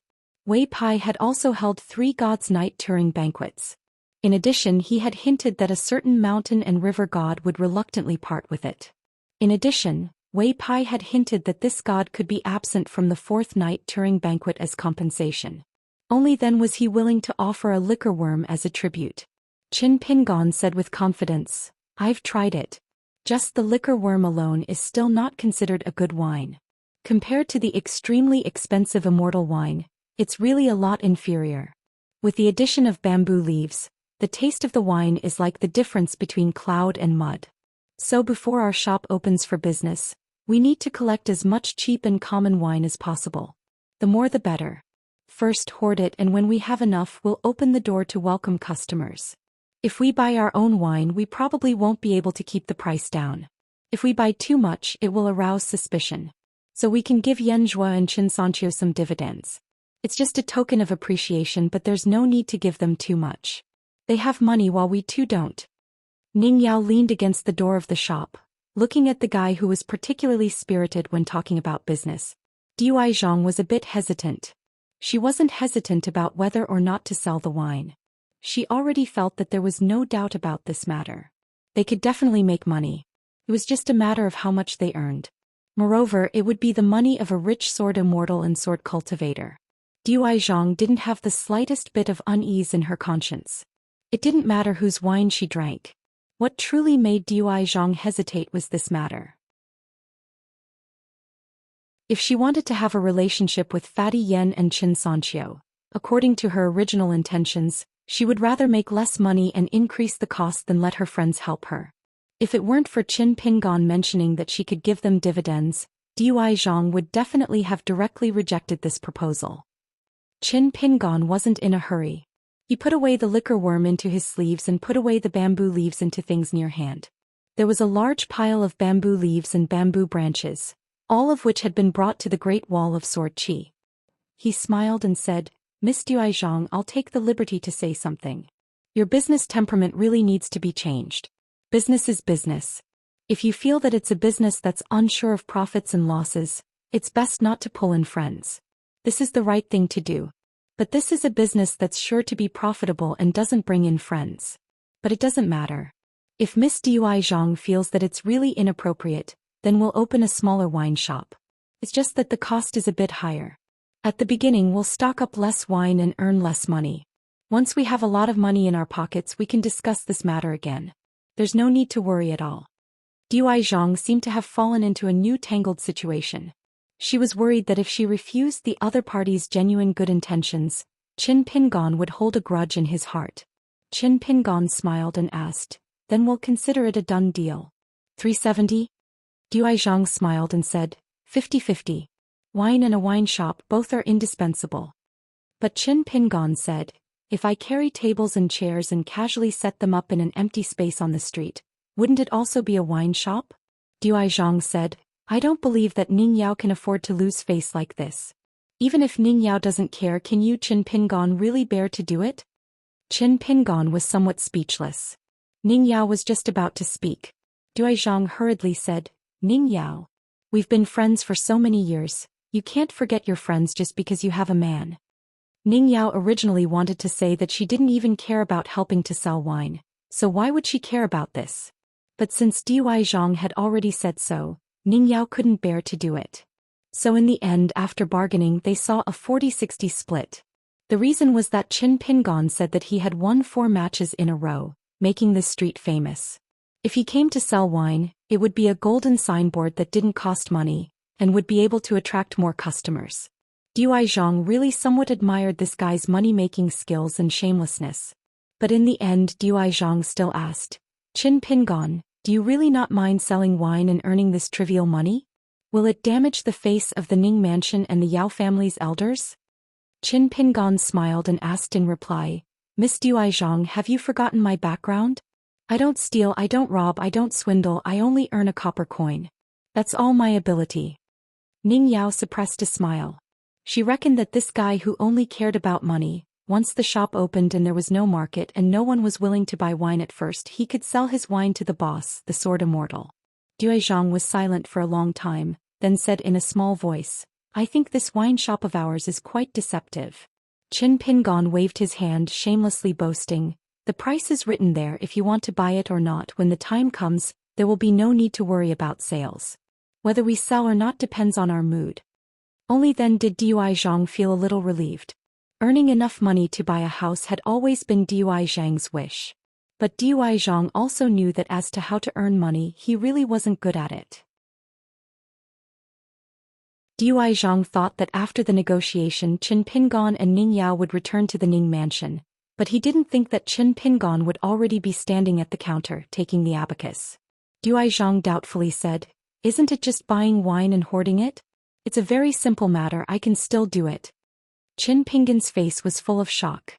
This time he really wasn't pretending. He angrily laughed. "Is there such an easy business in this world? Miss Dui Zhang, I regret partnering up with you. Think about it, who do you want to buy wine with? You have to choose some deserted restaurant or wine shop, right?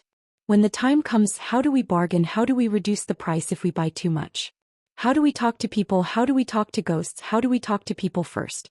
How do we fix the contract first so that when our shop's business is good, the other party doesn't want to sell wine? Even if they don't sell, how do they compensate our shop according to the contract? If there are too many people, I don't think you can do it alone. There's no other way. I'll go back and cover the face. You just watch from the side, I'll show you first. What's more, these are just the rough details of buying wine from others. Moreover, when the shop opens, we'll first invite some passers-by to boost our reputation.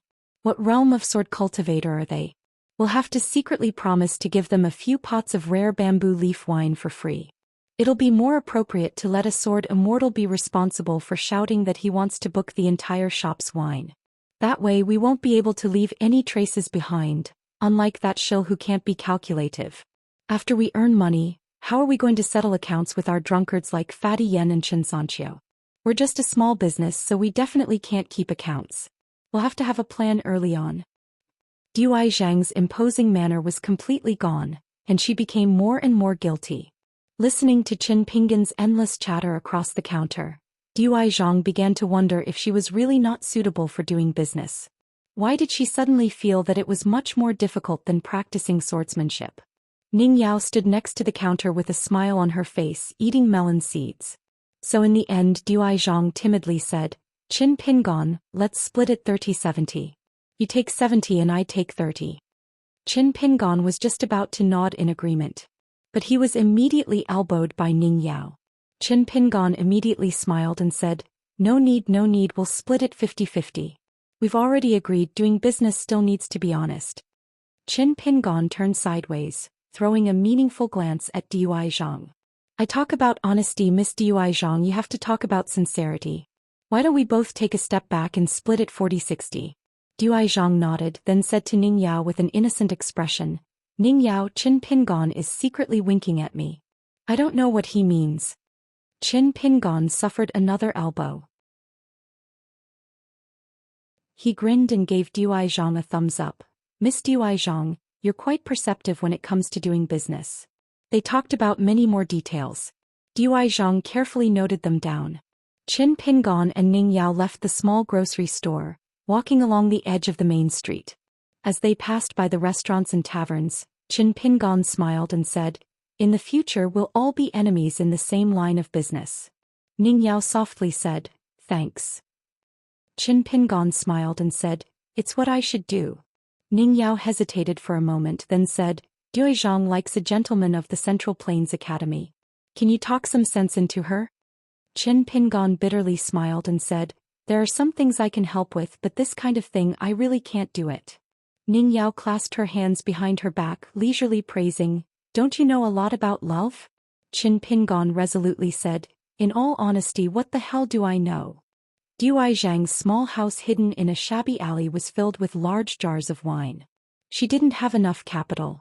Qin Pinggan actually still had 10 grain rain coins as his personal savings, but he couldn't foolishly take out 1 grain rain coin to buy something. It would be easy for people to raise the price to death. So he asked Ning Yao for a pile of scattered snow coins. All the restaurants and shops that could buy cheap and inferior wine were all visited by Qin Pinggan and Dui Zhang. These wines wouldn't sell very well in the city streets of the Great Wall of Sword Qi. This was the strange part of the Great Wall of Sword Qi. Sword cultivators who could afford wine were not willing to drink these. Only those drunkards who couldn't pay off their debts would pinch their noses and drink these. But the real immortal wine in the big and small restaurants was really as expensive as flying swords, far higher than that of the inverted hanging mountain, which was only 1 door away. Even sword immortals would feel the pinch. Now that the inverted hanging mountain and the Great Wall of Sword Qi were strictly controlled, their days were getting more and more difficult. Qin Pinggan stooped down and opened a wine jar. The wine worm was soaking in it leisurely like a small fish. It was drunk and knew how to enjoy itself. Each jar of wine had to be soaked in the wine worm for 3 days before it could be considered a good wine. There were a few bamboo leaves and a bamboo branch inside. It was not named bamboo leaf green, which was first suggested by Dui Zhang, or bamboo branch wine, which was suggested by Ning Yao.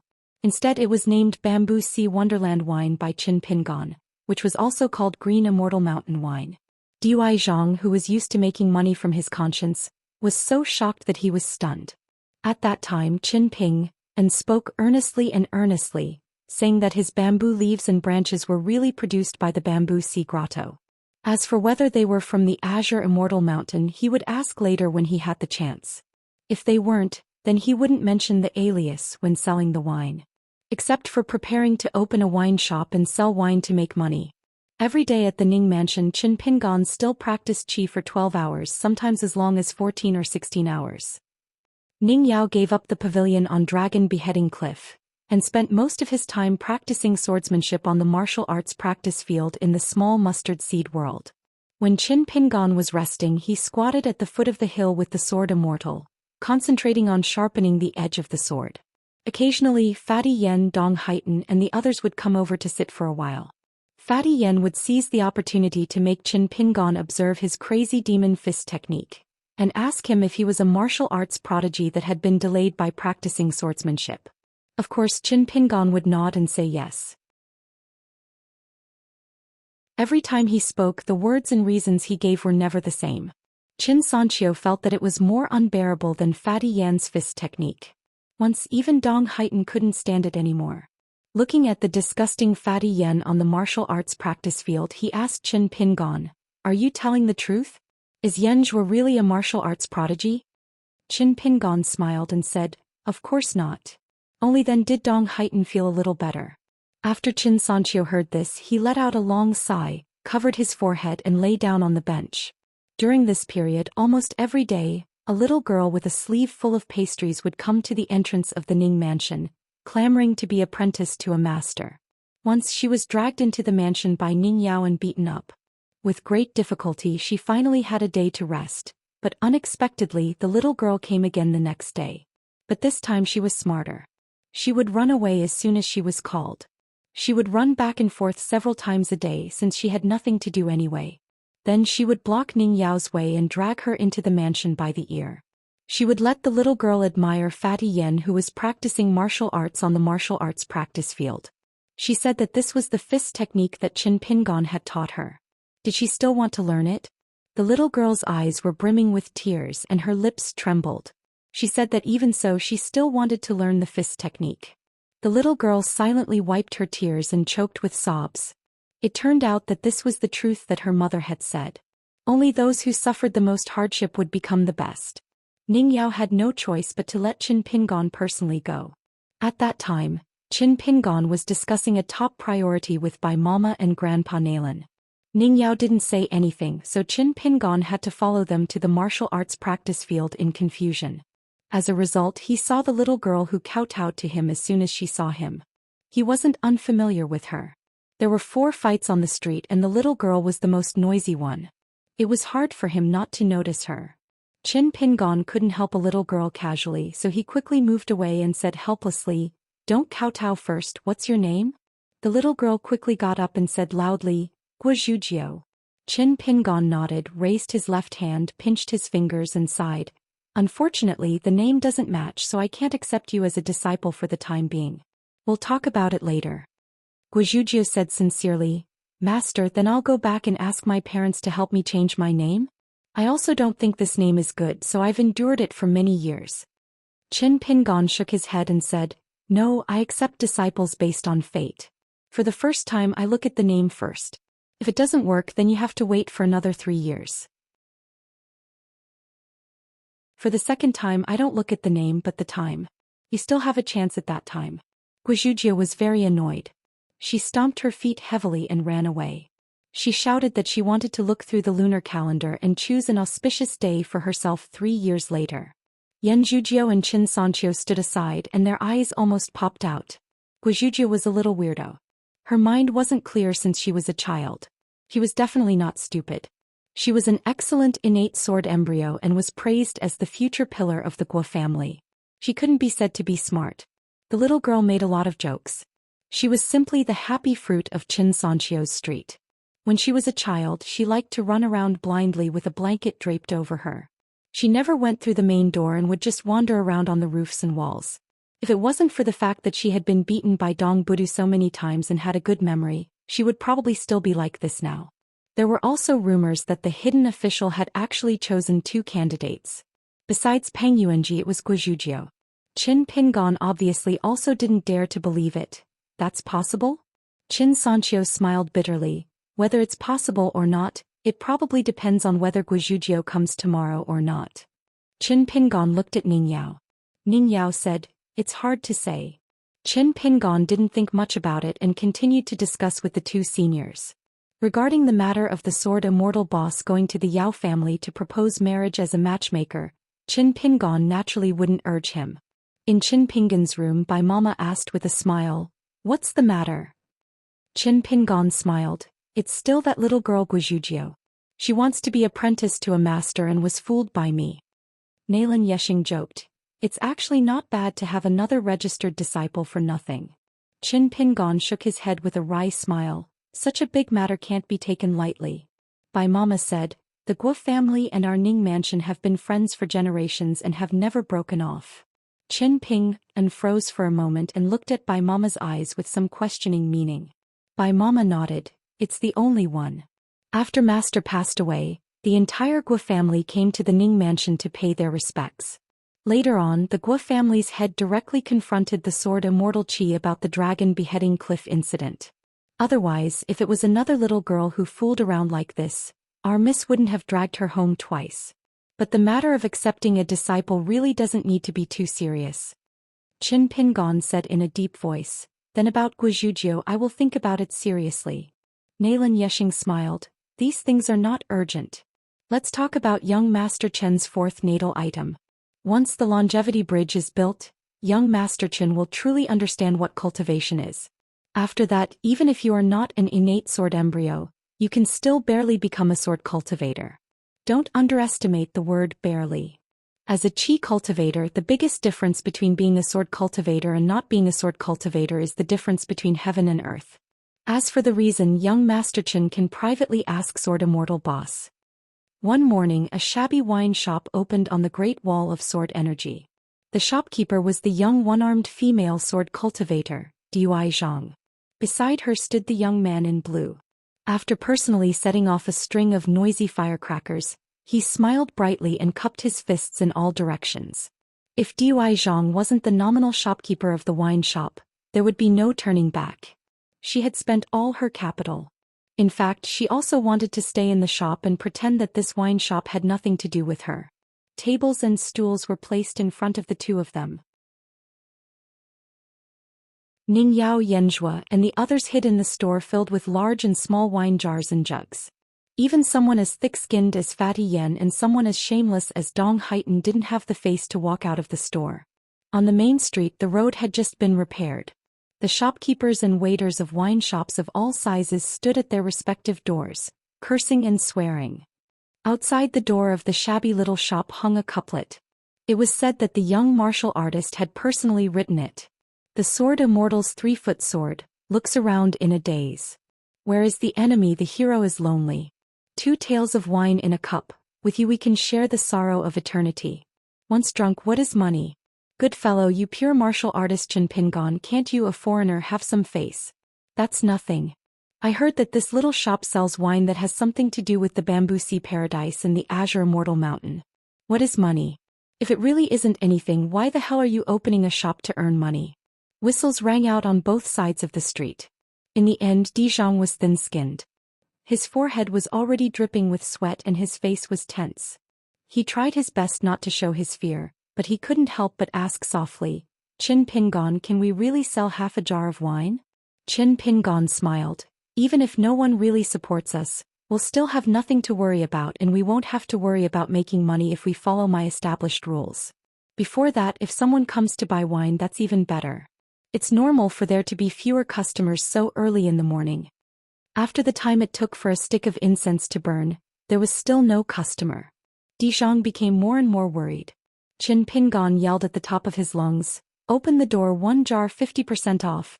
There's only 1 jar, first come first served." And then someone really did come. Dizhang asked doubtfully, "Is he also someone you invited?" Qin Pingon was also a little surprised. He shook his head, "Of course not. The person who came was Pang Yuanji." He sat on a bench and said with a smile, "Give me the cheapest jar. Don't forget to give me another 50% off." Qin Pingon turned his head to look at the dumbfounded Dizhang and laughed softly. "What are you staring at? The head shopkeeper is personally bringing the wine to the table." Zhang hurriedly took a jar of bamboo sea paradise wine and a large white bowl, placing them on the table in front of Peng Yuanji. She helped unseal the jar of wine that hadn't been used for many days and poured a bowl of wine for Peng Yuanji. She really felt that her conscience wasn't at ease. She squeezed out a smile and said in a voice as small as a mosquito, "Dear customer, please enjoy." Then Qin Pingon took an extra bowl and sat at Peng Yuanji's table. He picked up the jar and poured a bowl of wine for himself, saying with a smile, "Brother Yunji, thank you for your support. I must give you a toast." With Brother Yuanji's magnanimity as a prime minister, there's no escaping the title of Sword Immortal. "I'll drink first as a sign of respect." Zhang wanted nothing more than to dig a hole and crawl into it. What kind of wine seller would freeload off his own customers' wine? Peng Yuanji waited for Qin Pingon to finish drinking before pouring another bowl of wine for Qin Pingon. However, it wasn't full. It was only a small jar of wine. How many bowls could he drink? Fortunately, the white bowl carefully chosen by this shop wasn't big, so the amount of wine seemed to be sufficient. Peng Yuanji somewhat regretted coming here. It would be fine if business was slow in the future, but if there were more people drinking, he would be cursed to death. Holding the bowl in his hand, he lowered his head and sniffed. It really did have the taste of immortal wine. It was better than he had imagined. However, this jar of wine was only sold for 1 snow coin. Wasn't the price a little too low? This kind of taste would be at least a few snow coins in other restaurants at the Great Wall of Sword Qi. Peng Yuanji only knew one thing. Not to mention his own Great Wall of Sword Qi, there were no wine cellars in the world that would lose money. Qin Pingon and Peng Yuanji clinked their bowls together and drank their wine in one gulp. Then Qin Pingon brought out a jar of wine and placed it on the table.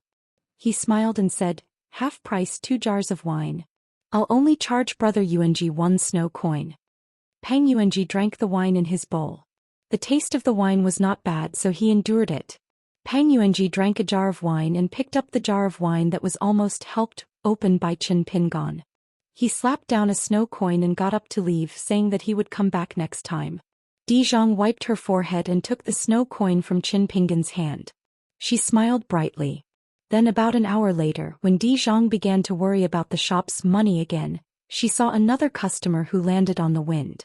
She couldn't help but turn to look at Qin Pingon. She realized that after Qin Pingon said, "It was an accident," he was actually a little nervous.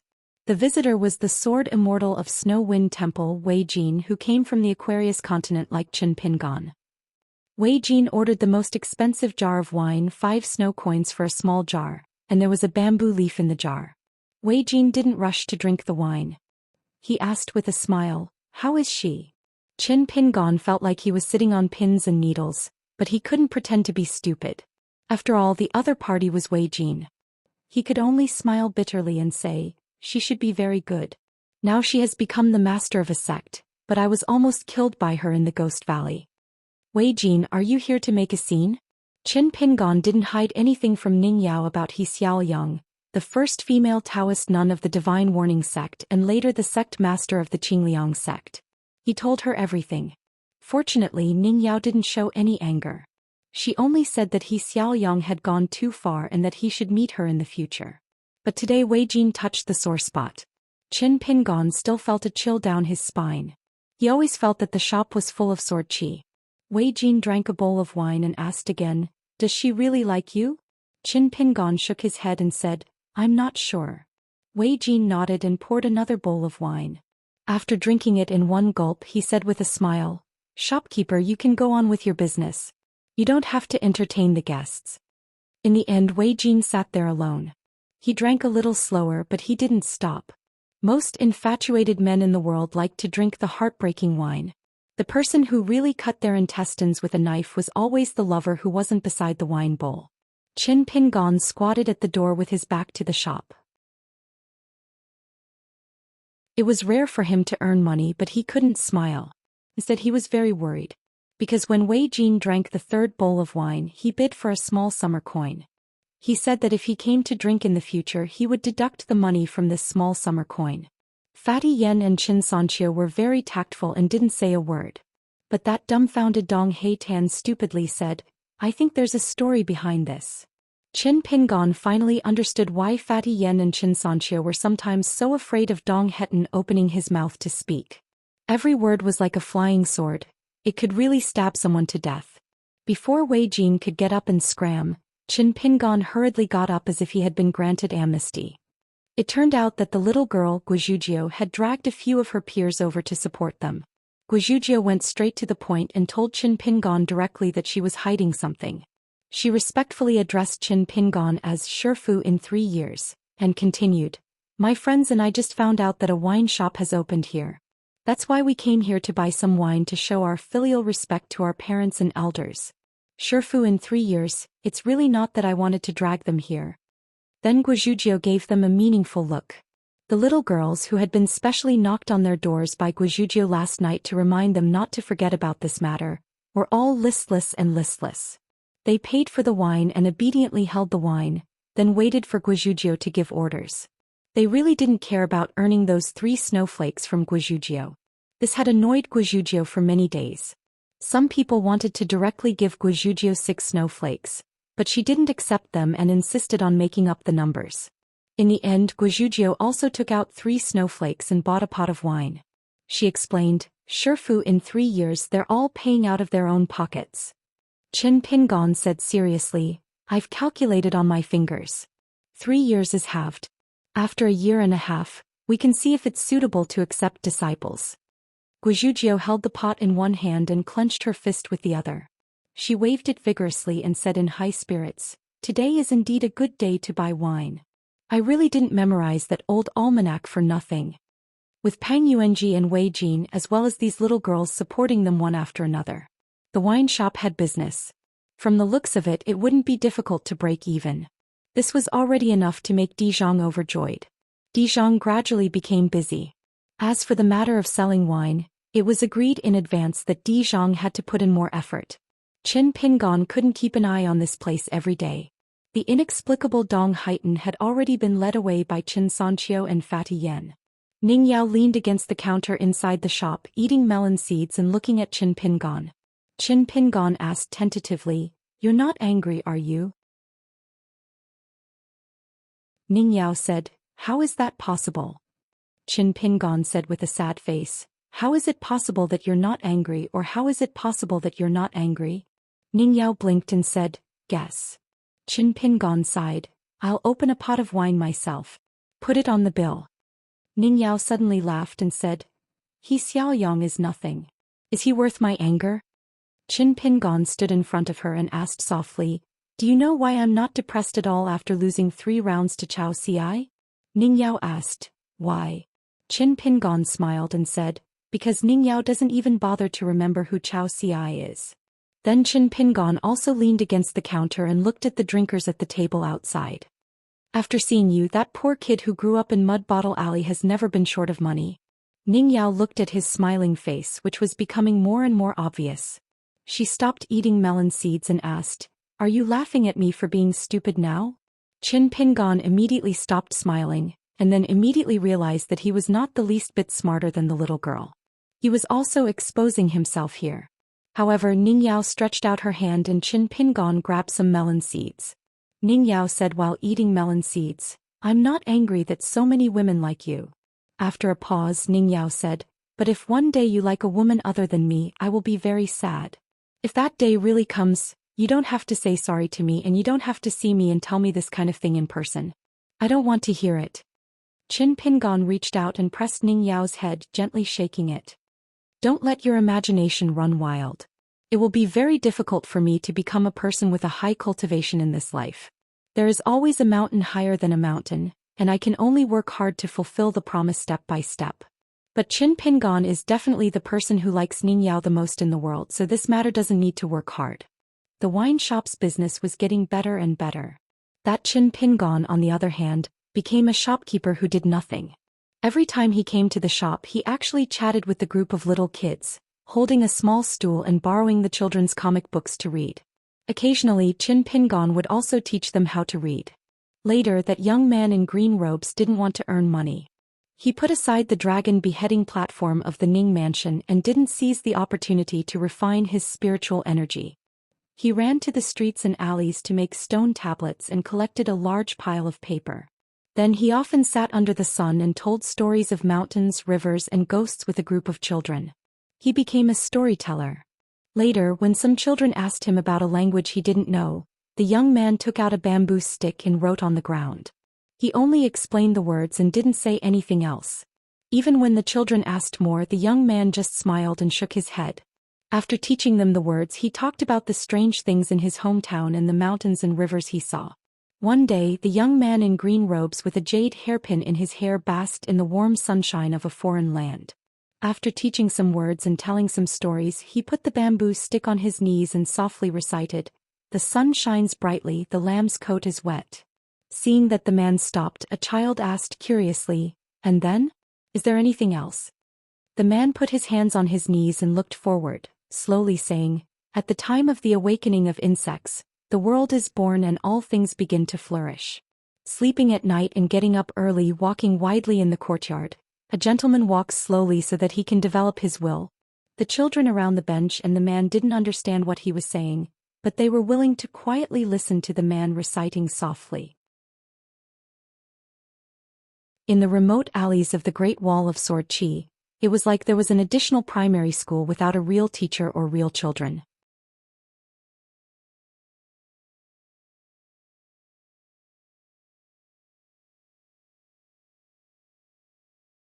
583.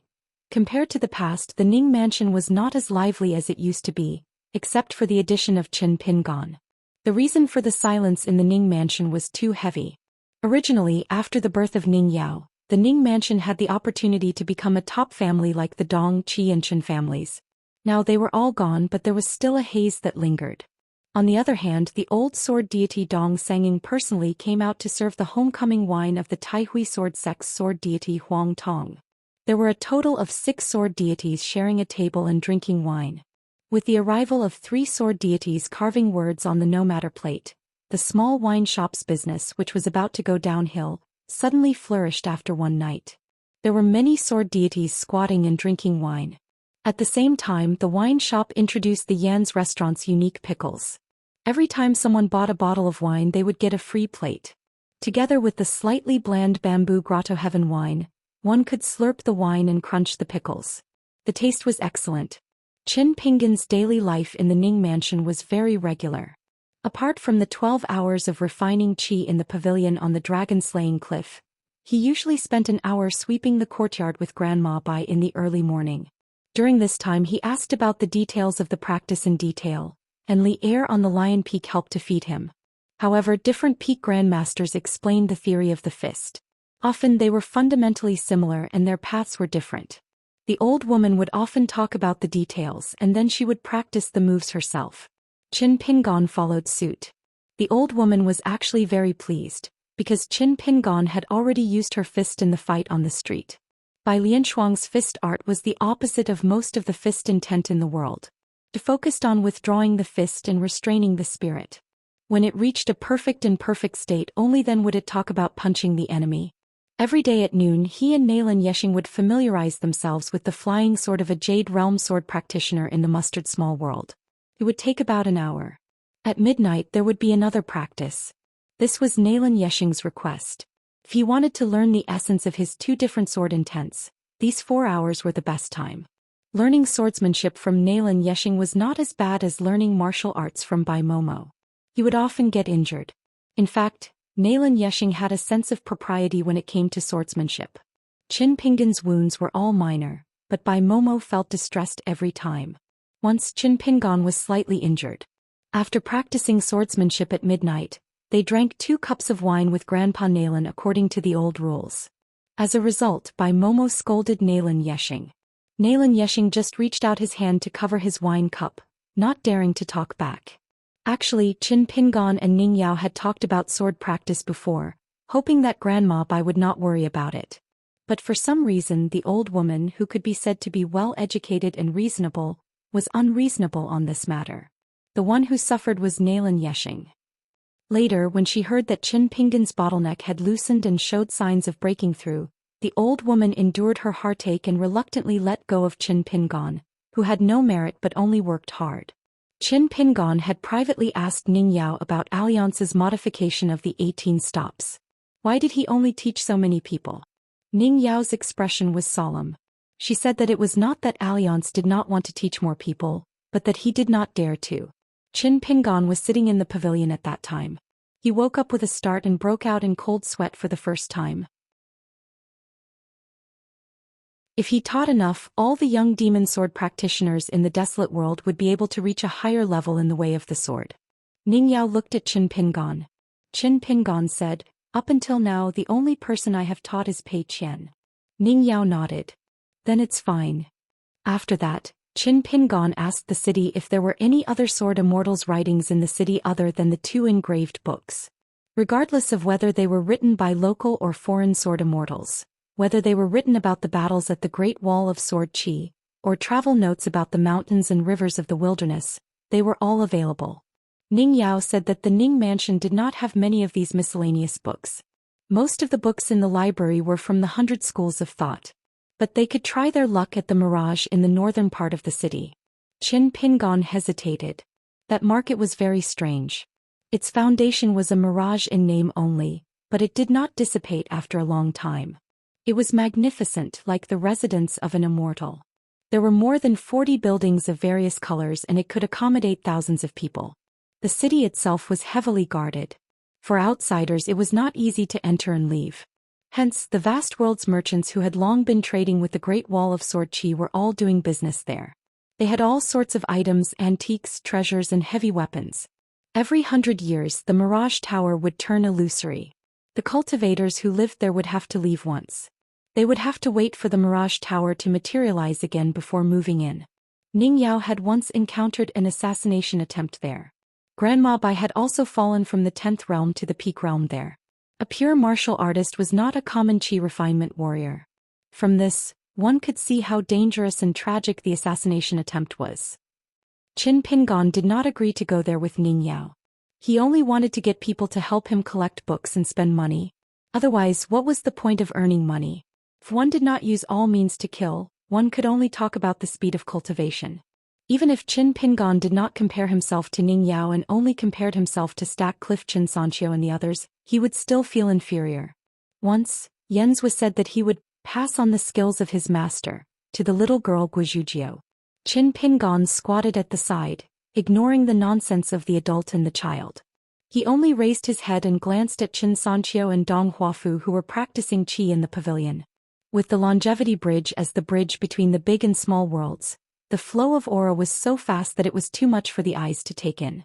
Qin Pingon felt a little worried when he looked at it. He always felt that he was not worthy of the feng shui treasure land of the dragon beheading cliff. Ning Yao stood at the side and comforted him. "Your longevity bridge has not been completed yet. They are both golden core cultivators, so you will feel the difference. When you gather 5 natal items, the 5 elements will complement each other. Now you have 3 natal items: the water word seal, the soil of the Aquarius continent, and the wood embryo statue. These 3 items are of good quality and already have the embryonic form of a small world.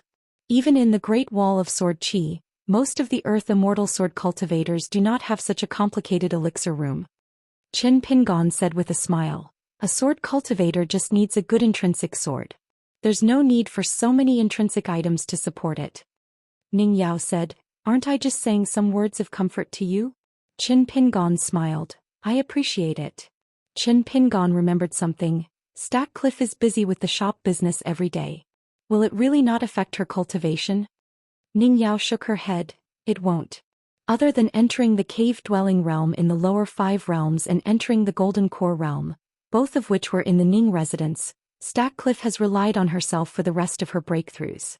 Every time she experiences a battle, Stack Cliff will be able to break through very quickly.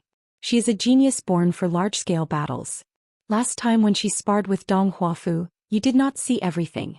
When you are on the battlefield and fight side by side with Stack Cliff, you will understand why Stack Cliff is Xianxia's best friend. Other than me, every time Xianxia finishes a battle, he will ask Fatty Yen and Dong Haitan if they saw the back of Stack Cliff's head clearly and if she is beautiful." Ning Yao said, "Therefore the elders of the Dong and Qin clans have always looked at Stack Cliff in a different light. Especially the Qin clan, they even wanted to let a young talent marry Stackcliffe. Qin Sanchio's elder brother nodded in agreement, but Stackcliffe did not agree. Grandpa Dong is willing to send off the Tai Hui sword sex sword immortal Huang Tong at Stackcliffe's shop. This has nothing to do with you. It is only because Stackcliffe saved Dong Haitan's life. Stackcliffe once said, "If I must die, there is no need to save me." Grandpa Dong especially admires this saying. Ning Yao smiled and said, "I did not tell Stackcliffe too much about these things. She is meticulous and will always overthink things. I am afraid that she will be distracted.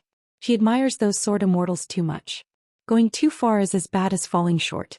You should have noticed at the shop that whether it is Zhuo Grandpa Dong or Han Huizi and Hu Kai, when Stackcliffe sees them they will all be very nervous." Qin Pingon nodded. "I did notice. If you agree I can talk to her later.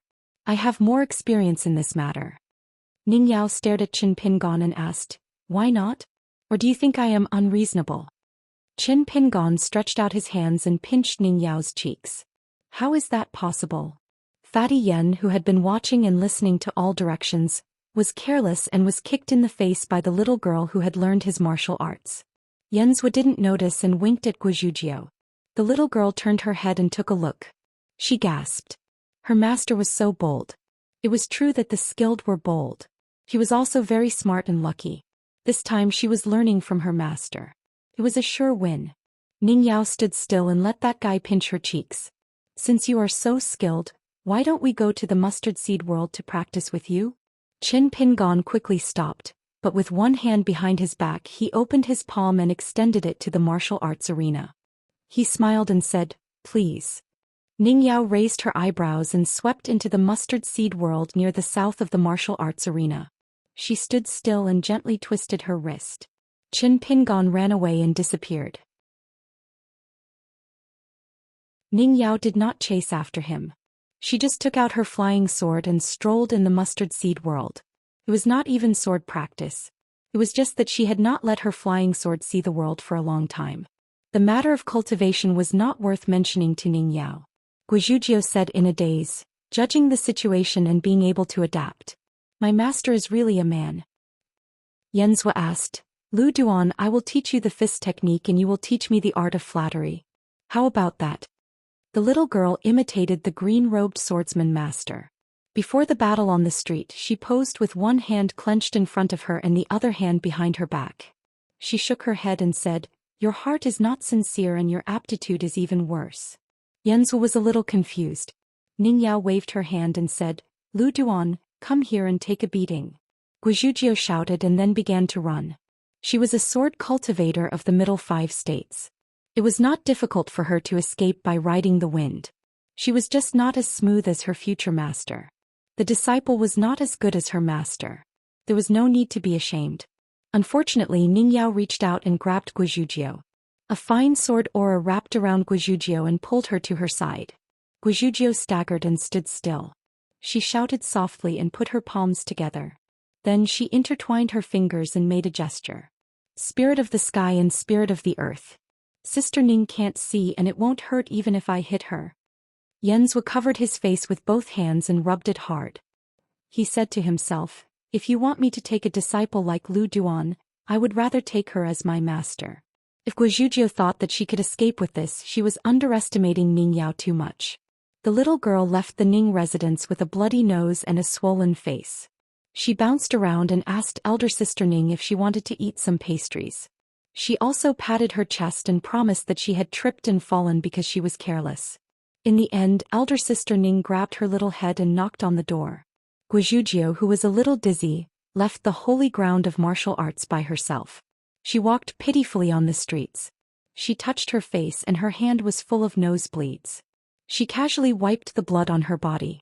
The little girl raised her head high and slowly walked forward. She thought that practicing martial arts was really not easy, but this was a good thing. How could there be a peerless fist technique that could be learned so easily?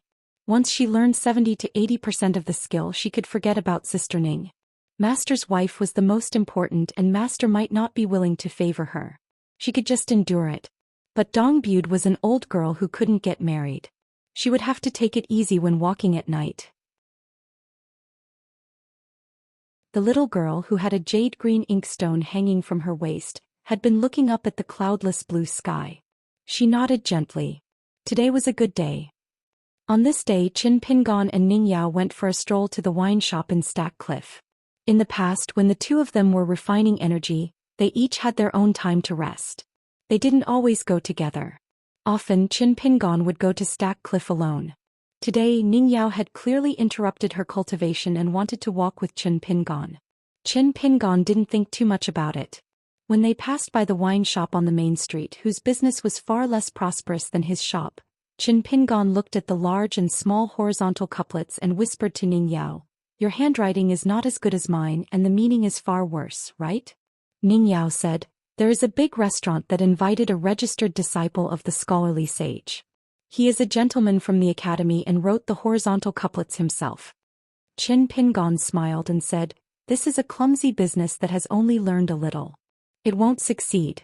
I bet that if the restaurant's business doesn't get worse, the shopkeeper will be thanking the gods. Don't expect the customers to appreciate it. There are more than 70 big and small wine shops here. Everyone sells wine.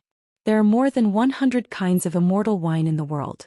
It's not difficult to drink any kind of wine. But in the end, what are they selling?" Ning Yao asked, "What is it?" Qin Pingon smiled and didn't speak. He continued to look around at the content of the couplets that seemed to be shy and blushing. Ning Yao said, "Forget it if you don't want to say." Qin Pingon hurriedly said, "Of course it's for those who buy wine. Those who drink my wine are either sword immortals or sword immortals who are better than sword immortals. In a small shop there are crude tables and stools, but there are no restrictions. The small wine cup is big. So Stack Zhang said that if he made money he would have to change the tables and stools. He would have to learn from those big restaurants and make them new and shiny. This is absolutely impossible. Fatty Yen suggested that he use his private money to join us. He took out a large silk shop under his name that was not doing well, but I directly rejected him. First of all, it would ruin the feng shui and ruin the unique style of the wine shop. Second of all, our city is not small. There are tens of thousands of people, including half of his women. How can we not sell silk and satin? So I plan to talk to Fatty Yen and tell him not to add money to join our shop. We will pay to join his silk shop. Here the only people who are willing to pay are the sword cultivators who like to drink and the women who like to dress up for their lovers. I already have a draft for the silk shop's new couplet." Ning Yao slowly said, "Alliance said that men who practice the sword can become sword immortals based on talent alone. But if you want to become a good and considerate man like him, you have to suffer the pain of a woman's words piercing your heart like flying swords. You have to endure the pain of a woman leaving and never looking back. You have to drink thousands of pounds of wine that yearns for your soul." Qin Pingon turned to look at Ning Yao and blinked. "You're right. For the past 10 years I've been thinking about someone. Even though we're far away from home, the flying swords of immortals can't reach us. I can only practice martial arts and drink wine to ease my sorrows." In the next moment Qin Pingon suddenly panicked. Ning Yao's face was somewhat undisguised gloomy. That pair of eyes seemed to want to say something. She was not good with words, so she never said anything. Because she never knew how to say words of love. In the past, the youth in straw sandals who took 1,000,000 to reach the inverted hanging mountain was also as clumsy with words as he was. Therefore she did not think much of it. It was as if it was how it should be. You don't say anything and I don't say anything, then you'll know. Qin Pingon extended a thumb and gently stroked Ning Yao's eyebrows. He said softly, "Don't be unhappy. You have to relax your frown." Ning Yao said, "I'm just unhappy." Qin Pingon bent down, picked up Ning Yao and began running. Ning Yao was at a loss. Qin Pingon carried her and ran all the way to Stacked Cliff Wine Shop. There were dozens of sword cultivators at the table and squatting at the side. All of them were dumbfounded. Among them there were many young women. Most of them were daughters of influential families who came because of its reputation. Seeing this scene they did not think much of it. Instead their eyes shone brightly. There were even some bold women who took a big gulp of wine and whistled skillfully. Qin Pingon put Ning Yao down and waved his hand. 10% off for all the drinks that have not been paid. Then Qin Pingon added, "The words of the second shopkeeper may not be effective. Head shopkeeper Stacked Cliff's words are final." The drinkers looked at Stacked Cliff in unison. Stacked Cliff smiled and nodded. 10% off then.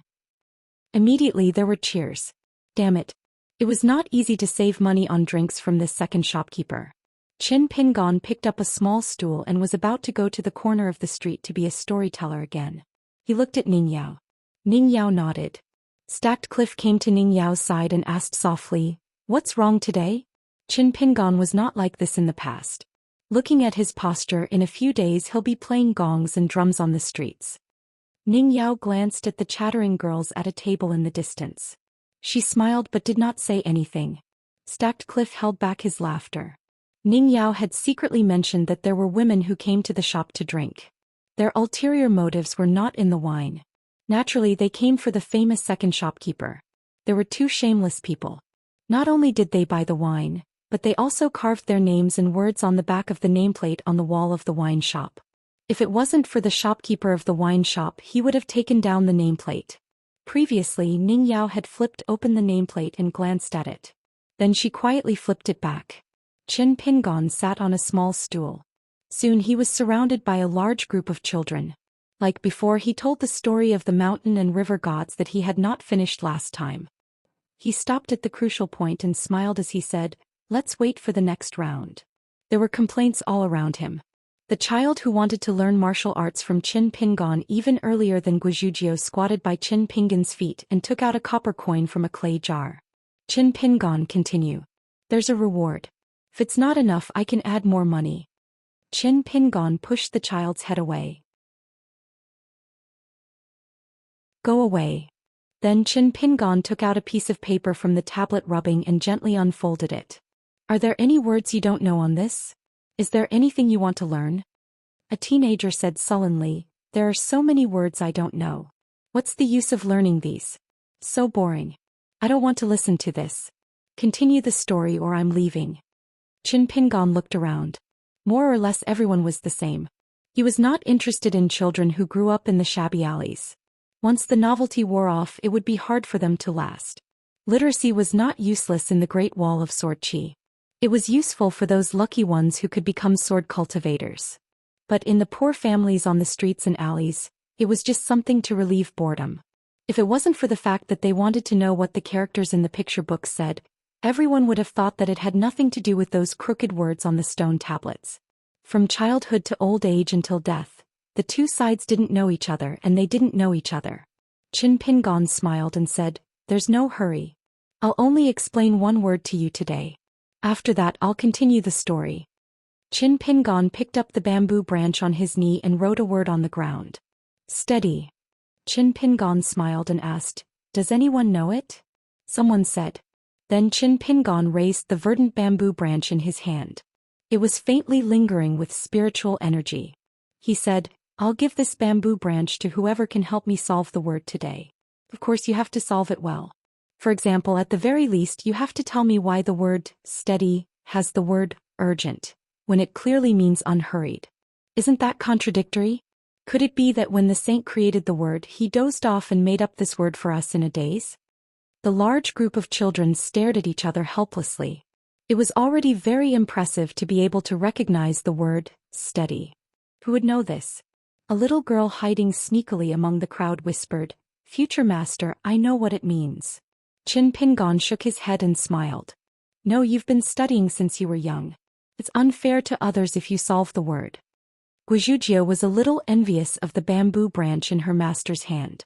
If she got it and returned to her home street, wouldn't she be able to show off? The little girl was a little annoyed. "If I knew this would happen, I wouldn't have studied." When the crowd noticed Guizhuzhio, they intentionally moved away and distanced themselves from her. It wasn't just fear and envy. There was also inferiority as well as the self-esteem that often coexisted with inferiority. The little girl squatting alone didn't feel anything. The small inkstone hanging from her waist didn't even matter if it touched the mud. A poor boy with delicate features but with mended clothes gathered his courage. His face was slightly red as he pointed at the word on the ground in front of Qin Pingon. His voice trembled as he said softly, "Haste is steadiness. Haste is actually a fast but slow seedling. There's a small stone tablet in my home's Xianxia alley. There's a saying on it, rice and weeds gather rich and powerful emperors and marquises. I've asked Sister Dai Zhang about it. She knows what it means, but Sister Dai Zhang said that she's actually never seen any rice and weeds. I feel that the word, stable, has the meaning of using resources as the foundation and urgency as the expression. It's just like the new wine shop that you and Sister Dai Zhang opened. It earns money quickly but it spends money slowly. With enough money, Sister Dai Zhang can buy a bigger house. Qin Pingon had long noticed this boy. He was the one who listened to stories and explained words the most seriously. The boy was also one of the craftsman's apprentices who had renovated the street. However, Qin Pingon discovered that the boy's physique was weak. Not only had he lost the best opportunity to practice boxing, he was also congenitally unsuited for martial arts. This was different from Zhou Xian. It wasn't that he couldn't learn boxing, but it was very difficult to achieve anything. At the very least, he wouldn't be able to endure the pain of the third realm. Qin Pingon still didn't give up. After asking Ning Yao looked at the boy from afar and shook her head. She said that the boy didn't have the aptitude to practice the sword. He couldn't even take the first step. If this didn't work, then everything else was over. Only then did Qin Pingon give up. Perhaps it wasn't that the boy was truly literate. It was just that he had been lonely since he was young and had nothing to do.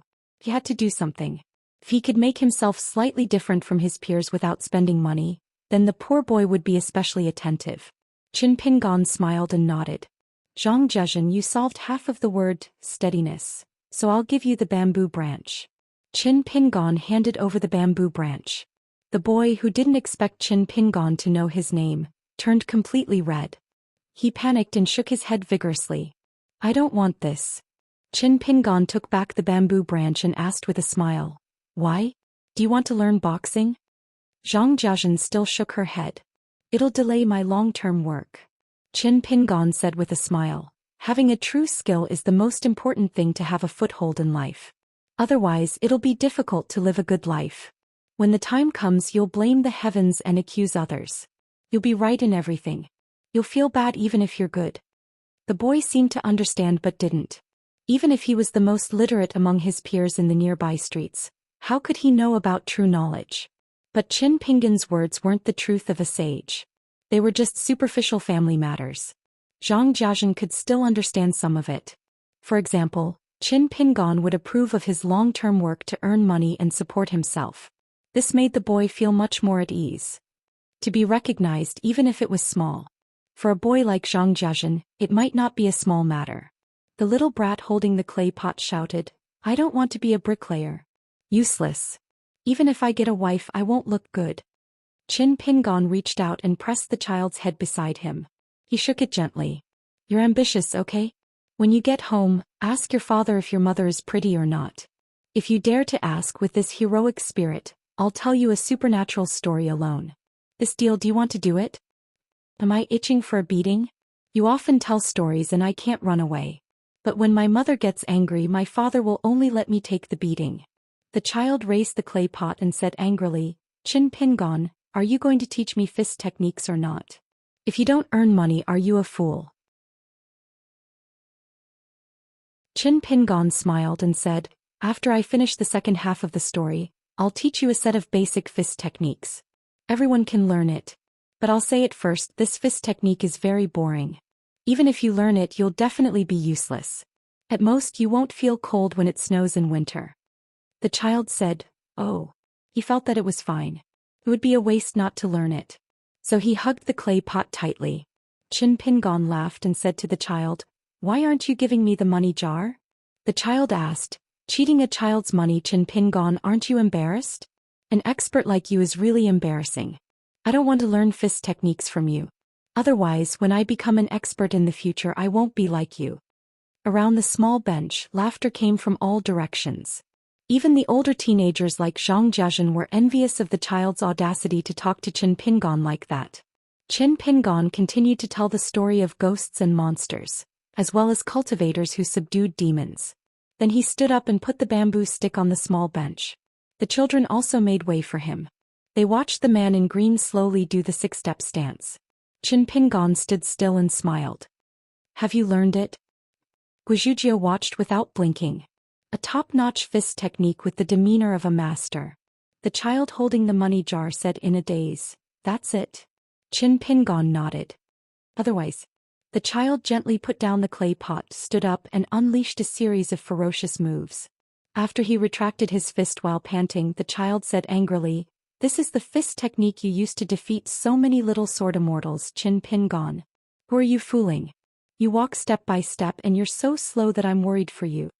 Qin Pin Gon pointed at the word on the ground and smiled. "Have you forgotten?" Qin Pin Gon walked through the 6 steps again, still slow and leisurely throwing out punches. As he walked, he said, "All fist techniques and martial arts are obtained from stability. One day when I've mastered the fist technique, I'll throw this punch again." After the last punch, Qin Pin Gon stopped, leaned up and punched towards the sky. The children all opened their eyes wide and looked at the sky. Qin Pin Gon had already quietly pulled back his fist, picked up the bamboo stick in the bench and was ready to go home. The child asked in a daze, "When you threw this punch there was no thunder?" The others also nodded, feeling that it wasn't fun at all. Qin Pin Gon smiled. "I didn't really throw a punch." The atmosphere became a bit awkward. Guizhujiu's chi sank into her dantian and she shouted, "Boom!" Qin Pin Gon put his hand to his forehead. It was a bit embarrassing, but he couldn't hurt the little girl's heart, so he forced a smile and gave the little girl a thumbs up. The rest of the children also looked at each other. Let's go, it's boring, let's wait for the next story." Qin Pin Gon called Zhang Jiazhen. The boy was confused and still came to Qin Pin Gon's side, anxious. For the boy, this man named Qin Pin Gon was a celestial. Qin Pin Gon walked slowly, twisted his wrist, secretly took out a bamboo leaf and gave it to Zhang Jiazhen. He said softly, "This is for you, you can wear it just like the stance, it's useless. I'm not trying to test you, it's the truth, but as long as you're willing to learn, walk a few more times every day, and this little bamboo leaf can help you resist the cold. It's going to snow soon, it's a cold season, it's easier to work as a worker, it's still okay." Zhang Jiazhen clenched the bamboo leaf and was silent for a moment. "Am I really not suitable to practice martial arts and swordsmanship?" Qin Pin Gon nodded, "Yes." The boy's eyes reddened and he lowered his head, not saying a word. Qin Pin Gon looked forward. "At such a young age you can take responsibility for yourself, it's a very impressive thing." Zhang Jiazhen, "Don't underestimate yourself." The boy raised his head. Qin Pin Gon smiled. "The name Jiazhen, is it a name you came up with after reading so many inscriptions?" The boy nodded. "My parents left early and my grandfather can't read, so for the past few years he only has a nickname." Qin Pin Gon turned his head and said, "Jiazhen is for beauty, chastity is for firmness, it's a very good name. Life in the Great Wall of Sword Chi isn't good. This is something you can't do anything about, you can only accept your fate, but how you want to live is up to you.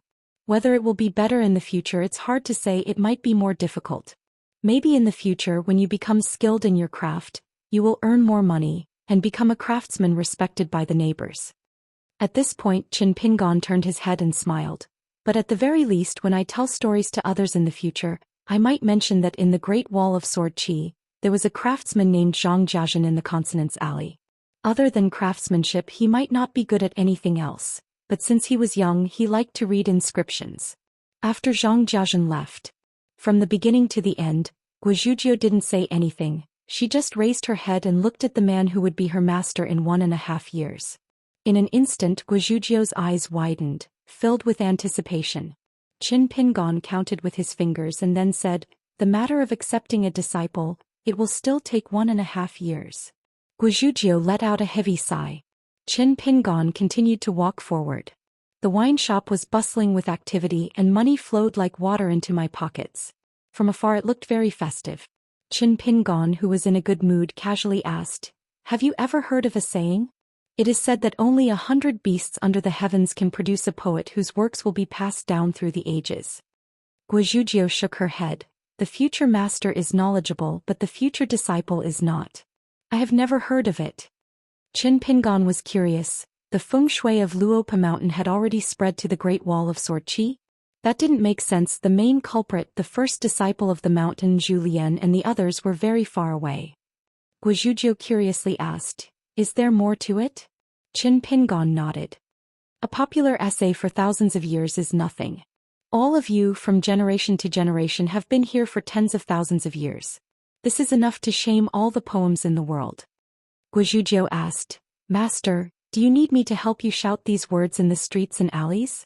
Disciple will shout while practicing stances, it won't be tiring. Qin Pingon helplessly said, Don't. Guizhujie was secretly happy.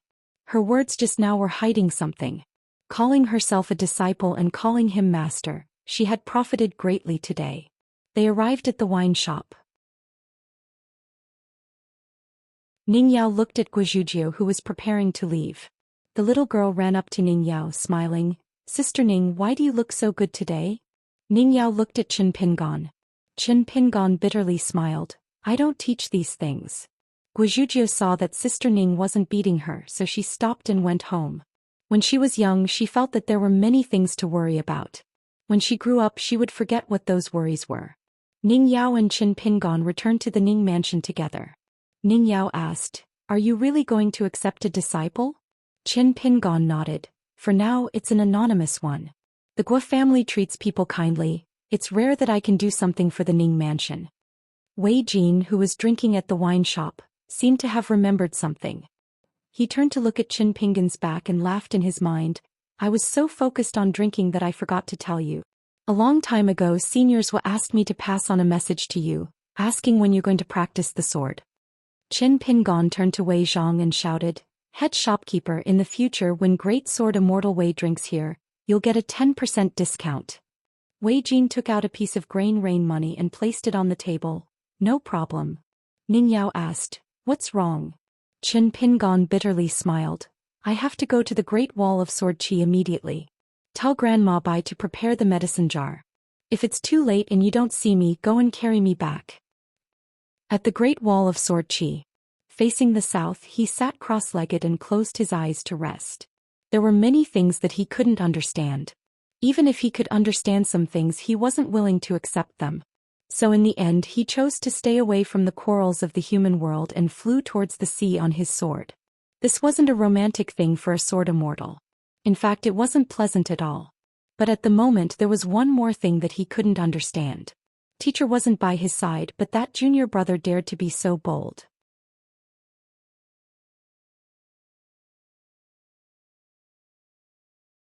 "584. Qin Pingon put away the talisman boat and landed on the city wall. Left and right intentionally retracted his sword aura. Therefore the two of them were less than 10 steps apart. Left and right looked at the vast world outside the city wall and asked a question, Have you thought about some things that are bound to happen? North of the Great Wall of Sword Qi, the city with a bottomless foundation and secrets gave people a feeling of strict rules, but also seemed to have no rules at all. There was a sword immortal who killed countless enemies in the war. In between the wars, he lived a muddle-headed life as an emperor of the human world. There was a special cross-continent ferry that sold female Qi cultivators from the continent for this sword immortal. Those who caught his eye would be taken in as maids in the magnificent palace. Those who did not catch his eye would be beheaded with a flying sword and still be paid. There were sword immortals who liked to guard a few small vegetable gardens and an orchard. Year after year they lived the life of a farmer. There were sword immortals who liked to hang out in the streets and use camouflage techniques to hang out with the rascals in the alleys all year round. There were disciples of big clans who yearned to leave the Great Wall of Sword Qi and go to the academy to study. There were also rich young masters who were unruly and temperamental. They spent a lot of money and liked to torture and kill their servants. The scholarly sage who was previously in charge of the Great Wall of Sword Qi felt injustice because of this. However, the eldest sword immortal Qin Qingdu only said to fight first. That sage fought 3 battles in a row. He won 2 and lost 1. He left the Great Wall of Sword Qi and returned to the world. He won 2 local sword immortals and lost to the hidden official. Right and wrong in this world were not as simple as imagined. Left and right, even if they only heard about it after the event, they knew that it was full of murderous intent. The scariest thing in the world was that there were no standpoints and right and wrong were mixed up. The scariest thing was that there were only standpoints in black and white. Left and right were most afraid of smart people who believed that there were only standpoints and no reason in the world. Qin Pingon asked, Is it near or far? Left and right put away their scattered thoughts and said, It's about the things in front of them and the things around them. Qin Pingon nodded and said, Senior Marshal Brother has reminded me before, and I am also clear about the general atmosphere in the city. People speak and act without restraint, so there will soon be undercurrents surging. After a while, those gossips will gradually become clear. The reason is that I have won 4 matches in a row. The reason is that I am in the Ning Mansion. The reason is that I am Mr.'s disciple and senior martial brother's junior martial brother. The reason why it hasn't happened yet is because Elder Sword Immortal Dong has brought people to the Stacked Peak store for drinks. That's why many people have no choice but to shut their mouths. Zhou said, just talk about the consequences. Qin Pingon said, many people are afraid that the Ning Mansion's matter will bring up old scores, so they don't want the Ning Mansion and the Yao family to be harmonious again. With me around, the pure relationships between Ning Yao, Qin Sanqiu Dong Huafu, and Yenzhou would become muddy in the eyes of some people. In the past they might not have cared, but now they wouldn't be too willing. The Guo family might be added to the mix as well, so the situation would be very complicated. It's very likely that Guo Zhujie will be grounded at home in the near future. This is because very soon unpleasant words will spread to the Guo family. For example, they will say that the Guo family's ability to treat others coldly is not small. They might even say that the Guo family's sword immortal is scheming to get a young lady to build relationships. No matter what is said, there will only be one outcome. The Guo family can only temporarily distance themselves from the Ning Mansion. After all, the Guo family isn't just a single person under Sword Immortal Guo. There are more than 100 people in the Guo family, and all of them have to establish themselves in the Great Wall of Sword Qi. These were all fine. What Qin Pingon was afraid of were even more disgusting and despicable methods. For example, the children in the shabby alley near the wine shop had suddenly died. However, Qin Pingon did not say anything at that moment. Zhou said, unless Qin Qingdu comes forward to propose marriage. Qin Pingon nodded. Zhou asked, why aren't you in a hurry? Qin Pingon said, I don't dare and I don't want to rush Boss Sword Immortal. Besides, I have a plan to deal with it sooner or later. Zhou continued asking, what do you mean? Qin Pingon answered, it's just words. I don't care and I can't care. If I can help, I have both my fist and my sword. If it's not enough, I can borrow it from you. Zhou nodded and smiled. That's right. I can't be bothered to ask about the specific plan. Think about it carefully. Accidents in the Great Wall of Sword Qi are often abnormally simple and direct. Instead, they can be extraordinarily unexpected. Do you know how many sword cultivators there are at the Great Wall of Sword Qi training in the wilderness? Qin Pingon shook his head and said, this is top secret. I don't know. Zhou smiled and asked, then what do you know? Qin Pingon said, I only know the names of the 5 realm sword immortals and earth immortals on the Great Wall of Sword Aura, their general background as well as the important figures of the Dong, Qin and Qi clans 121 people. Although it doesn't mean much, it's better than nothing. Zhou was puzzled. You have so much free time? Qin Pingon smiled and said, it's a habit. Besides, I'm more familiar with this matter. It definitely won't affect my training and cultivation. Don't worry, senior brother. Zhou asked, do you prefer the Shang clan and the martial arts school? Qin Pingon was stunned and shook his head. I've never come into contact with the doctrines and scriptures of these 2 schools. Zhou glanced at Qin Pingon and smiled. Although these 2 schools of knowledge are at the bottom of the 3 religions and 9 schools and have been rejected and despised by the Confucians for a long time, I feel that it's not a problem for you to read their books appropriately. However, don't be too stubborn. There are many studies in the world that are amazing at first glance but often superficial. At first glance, it's vast and boundless but often overgrown. After reading it, you'll feel that it's just as a. However, you still have to read it.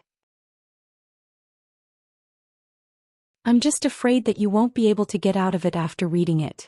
If you can understand a fundamental principle from a book of the 100 schools of thought, it's already a great harvest.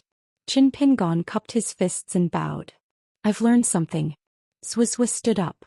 Unless it's to see the fighting in the northern cities, sword immortals won't use the mountain-controlling divine power to investigate the movements in the cities. This is an unwritten rule. There are some things that you need to resolve yourself and bear the consequences. However, there is one thing that I can help you take a few more glances at.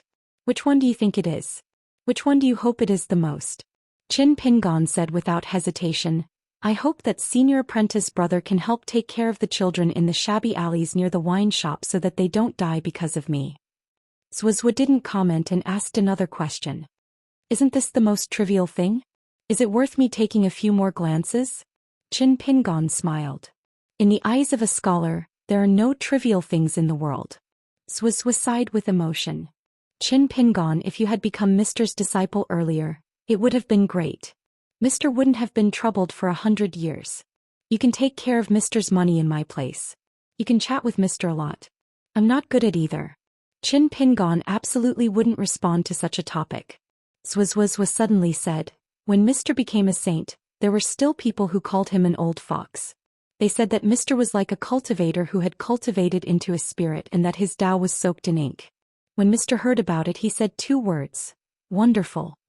Qin Pingon said, after the Gao Emperor signed the Mountain Alliance with the Dali dynasty, the people of the Great Sui Kingdom were furious. Among them, there were people who called Senior Apprentice Brother Mao a literary monster. Now it seems that Senior Apprentice Brother Mao must have been happy at that time. Zhou stopped talking. Qin Pingon also fell silent. The matter of sword practice should be delayed as much as possible. Anyway, he would definitely eat too much. Qin Pingon suddenly wanted to say something but stopped. He looked around. Zhou nodded, indicating that Qin Pingon could speak freely. Qin Pingon said in his mind, Senior Apprentice Brother, could there be sword immortals in the city secretly spying on Ning Mansion? Zhou thought about it. Even if there is, it won't last long. It can only be done occasionally. After all, Nalin Yexing is not a decoration. Nalin Yexing is an expert in assassination. He is also one of the most underestimated sword cultivators in the Great Wall of Sword Qi. He can assassinate others, so naturally he is good at concealment and investigation. Qin Pingon looked serious and said, Alliance imparted the 18-stop sword Qi to me. I not only taught it to my disciple Pei Qian, I also taught it to an ordinary youth from the Aquarius continent. His name is Zhao Gaoshu. His character is very good, there is no problem. But the youth has not gone to Luopa Mountain yet. I am afraid, what if? Zhou said, I will take care of this. Qin Pingon felt as if a heavy burden had been lifted off his shoulders. With Senior Apprentice Brother it was indeed different. Then Zhou said, after talking so much, it is not a reason for you to delay sword practice. Qin Pingon was speechless. That bastard Wei Jin tricked him, it was not a reason. With Senior Apprentice Brother's temper he would not think that it was a reason. If he really said it, the matter of sword practice would only be worse. If he was not a literary saint he would not be able to understand the reason. Zhou returned to the city wall and sat down, continuing to nurture his sword concept. Qin Pingon probed, how do I train? Zhou sneered, why, a martial artist in the Golden Body realm is invincible, do you still need me to use my sword? Qin Pingon understood and asked carefully, then I will use my fist? Zhou turned a deaf ear to him. Qin Pingon was hesitant, the first fist should he use the deity drum beating style. But Zhou said slowly, within 100 fists adding the flying sword, if you can get within 30 steps of me, I will call you Senior Apprentice Brother. He no longer restrained the sword Qi around his body, as though a small world had suddenly expanded. Qin Pingon instantly retreated 20 steps. No more no less, the distance between the two was 30 steps. The sword Qi pounced on him as though countless flying swords were flying in front of him, if not for Qin Pingon's fist aura flowing naturally, resisting the sword Qi that leaked out from the sword Qi. Qin Pingon would have been covered in injuries, and had to retreat a few more steps. He retreated, but the fist aura surged. Zhou smiled. After 100 fists, if I feel that your fists are too polite, then you can prepare to complain to Mr. next time. Qin Pingon forced a smile. Senior Apprentice Brother, I am not that kind of person. Zhou said, after sword practice you are too. Wei Jin who drank and did not drink were 2 Wei Jins, Wei Jin who drank and drank were 2 Wei Jins. He was the first young sword immortal to appear in the Aquarius continent's 1,000 years of history. He was actually very popular in the Great Wall of Sword Qi, especially among the ladies. The ladies did not necessarily admire Wei Jin, after all, there were many sword immortals in their hometown. Although Wei Jin was extremely young, and it was said that he was already a sword immortal in the upper 5 realms at the age of 40, it was not considered rare in the Great Wall of Sword Qi. In terms of the killing power of the flying sword, Wei Jin was not outstanding, at least he was still so, after all he was still in the unpolished Jade realm. In terms of appearance, the men of the Qi family were famous for being handsome, and Wei Jin was not the most outstanding. Xianxia's family was not bad either. However, the older women all liked Wei Jin. They said that when they saw Wei Jin drinking, their hearts ached for him. When Wei Jin did not drink, he seemed to be forever sad, but after drinking a few cups he would have a gentle smile, and after drinking he would be in high spirits. Hence, to the ladies who saw Wei Jin drinking, this young sword immortal from the Snow Wind Temple's divine immortal platform was truly a divine immortal that walked out of the snow. They really did not know what kind of woman could make Wei Jin unable to let go of her. After the heartless alliance left, the infatuated Wei Jin came. The heavens were still kind. As for the ladies, they should just forget about it. Their eyes hurt just by looking at him a few more times, so why bother? Besides, they did not like to wander around the city. If they were too far away, they would not be able to see him clearly.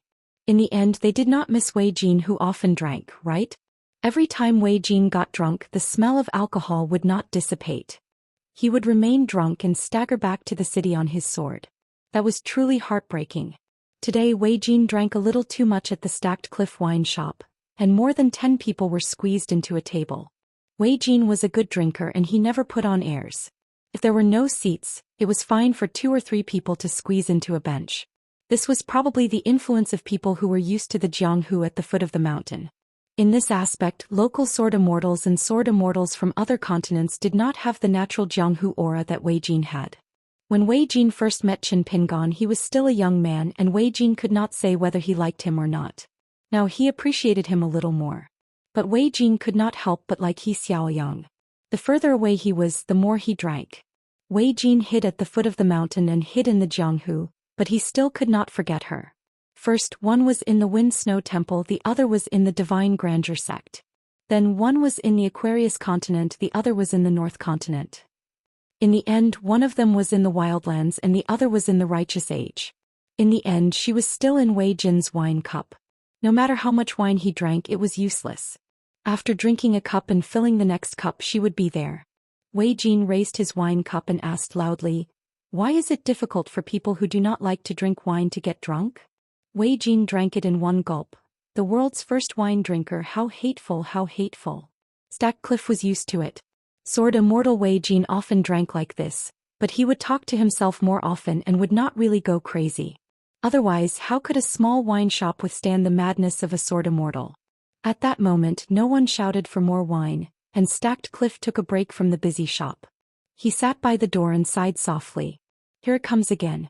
Wei Jin stood where he was, pouring wine without stopping. He looked around and began to toast one by one, naming names and toasting. Why did he toast? Naturally, it was to talk about the battle in the south of the city. He talked about which sword move was the most brilliant, and occasionally asked the other party to punish themselves with a cup. He also talked about the battle. Some demons that deserved to be killed were only half dead, which was inexcusable. Wei Jin's figure suddenly disappeared and he said angrily, "Despicable." In a small alley, Guizhuzhou walked leisurely. A sallow and emaciated youth had run into the alley earlier. His footsteps were hurried as if he was trying to hide. He kept looking back, but when he saw Guizhuzhou he hesitated and slowed down. He even subconsciously moved closer to the wall. At the Great Wall of Sword Qi, rich people, as long as they did not die, would become richer and richer, and then they would have a family. With a sword immortal, the family would become a wealthy family. The poor people in the city, just by looking at their clothes, could tell if they were from a wealthy family. That youth obviously thought that Guizhuzhou was from a wealthy family, and he was not wrong. In the Great Wall of Sword Qi, the Guo family was indeed a first-tier family apart from the top families. Offending a member of a wealthy family would not end well. The other party did not even have to bring out their background. If the other party was a sword cultivator, they could just do it themselves. Guizhuzhou slowed down and jumped twice. She saw that behind the youth, there were 4 people of the same age who ran into the alley, armed with clubs. They were noisy and noisy. The youth probably saw that Guizhuzhou did not look like a sword cultivator, and was probably from a rich family on the streets. He had nothing better to do, so he came here for a stroll. The youth was a little anxious and waved at Guizhuzhou, indicating for her to leave the alley quickly. Guizhuzhou scratched her head, stopped, turned around and ran. She was good at running and she liked it. It was a pity that the youth was delayed by Guizhuzhou, and he was quickly caught up by the people of the same age who were holding the clubs. They hit the skinny youth's head with the clubs without any strength. The youth had just dodged it, but another club came down on him. He could only use his hands to protect his head, dodging and retreating. A club hit his arm and the youth's face turned pale from the pain. He was kicked in the chest by a tall youth. The skinny and sallow youth took a few steps back, and blood seeped out from the corner of his mouth. He held onto the wall with one hand, tilted his head and dodged the club. He turned around and ran. Guizhuzhou was at the corner of the alley and she poked her head out. She felt that she should be chivalrous or else it would look like someone was going to die. Usually no one in the Great Wall of Sword Chi would care about fights, even if they were crippled. However, it was rare for someone to die. Guizhuzhou heard from the elders in her family that the fiercest fighters were not sword immortals, but hot-blooded youths from the streets. This was one of them. This would not do. Guizhuzhou had learned martial arts and was a member of the pugilistic world. Guizhuzhou walked into the alley again. The skinny youth received another flying kick and Guizhuzhou reached out to press down on his shoulder. The youth's eyes were indifferent and he instantly twisted his body. At the same time he flicked his wrist and a short knife slid out from his sleeve. He stabbed out with a backhand. Guizhuzhou gently raised her elbow and directly broke the arm that held the knife. The youth's other hand clenched into a fist and he instantly punched out. His fist trembled and his momentum was like thunder. The people of the same age who had beaten up the youth like a drowning dog were all scared out of their wits, and they leaned against the wall. Guizhuzhou was no different from the assassin. She had the same indifferent expression and similarly punched out. Fist against fist, the assassin's entire hand was shattered, and the two of them slumped to the ground. Guizhuzhou slightly leaned to the side, and she pressed her shoulder against the youth's chest. The assassin died on the spot and he was sent flying backward. However, a firefly flashed past the assassin's ear and it rapidly approached. It was a sword cultivator's intrinsic flying sword, and it stabbed towards Guizhuzhou's glabella. Guizhuzhou slightly turned her head, and there was a deep blood groove on her forehead. On the other hand, the head of the tall youth who had used the flying sword was pierced through, and a drop of blood gradually condensed on his forehead. The body leaning against the wall slowly slid to the ground. Guizhuzhou frowned and stretched out her hand to wipe her forehead. Wei Jin, who was standing at the entrance of the alley, breathed a sigh of relief and quietly put away his intrinsic flying sword. The sword immortal of the Wind Snow Temple didn't know whether to laugh or cry. It turned out that his action was superfluous. Not only could the little girl deal with this sudden assassination, but she could also deal with the sudden assassination. At the other end of the alley, a stooped old man with a smile appeared. Wei Jin nodded to greet him and the old man also nodded back with a smile. Wei Jin returned to the wine shop and continued to drink. The old man stepped out, came to Guizhuzhou's side and said with a smile, "LV Duan, good job." It was the old servant of the Ning mansion, Nalan Yeshing.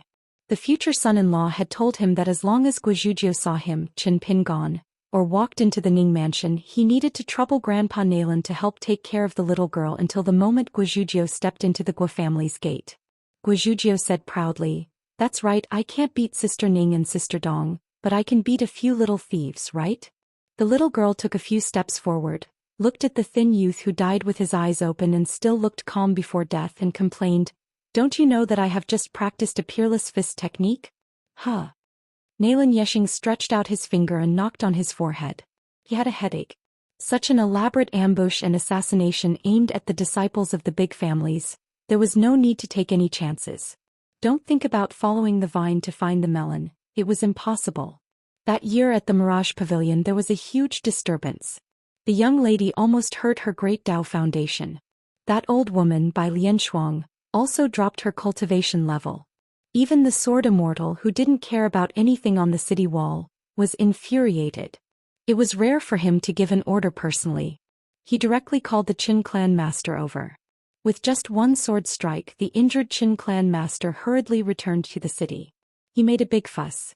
The entire city was under martial law. Every household was searched. That Mirage Pavilion was turned upside down. In the end, the matter was still left unsettled. It wasn't that someone was slacking or trying to stop them. As for the other youths from the streets who were at a loss and in fear, Their identities and backgrounds would be investigated. It was nothing more than a formality and an explanation to the Guo family. Of course, the Guo family would also mobilize a large number of people and use their methods and channels to dig 3 feet into the ground. After that, the relationship between the Ning family and the Guo family would be a little troublesome. Logically speaking, Lu Duan could jump around in the Great Wall of Sword Qi. The reason was very simple. She was the disciple of the hidden official. Therefore, the Guo family didn't deliberately arrange a retainer for her all these years because it was unnecessary. Therefore, the size of the ripples in this disturbance and the discretion of the other party were very tricky. It seemed that they didn't use the real key chess piece to kill Lu Duan. Guizhuzhou frowned and said sickly, "It's over. I can't go out in the near future." Guizhuzhou's eyes lit up. She turned to look at Nailan Yeshing. "Grandpa Nailan, why don't we destroy the evidence and pretend that this matter didn't happen?" Nailan Yeshing laughed. "You think too much. How can you hide the injury on your forehead? Did you hit it while walking again? Besides, it's such a big matter. You should tell Sword Immortal Guo. I've already sent a flying sword message to your family, so just wait to be scolded." Guizhuzhou sighed. "Grandpa Nailan, you must tell my master that I can't learn martial arts from him recently." Nailan Yeshing asked with a smile. "When did my son-in-law recognize you as his disciple?" Guizhuzhou grinned and said, "It's just a matter of my master's calculation." Nailan Yeshing pointed at the little girl's forehead. Guizhuzhou sneered, "Nothing." Then the little girl shivered and said with a sad face, "Ouch, it hurts." A slender middle-aged sword immortal appeared in the alley in the blink of an eye and stood beside Guizhuzhou. He bent down and lowered his head. He stretched out his finger to press her head and shook it gently. After confirming his daughter's injury, he breathed a sigh of relief. There was still some sword qi left, but it was not a big problem. He straightened his back and said with a smile, "Are you still going crazy?" Guizhuzhou stretched out a palm. Sword Immortal Guijia said with a smile, 5 years of confinement?" Guizhuzhou said timidly, 10 hours. "Forget it, 5 days will do." Guijia stopped smiling. Guizhuzhou saw that the situation was not good and quickly withdrew 4 fingers, leaving only 1 thumb. 1 year. Guijia glanced at his daughter's wound and said helplessly, "Hurry up and go home with me. Your mother is worried to death. 1 year or a few years. It doesn't matter if you tell me. Go to her place and make a scene." In the end, Guijia and Nailan Yeshing looked at each other. There was no need to say anything. Then the consecrators of the Guo family and the sword cultivators who specialized in dealing with such affairs arrived one after another. Everything was done in an orderly manner. Nailan Yeshing did not return to the Ning mansion directly. Instead, he went to the Great Wall of Sword Qi first. When he went to the Ning mansion by Lianshuang, the old woman was not good at dealing with these things. She could only be anxious. It was definitely useful to discuss this matter with Mississippi. These years, Miss had always made the decisions of Ning mansion. But now that Ning mansion had Chen Pin gone, Nailan Yeshing did not want Miss to be too distracted by these dirty things. But Miss was the one who was least afraid of trouble and liked to think too much. What's more, Miss would definitely listen to Mr. Nailan's decision. Hiding his aura all the way, he quietly went to the top of the wall. Who practiced sword and fist like this? Chen Pingon tossed and turned, using the deity drumming style with his punches.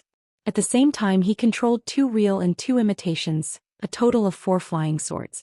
He tried his best to find a gap in the sword qi, as if he only needed to take 1 step forward. He needed to use the spirit pill of Ning mansion again. Fortunately, Bai Lianshuang did not blame him this time. The sword qi condensed within 30 steps around him. But occasionally, a trace of sword qi would rush out, hovering at Qin Pingan's fatal acupuncture point for a moment, and then disappear in a flash. Nailan Yeshing couldn't help but sigh. He is also a human. How can he have so much sword qi? Moreover, he is about to temper the sword qi into sword intent. Ignoring the old man, he gathered the sword qi within 10 steps and said to Qin Pingan, "That's it for today. Your punches are okay, but your flying swords are rigid and slow. Today is just to let you get used to it a little. The next time you practice sword, it will officially start. Also, you have died 96 times today. Try to die less next time. Is it so difficult to be a senior martial brother that you can easily get?" Qin Pingan nodded and said nothing. "You have the nerve to ask me if it is difficult? Senior martial brother, Don't you know whether the sword qi is heavy or not? Besides, at this moment Qin Pingon seemed to be safe and sound except for his fists and arms. But in fact that was not the case at all. Every time the sword qi hovered around him, it seemed that it did not touch Qin Pingon's acupuncture points, but in fact, the sword intent had already penetrated into his bone marrow and overturned the sea in his qi palace.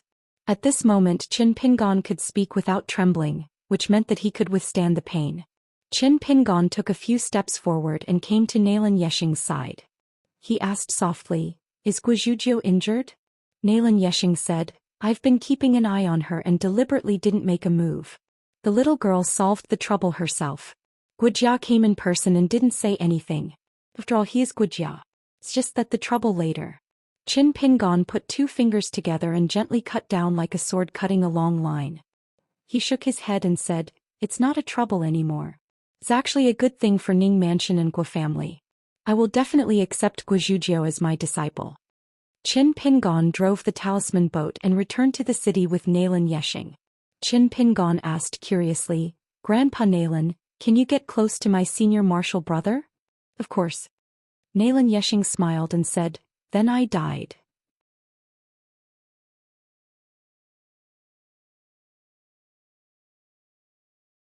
"585. When Ning Yao saw Qin Pingon returning from the city wall, she didn't say much. The old woman was hurt again. She caught Qin Pingon and scolded him. Nalan Yexing didn't talk back. He had to accept his fate. It was rare to see a sword immortal being wronged like this. The old man went to drink alone. Qin Pingon was familiar with applying medicine to heal his wounds. Grandma Bai had already given him the key to the Ning Mansion's elixir room. On the way, Qin Pingon told Ning Yao and Grandma Bai about the assassination of Guizhuzhou, the cause and effect. The old woman murmured, "This group of insidious things like to bully children. They really didn't deserve to die." Ning Yao didn't care too much about it. The little girl was fine. Ning Yao didn't want to think about other things. Anyway, Qin Pingon liked to think about things. Since Ning Yao was with the future son-in-law, Bai Lianshuang didn't want to get involved. She found a chance to scold Nalan Yexing again. Previously, Miss and son-in-law were present, so she didn't scold him to her heart's content. Qin Pingon was very familiar with the process. His arms were badly mangled and most of the bones in his hands were exposed, but he still didn't realize it. He picked 3 porcelain bottles and smeared various colored plasters on his wounds. The 3 colors were different from each other. When he was bandaging his wounds, he still had the mood to tease himself. According to the way we make porcelain in the dragon kiln, this is called the 3 colors of glaze. It's not a precious glaze color. Few of the emperors of the Great Li dynasty really used it. Most of them were used to reward meritorious ministers. Before the late emperor of the Great Li dynasty, the old emperor was fond of a kind of blue and white underglaze with small dokai and gold painting. Only then could it be called beautiful. The process is complicated and it's extremely difficult to make it into a weapon, but it's a bit gaudy. We don't even have the chance to see the complete wear. At first, Qin Pingon was afraid that Ning Yao would be annoyed by these trivial things. He didn't expect that Ning Yao would listen so attentively. Qin Pingon then told her more interesting stories about his life in the dragon kiln. "When I was an apprentice, Lu Xianying often dragged me to the old porcelain mountain. When we were there, he treated it as if it was his own home. He would pick and choose the items as if they were his family's treasures. The old and new porcelain of the past dynasties, what kind of utensils they used to be, and what kind of value they should have, were all similar to him personally making them. Under the premise that everyone was not a qi refinement warrior, making porcelain indeed required talent. After becoming a cultivator, the 4 arts of the mortal world were naturally different. At a glance, there were too many flaws and careless mistakes. They could not stand up to careful scrutiny. What a great saying, becoming a mountain guest, I'm a seer in a big dream, I only know that it's ordinary. Song Jisun's father was much simpler and more elegant. Our kiln specialized in making large utensils for the imperial court. In private, us apprentices secretly made many of the characteristics of the heavy utensils used by the imperial court. Privately, we named them as loachbacks, grassroots, and cat whiskers. At that time, we even guessed that the richest old emperor in the world didn't know about these. I heard that the current young emperor's preference has turned to rich colors. However, compared to his grandfather, he is much more restrained. Ning Yao smiled and said, How can you remember so many things but I can't? Qin Pingon said, why are you scolding me in such a roundabout way? Ning Yao was confused. What did I scold you about? Qin Pingon said, aren't you complaining that I'm not focused on my cultivation and that I'm too slow in breaking through the realm? Ning Yao bent her finger and flicked Qin Pingon's arm lightly. You asked for it. Qin Pingon covered his sleeves with both hands and quickly turned around to avoid her. An ordinary woman would have burst into tears after seeing such a miserable situation. You're good adding insult to injury. Ning Yao stopped in her tracks.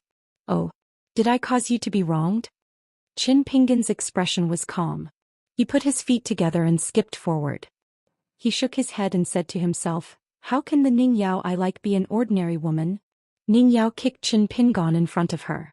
Qin Pingon was kicked in the butt and floated forward. His head touched the ground and he flipped his body upside down. He stood still and smiled as he turned his head. Do you want to learn my heaven and earth pillar? Ning Yao walked forward slowly, too lazy to respond to him. Qin Pingon stood where he was and waited for Ning Yao to walk shoulder to shoulder with him before he continued to walk. He asked softly, the batch of geniuses before you, the small group of innate sword embryos between 50 and 100 years old, are they very powerful? I've only seen one of them at the Stacked Cliff wine shop, Wang Zongping, a nascent soul bottleneck sword cultivator. I've never seen the rest. Ning Yao wasn't in a hurry to answer the question. Instead she asked, our generation of sword cultivators is full of geniuses. It's a once-in-a-thousand-years great year. You've already heard of this. There were about 30 of us. After the 2 great battles, do you know how many of us are left? Qin Pingon said, including Guizhuzhou and the other 6 people who went to the city but didn't go down to the south, there are a total of 24 people left. 8 died in battle and half died in the chaotic battle. Zhang Rong, who had excellent talent, was assassinated by a Jade Roar Realm great demon. Zhang Rong's guardian swordsman couldn't save him and died together with him. Ning Yao looked at Qin Pingon. She didn't seem to want to speak. You know everything anyway, so why ask? There were many things that she couldn't remember. She wasn't as clear as him. But looking at the pitiful Qin Pingon, Ning Yao continued, I have to cultivate. Let's talk later. Qin Pingon said, then I'll go find Grandpa Nalen for a drink. Ning Yao quickened her pace. Up to you. Qin Pingon, who didn't want to drink, really wanted to drink now. Ning Yao didn't turn around and said, don't drink too much. Qin Pingon agreed. In fact, he didn't want to drink so much just now. But now he suddenly wanted to drink more.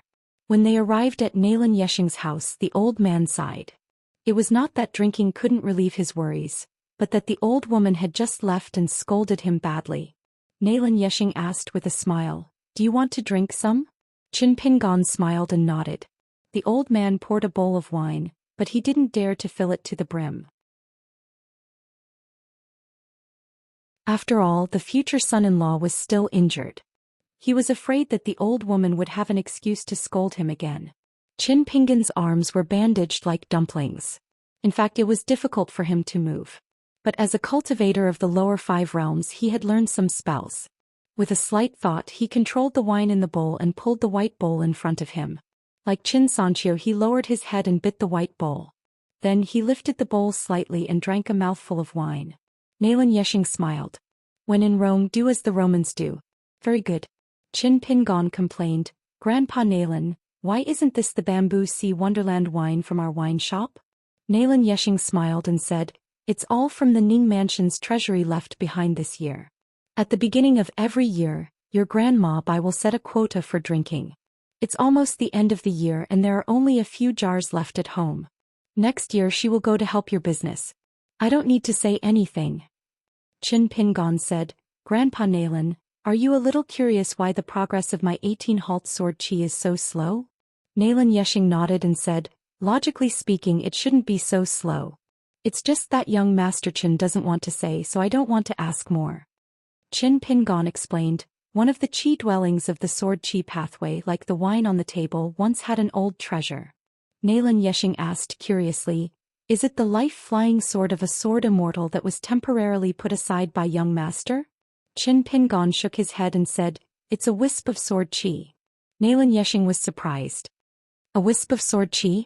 Qin Pingon smiled brightly and said, "It's a very small wisp of sword qi. It's not appropriate to say more."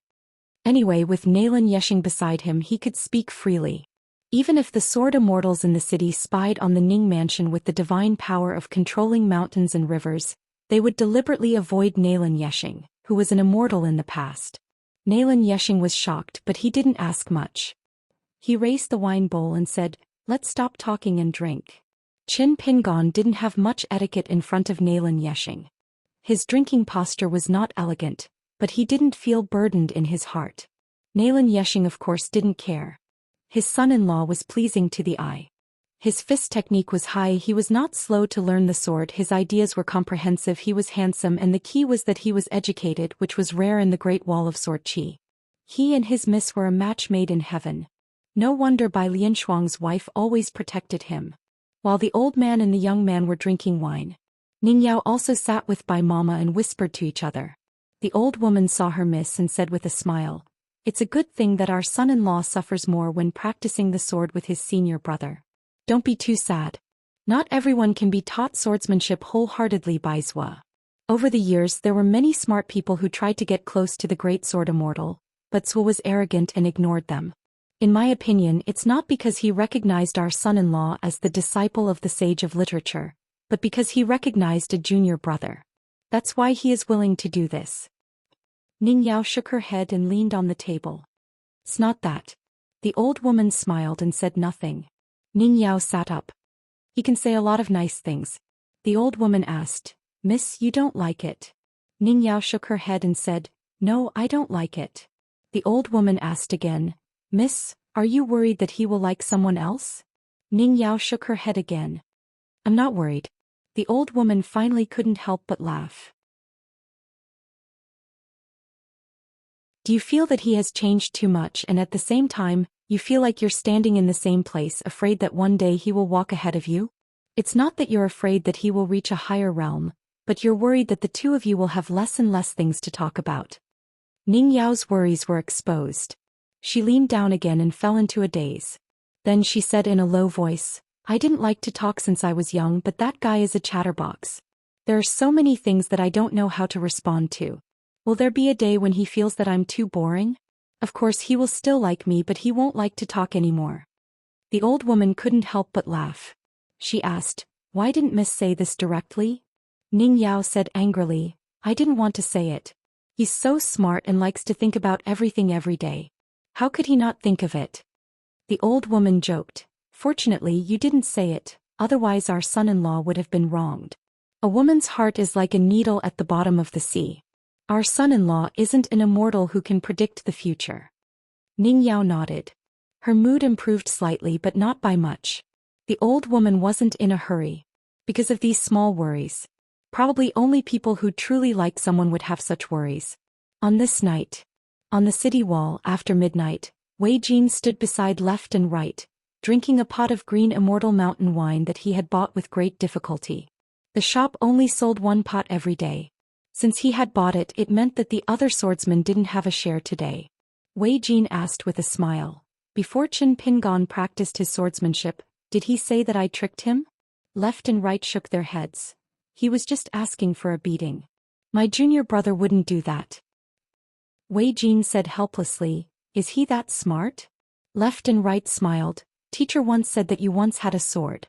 Together with my sword at Jiaolong Gully, it had a great impact on Qin Pingon." Wei Jin was stunned for a moment and nodded. "In the early years I met Qin Pingon at a wedding dress ghost's place. According to the agreement with Senior Alliance, my sword was faster than a person's and I met the young Qin Pingon." Left and right was silent for a moment.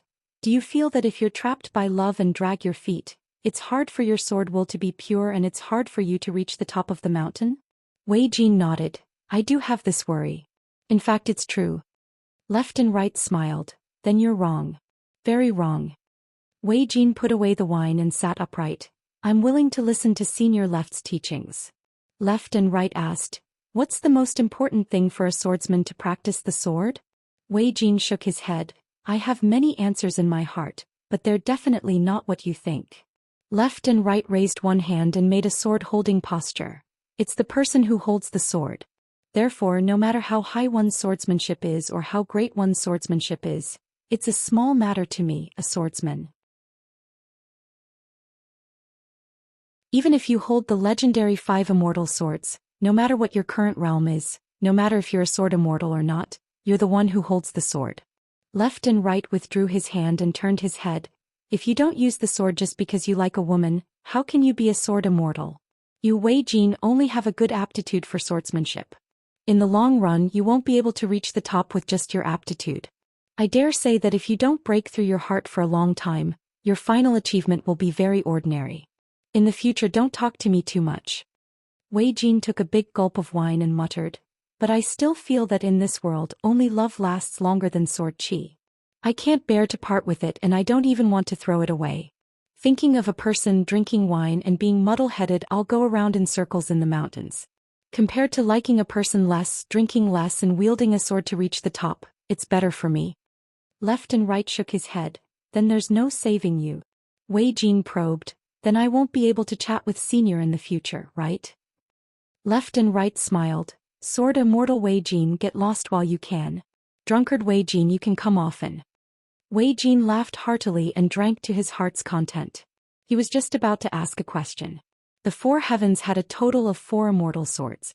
This was a well-known fact, so why did Left and Right say 5? The Taoist second of the Qingming heavens had an immortal sword. The great heavenly master of Mount Longhu in the Central Plains had one, and the scholar who was hailed as the world's proudest had another. Other than that, it was rumored that the Sword Suppression Tower, one of the 9 mighty towers of the heavens, suppressed the last one. How vast were the 4 heavens? Naturally, there weren't many immortal weapons, but they weren't few either. However, there were only 4 swords that were worthy of being called immortal swords in the past 10,000 years. There definitely wouldn't be any more. But before Wei Jin could finish drinking and ask this question, he had already left the city. Because eldest sword immortal had arrived. Wei Jin left the city, bowing and taking his leave. Qin Qingdou stood by the wall. Are you surprised that you have such a junior brother? Left and Right nodded but didn't speak. The youth who had learned the 18 stops of sword qi Zhao Gaoshu. At that time, Left and Right had used sword qi to isolate heaven and earth, and Qin Pingon had spoken these words. In fact, at that time Qin Pingon had also spoken in his mind, but it was another name, Zhao Xuxia. At such a young age, Left and Right were a little surprised that he was so cautious. The old man did not care about the sword immortal nodding his head to the left and right without saying anything disrespectful. If the sword immortal could not even tolerate this little bit of arrogance, how many sword immortals in the northern city would be left alive under Qin Qingdou's sword? Left and Right weren't surprised that Qin Qingdou knew about this. Qin Qingdou could be said to be invincible on the city wall. He was probably only inferior to the Confucian Temple, the Taoist ancestor overseeing the Baek Okekyung building, and the Buddha sitting on the lotus throne. This was also what Left and Right felt most helpless about. But at the same time, this was also what Left and Right admired the old man the most. Why did the Great Wall of Sword Qi still stand after 10,000 years of siege in the wilderness? All the great demons in the wilderness knew that as long as Qin Qingdou didn't die, even if the entire Great Wall of Sword Qi was destroyed, they still wouldn't be able to reach the inverted mountain and the vast world. Only Qin Qingdou could suppress the arrogant sword cultivators in the north of the Great Wall of Sword Qi for 10,000 years. Only this old man could say to the hidden official, "You're still young, so I'll tolerate it." Qin Qingdou said, "When all the big and small troubles in the city are over, ask Qin Pingon to stay at the thatched cottage.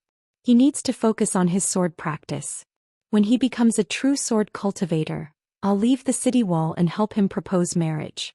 Otherwise, I won't have the face to ask." A boss made an exception for a sword immortal.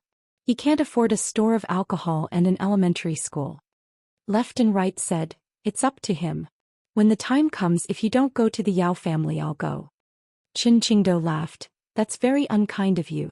Whether it's your teacher or your junior here, they wouldn't say such things." Left and Right frowned. "You're also eyeing the children in the shabby alley near the wine shop? Qin Qingdou doesn't care about so many things, but you care about this? Otherwise." Qin Qingdou asked, "My swordsmanship is better than yours, my sword will is better than yours, my way of the sword is better than yours, and my knowledge is better than yours. You're always paying attention to them, can't I take a few more glances?" Left and right said expressionlessly, I've already tolerated you twice. Qin Qingdou smiled, you're still inferior to humans in the aspect of sword aura. Then bear with it obediently. Left and right sneered, 3 times. Qin Qingdou asked, do you know why I'm willing to take a look at the children in the shabby alley?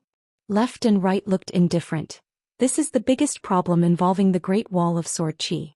Sword cultivators have been using their swords for 10,000 years and killing enemies for 10,000 years. There are more and more people who don't know why. Why they live and why they die. Qin Qingdou nodded and looked at the lights in the north of the city. The rich family's mansions were brightly lit, as bright as day. The shabby alleys in the city were dark, and the places where the two bordered were dotted with stars. Why they live and die is easy to talk about. After all, they're full of selfishness and it's hard to really feel anything. Qin Qingdou looked lonely. I've always hoped that there would be someone who would do it himself, think about it himself and feel it himself. Knowing the cause and effect, knowing all the historical origins, knowing what price he and his ancestors had to pay, they were still able to make the sword cultivators of the world draw their swords even if they were filled with resentment, grievance and anger. Both men and swords headed south. So what if they die? The old man stretched out a palm and slowly raised it. The lights of the human world, first there's a speck. 1 begets 2, 2 begets 3, and 3 begets a bright galaxy. Left and right shook his head. It's too late. We've lost. Qin Qingdou smiled. Left and right, you're not as good as your junior brother. Although he knows it's useless and it's hard to change the outcome, he's still patient. Left and right were silent. Qin Qingdou smiled and asked, 4 times. Left and right said, no. Qin Qingdou nodded, then I won't hit you. I'll leave you some face so that you won't feel uncomfortable teaching your junior brother swordsmanship in the future. Left and right said, it's 4 times now. Qin Qingdou put his hands behind his back and left, leaving only 1 sentence. Compared to chatting with you, I prefer listening to Qin Pingon.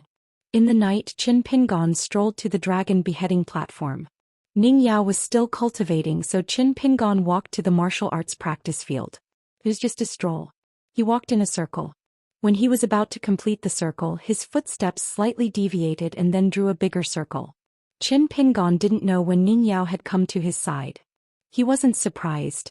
Ning Yao had long learned Nalan Yesheng's stealth. For so many years, the thing Ning Yao had refined wasn't the high-grade connate natal flying sword, but something else. However, even if Ning Yao only used her natal flying sword, it was enough for her to kill Pang Yuanji, Qishou and the others. This was what she said casually when Qin Pingon and Ning Yao were chatting. She said it casually and naturally, but she stared at Qin Pingon.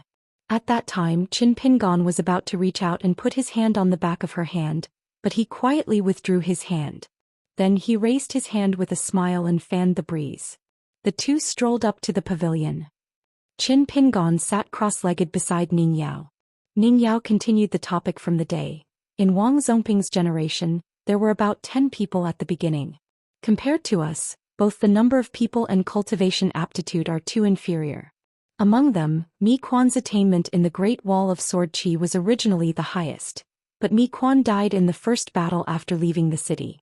Now there are only 3 people left.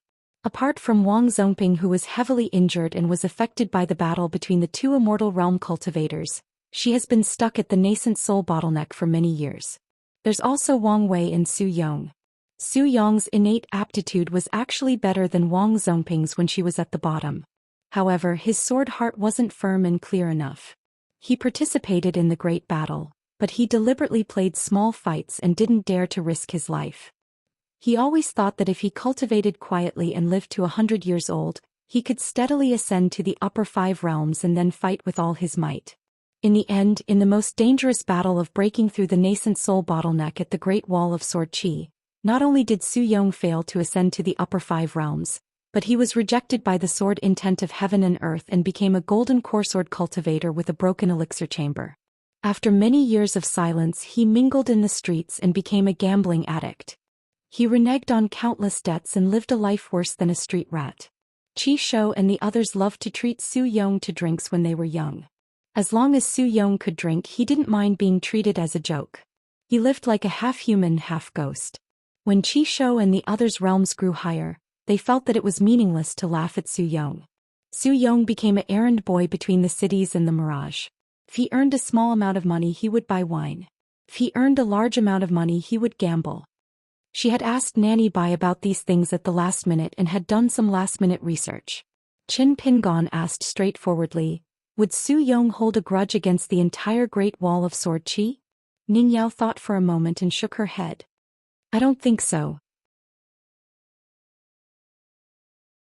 A few years before Alliance left the Great Wall of Sword Qi, Su Yong was always by his side, whether he was drinking or acting as a banker.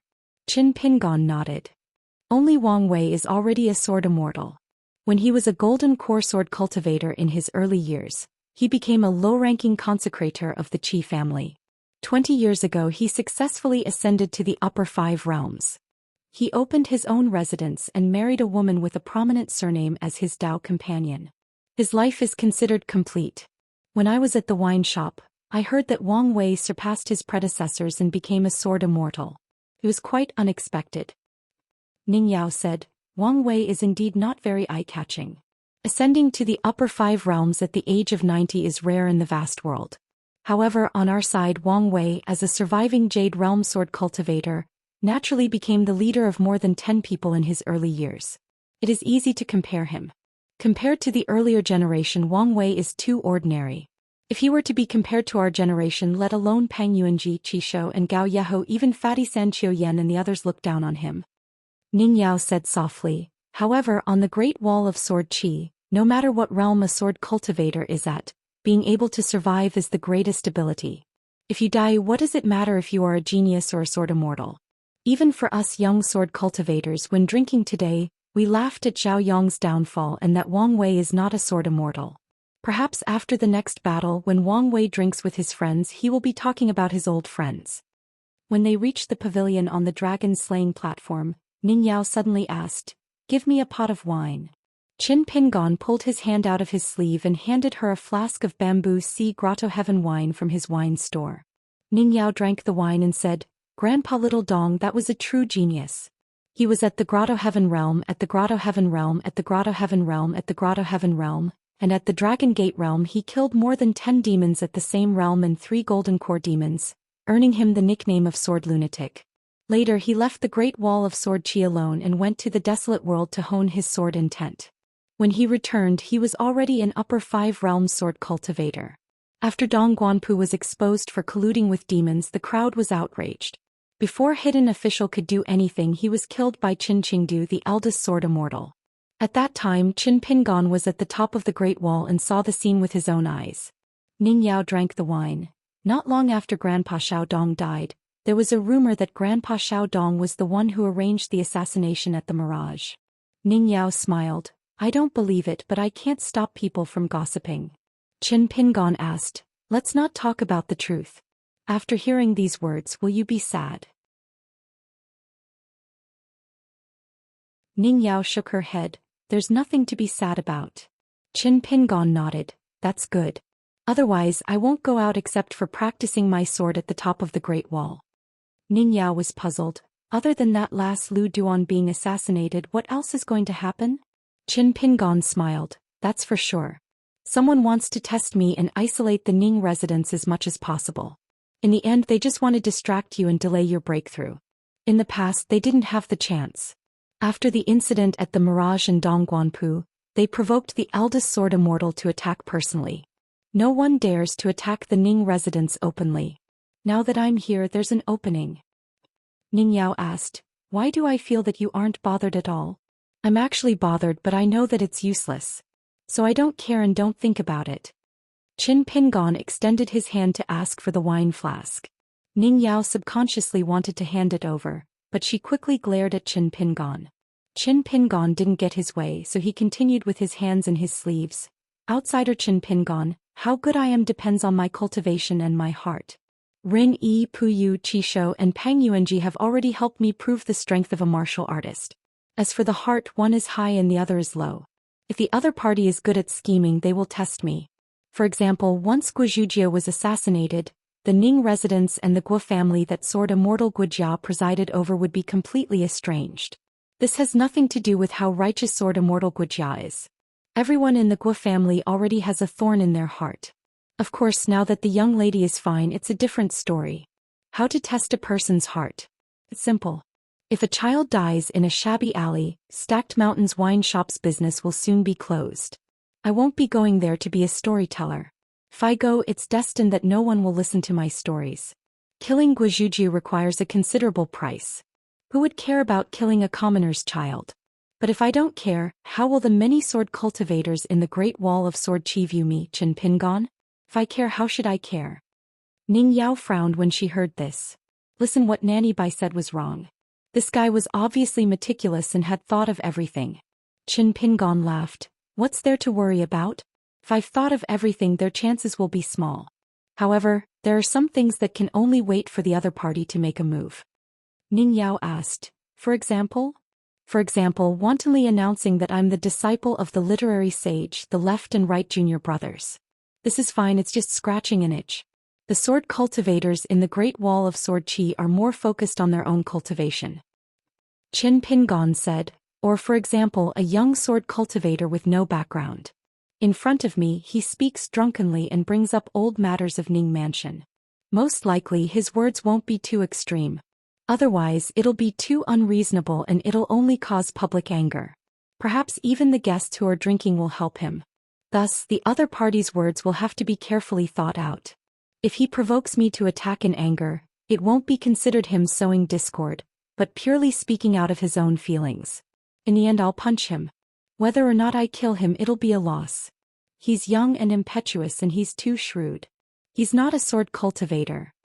Ning Yao thought for a moment. Then we shouldn't go to Stacked Mountains wine shop in the future. If you only go back and forth between the city walls and Ning Mansion, no one will deliberately stop you. That'll be too obvious.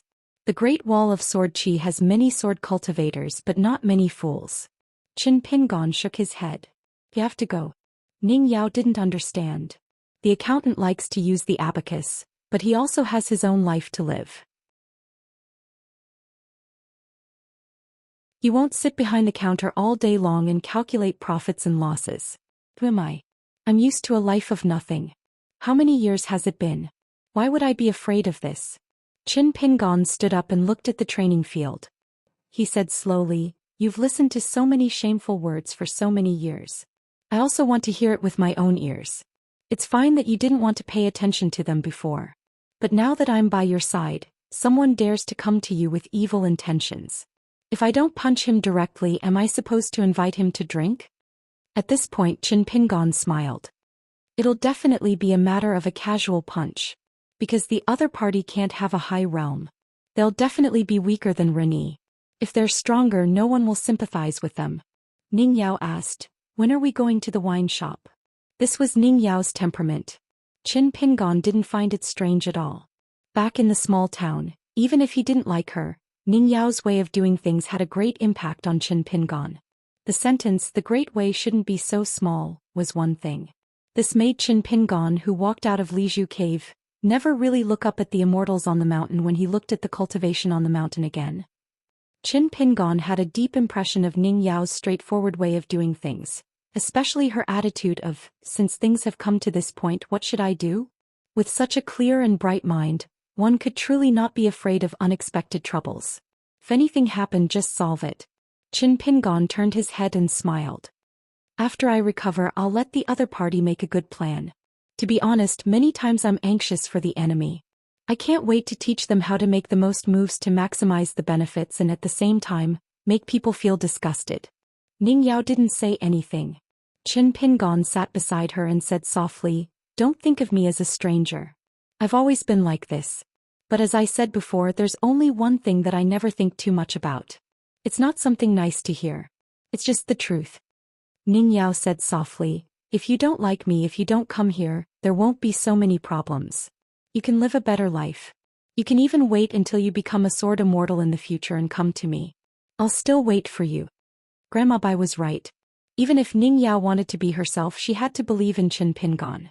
She would tell him whatever she had in her heart. It didn't matter whether it was reasonable or not. Anyway, he was the most reasonable person, so she didn't have to worry about not being able to chat with him. Qin Pingon didn't say anything to Ning Yao. He just took out the small dragon beheading platform that Ning Yao gave him when they parted on the inverted mountain. The words Ning Yao and naive were engraved on the front and back. Qin Pingon looked down at the two words, Ning Yao. He bent his fingers and tapped the name gently. His eyes widened. He scolded while tapping. Who are you? You're so bold and so capable. I'm so sad. If you continue to be so insensible, I'll pretend to ignore you in the future. Ning Yao turned sideways and leaned on the railing. She smiled and her eyelashes trembled slightly. The bright moonlight drew her eyebrows. Today the wine shop second-in-command, who hadn't shown his face for a long time, showed up for a drink. He didn't fight with the customers for a seat at the table. He squatted at the side and drank with some familiar sword cultivators. He held a wine bowl in one hand and a pair of chopsticks in the other. On the ground in front of him, there was a small plate of pickled vegetables from the Yen family. Everyone was like this. There was nothing to be ashamed of. According to the second-in-command, a real sword cultivator was indomitable. So what if the plate was placed on the ground? This was called a sword cultivator's approachability. A sword cultivator didn't care about trifles. Why don't you try drinking in other expensive restaurants? Do you think you'll have the chance to? Try putting the bowl and plate on the ground? Even if the waiter doesn't stop you and the customers beside you don't say anything, you'll definitely get rolled eyes. How can there be such a troublesome thing here? There was absolutely no such thing. The sword cultivators who came here to buy wine, especially those who were shy of money, felt that it made sense. No sword cultivators came to drink today. Qin Pingon sipped his wine and smiled as he chatted with the sword cultivators he was familiar with. Suddenly an unfamiliar young man stood up drunkenly. He held a wine bowl and wobbled to Qin Pingon's side. He burped and said with drunken eyes, "You're the Ning family's son-in-law, Qin Pingon?" Qin Pingon smiled and nodded. Just as the person was about to speak, Qin Pingon raised his hand. The two chopsticks in his hand touched each other lightly. Stack Zhang ran into the shop with a straight face and took out a piece of paper. The person didn't care about this and continued, "Are you worthy of Ning Yao? I don't think so. So what if you beat Peng Yuanji and the other three? You're still not worthy of Ning Yao. But you're lucky. You're worthy of the Ning family. Do you know why?" Qin Pingon picked up some pickled vegetables with his chopsticks. Then he lifted the wine pot and pointed behind him. Stack Zhang opened the piece of paper. There was a sentence written on it. "Those who talk to me about the Ning family's past will have to drink as punishment. There's no need to pay." At that moment, the dozens of customers in the wine shop started to hold their breaths. Some stopped drinking and eating while others were a little slower. They continued to eat and drink. The Great Wall of Sword Qi was almost destroyed.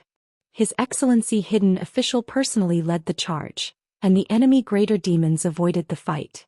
From then on we won every single battle. We were just one battle away, and those greater demons of the wildlands could only stare at us helplessly. Your Ning clan's immortal sword immortals were just a bunch of beasts. Whatever the enemy lacked, the Ning clan's great sword immortals joined forces to give away. The greater demons of the wildlands are shameless, and when they lose they attack the city. But we, the Great Wall of Sword Qi, do not care about face. If we didn't win the last round, this Great Wall of Sword Qi, Qin Pingon, wouldn't have come here to show off. Good heavens, you're the disciple of the literary saint, right? You're the junior apprentice brother of the left and right, right? Do you know why inverted Hanging Mountain's worshipping sword pavilion didn't hang portraits of the two sword immortals? You're the son-in-law of the Ning family, a proud son of heaven. Why don't you tell us? Qin Pingon took a sip of wine and gently placed his chopsticks on the plate. Stack Zhang threw away the piece of paper and took out another from his sleeve. He shook it open. "Those who talk about Ning Yao's parents eat my fist. Begging for mercy is useless." That person glanced at him and laughed. "You're truly worthy of being a scholar of the literary saint's lineage. You're so knowledgeable that you can even guess this. What, do you want to kill me with a single punch?" That person lifted his arm and smashed the wine bowl to pieces. "Even I find your Ning family's wine disgusting." Qin Pingon slowly stood up, holding a white bowl that was still half filled with wine. That young man stretched his neck and pointed at his head. "Come, give me a punch. If you have the ability, hit me here." He sneered. I wonder if the literary saint's disciple had already guessed that you came to the Great Wall of Sword Qi twice during the intervals of the Great Battle? Anyway, it's all about ability. You won 4 battles and killed me, a sword cultivator of the Viewing Sea realm. How is that not an ability? It's not that Qin Pingon didn't want to kill demons, but that the demons didn't dare to attack the city after seeing Qin Pingon. I think your ability is almost greater than all the sword immortals combined. Don't you think so, Qin Pingon? Qin Pingon glanced at the broken pieces of the white bowl on the ground. That young sword cultivator widened his eyes. Money for the wine? I went to the city once and went to the south once. I didn't earn much, but it's enough to buy a few bowls of your lousy wine. He was about to take out the immortal money from his sleeve when he suddenly heard the guy in the green robe say, "You don't have to pay for the wine." This sword cultivator of the Viewing Sea realm laughed. He was sure that the guy didn't dare to punch and was about to say a few more words. It was only for a moment. This young sword cultivator's head was punched. His body flipped upside down. His head was facing the ground and his legs were facing the sky. He died on the spot, paralyzed on the ground. Not only that, his soul was shattered. He couldn't be more dead. Qin Pingon held the bowl in his left hand and pointed at the corpse with his right hand. He smiled and said, "You owe me a bowl of wine for the sake of the demons. In the next great battle in the south, the wilderness will have to return it to me, Qin Pingon." Qin Pingon raised the wine bowl in his hand high and looked around. He laughed and said, "Small cups and big bowls of wine, drinking all the dirty things in the world. Future sword immortals, before we go to the south, who is willing to drink with me, Qin Pingon?" The seated guests and the squatting sword cultivators all stood up when someone stood up first. They all stood up with their bowls full of wine. Qin Pingon looked into the distance and said loudly, "My great wall of sword Qi." Those sword immortals who hate not killing enough enemies can also drink. Today there were especially many sword cultivators and sword immortals who drank wine.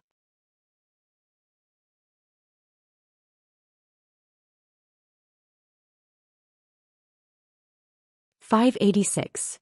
It had been more than 10 years since Qin Pingon came to the wine shop to drink. It was the end of the year, but the Great Wall of Sword Aura did not have the rich festive atmosphere of the vast world. Thanks to the second shopkeeper, the head shopkeeper Xianxia became more and more famous. Xianxia also learned a lot of business from Qin Pingon. He became more and more familiar with the business. Simply put, he was willing to throw away his face. If someone asked, "Head shopkeeper, are you treating us today? You have earned so much money from us, you have to treat us once, right?" Xianxia answered, "Sword immortals like you spend money to drink and kill demons. Why do you need others to do it for you?" Boos rose from all the tables. Xianxia did not care now. After greeting Xianxia and his acquaintances, Qin Pingon moved a small stool to the corner of the street to sit. However, no one came today. After hearing the story told by the storyteller, many young girls hesitated and chose to take a detour when they saw the green-robed figure. Other than the big kid who was holding a clay pot who was blocked at home by his parents and Zhang Jiazhen who had to work elsewhere to earn money, the rest did not dare to come. They might not think that Qin Pingon was a bad person, but that person had killed someone in the wine shop. The children and their elders had seen it with their own eyes. This was human nature. Qin Pingon did not find it strange, nor was he disappointed. He sat for a while, basking in the warm winter sun and eating melon seeds. Then he picked up the stool and returned to the wine shop. He did not help but checked the account book on the abacus at the counter. Xianxia came to the wine shop in between serving the guests. He hesitated for a moment and said, "Business is not bad." Qin Pingon closed the account book, opened his palm and gently wiped the abacus. He raised his head and asked with a smile, "Have you always wanted to ask me if that person was a demon spy? No matter what the truth is, as a friend of Ning Yao and Qin Pingon, you want me to give you a clear answer?" Xianxia did not hesitate and shook his head, "I don't want to ask this. I already have an answer in my heart." Qin Pingon skillfully tapped on the abacus and slowly said, "There is a great disparity in strength between the two sides, or the opponent has a profound scheme. If he loses, he will accept it. Even if he doesn't accept it verbally, he knows it in his heart. I've lost in this situation before more than once and it was very miserable. However, I've learned a lot from reviewing the situation afterwards. What they were afraid of was those methods that you could clearly see through at a glance, but could still make people feel disgusted. The other party didn't even think about earning much. They were just playing around. Qin Pingon hadn't said a word yet. Because the wildlands would soon be attacking the city, even if it wasn't the next battle, it wouldn't be too far away. Therefore, the insignificant pawns in the city could be squandered as they pleased. This was also a reminder to some of the key hidden pawns hidden in the depths. Qin Pingon glanced outside the shop. Someone is gathering power behind the scenes. If I let my guard down and think that the Great Wall of Sword Chi's scheme is on a completely different level from the vast world, then I'm destined to be injured even if I don't die. I will also implicate the people around me. The schemer hiding behind the scenes is using the right medicine to deal with the problem. He saw that I like to do things without making mistakes, so he purposely let me have small victories. Xianxia laughed. Small victories? Peng Yuanji and Qi Shou were about to jump and curse when they heard this. Let's not talk about Qi Shou. Peng Yuanji will definitely not come here to drink again. He won't even be willing to buy the cheapest alcohol. Qin Pingon laughed. Then it's a small victory. Peng Yuanji and Qi Shou know it. The sword immortals watching the battle know it. Everyone who should know knows it. Because I'm not a true sword cultivator, and I'm not a native of the Great Wall of Sword Chi. Although that person's words were purposely made to disgust me, many of his words were indeed on point. It's a pity that without any surprises, it's hard to win against me. In my previous 2 fights with Qi Shou and Peng Yuanji, I won because I had too many surprises. Xianxia sighed. Qin Pingon, do you know that you are very scary? This was like 2 people playing chess. If one side guessed the opponent's moves time and time again, how would the other side feel? Some things had already happened, but there were still some things that even Qin Pingon and Fatty Yen did not know. For example, when Qin Pingon was writing and asked Xianxia to help him hold the paper, Qin Pingon had jokingly said that he had been waiting for him. His opponent was definitely young and his realm was not high, but he had definitely been to the battlefield in the south. Therefore he could make many ordinary sword cultivators of the Great Wall of Sword Chi empathize with him. They would feel compassion and a sense of solidarity against a common enemy. Perhaps this person was an ordinary person, with a good reputation in the market of the Great Wall of Sword Chi's hometown. He often helped the elderly, women and children of his neighbors. After this person's death, the person behind the scenes did not need to add fuel to the fire. He only needed to watch from the sidelines. Otherwise, he would not be treating the patrolling sword immortals of the Great Wall of Sword Chi as sword immortals. Naturally, there would be a public opinion that started from the bottom. It would spread from the streets and alleys, taverns and various shops to the mansions of the wealthy. Many sword immortals heard it. Some ignored it while others silently remembered it. However, Qin Pingon had also said that this was the worst outcome. Might not be true. Moreover, the situation was not that bad. After all, it was just a small game of chess for the person behind the scenes to test his skills. At this moment, Xianxia was originally worried that Qin Pingon would be angry. He did not expect Qin Pingon to still be smiling. Moreover, it was not forced. Just like this sentence, it was also within his expectations. This was the second time that Qin Pingon had heard such a statement. To be able to say this in front of me, it means that you really treat me as a friend. Qin Pingon nodded and said, my enemy should feel this way. Xianxia said, with you by Ning Yao's side I feel more at ease. Qin Pingon smiled and said, after the next battle in the south, if you are still willing to say these words, I will also feel more at ease. Xianxia's expression suddenly turned solemn. Qin Pingon nodded and said softly, yes, this is also the intention of the person behind the scenes. First, it is to first confirm whether or not the newcomer Qin Pingon, the disciple of the literary sage and the son-in-law of the Ning Mansion, will really ascend the city wall and fight side by side with the sword immortals. Second, whether or not he dares to leave the city and go to the south battlefield to kill demons. Third, after leaving the city wall, what should he choose between protecting his own life and fighting with all his strength? Should he try to survive first and talk about other things later? Or should he try to save his face? For himself and for the Ning Mansion, he would not hesitate to die to prove himself. Of course, the best result would be for that Qin Pingon to die heroically on the southern battlefield.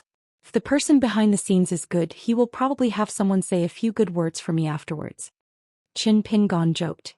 You treat the chair my master used to sit on as a family heirloom and put it away in the side room of your little house. Then do you think that the two little stools on the left and right of Mr. Wensheng are places that anyone can sit on as they wish? Xianxia's mood was heavy. He picked up a jar of wine and opened the mud seal. He poured 2 bowls of wine and drank a large mouthful, gloomy and silent. Qin Pingon raised his bowl and took a sip. He smiled and said, "Don't drink so much. Although the two of us are shopkeepers, we still have to spend money to drink." Xiang held the wine bowl, wanting to say something but hesitated. Qin Pingon asked, "Any more questions?" "Just ask." Xiang asked softly, "The first person to stand up with the bowl? Was it a shill?" Qin Pingon was grinning from ear to ear. He waved his hand and said, "No." Then Qin Pingon pointed at Xiang. "Head shopkeeper, just be at ease and be a businessman. You really aren't suited to do such scheming things. If I were to do that, wouldn't I be treating all the sword cultivators of the Great Wall of Sword Qi, especially those sword immortals who watch from the sidelines, as fools who only know how to practice the sword and not the heart? Some things may seem perfect and benefit the most, but in fact they definitely can't be done. If it's too deliberate, it won't be beautiful. For example, my initial plan was to not lose. If I beat that person to death, it's already not a loss. If I'm still not satisfied, I'll draw legs on a snake and be looked down upon for nothing." Xiang sighed heavily with a complicated expression. He raised his wine bowl and imitated Qin Pingon's words, "Drink up all the pickles in the world." Qin Pingon smiled and raised his wine bowl, clinking it with Xiang. "Thank you, head shopkeeper, for treating me to a drink." To the west of the city, there was the hidden official's winter palace. To the east there was also a summer palace. They weren't big, but they cost a lot of money. Today they were hiding in the winter palace. In the main hall, the hidden official stood on an exquisitely crafted wooden armchair. It was a celestial artifact from the vast world of Flowing Clouds continent. It was made of red wood and the lines were like water. In the main hall, there were 2 local sword immortals who assisted the hidden official. The man's name was Zhou Xian and the woman's name was Zhou Xian. Both of them were old and in the unpolished jade realm. Other than that, there was also a nascent soul cultivator who was in charge of gathering intelligence. He was reporting everything, no matter how big or small, about the incident at the wine shop. He investigated the 18 generations of the sea-viewing realm sword cultivator Huang Zhou's ancestors, including his master, family, friends, and earth immortal elders he was familiar with.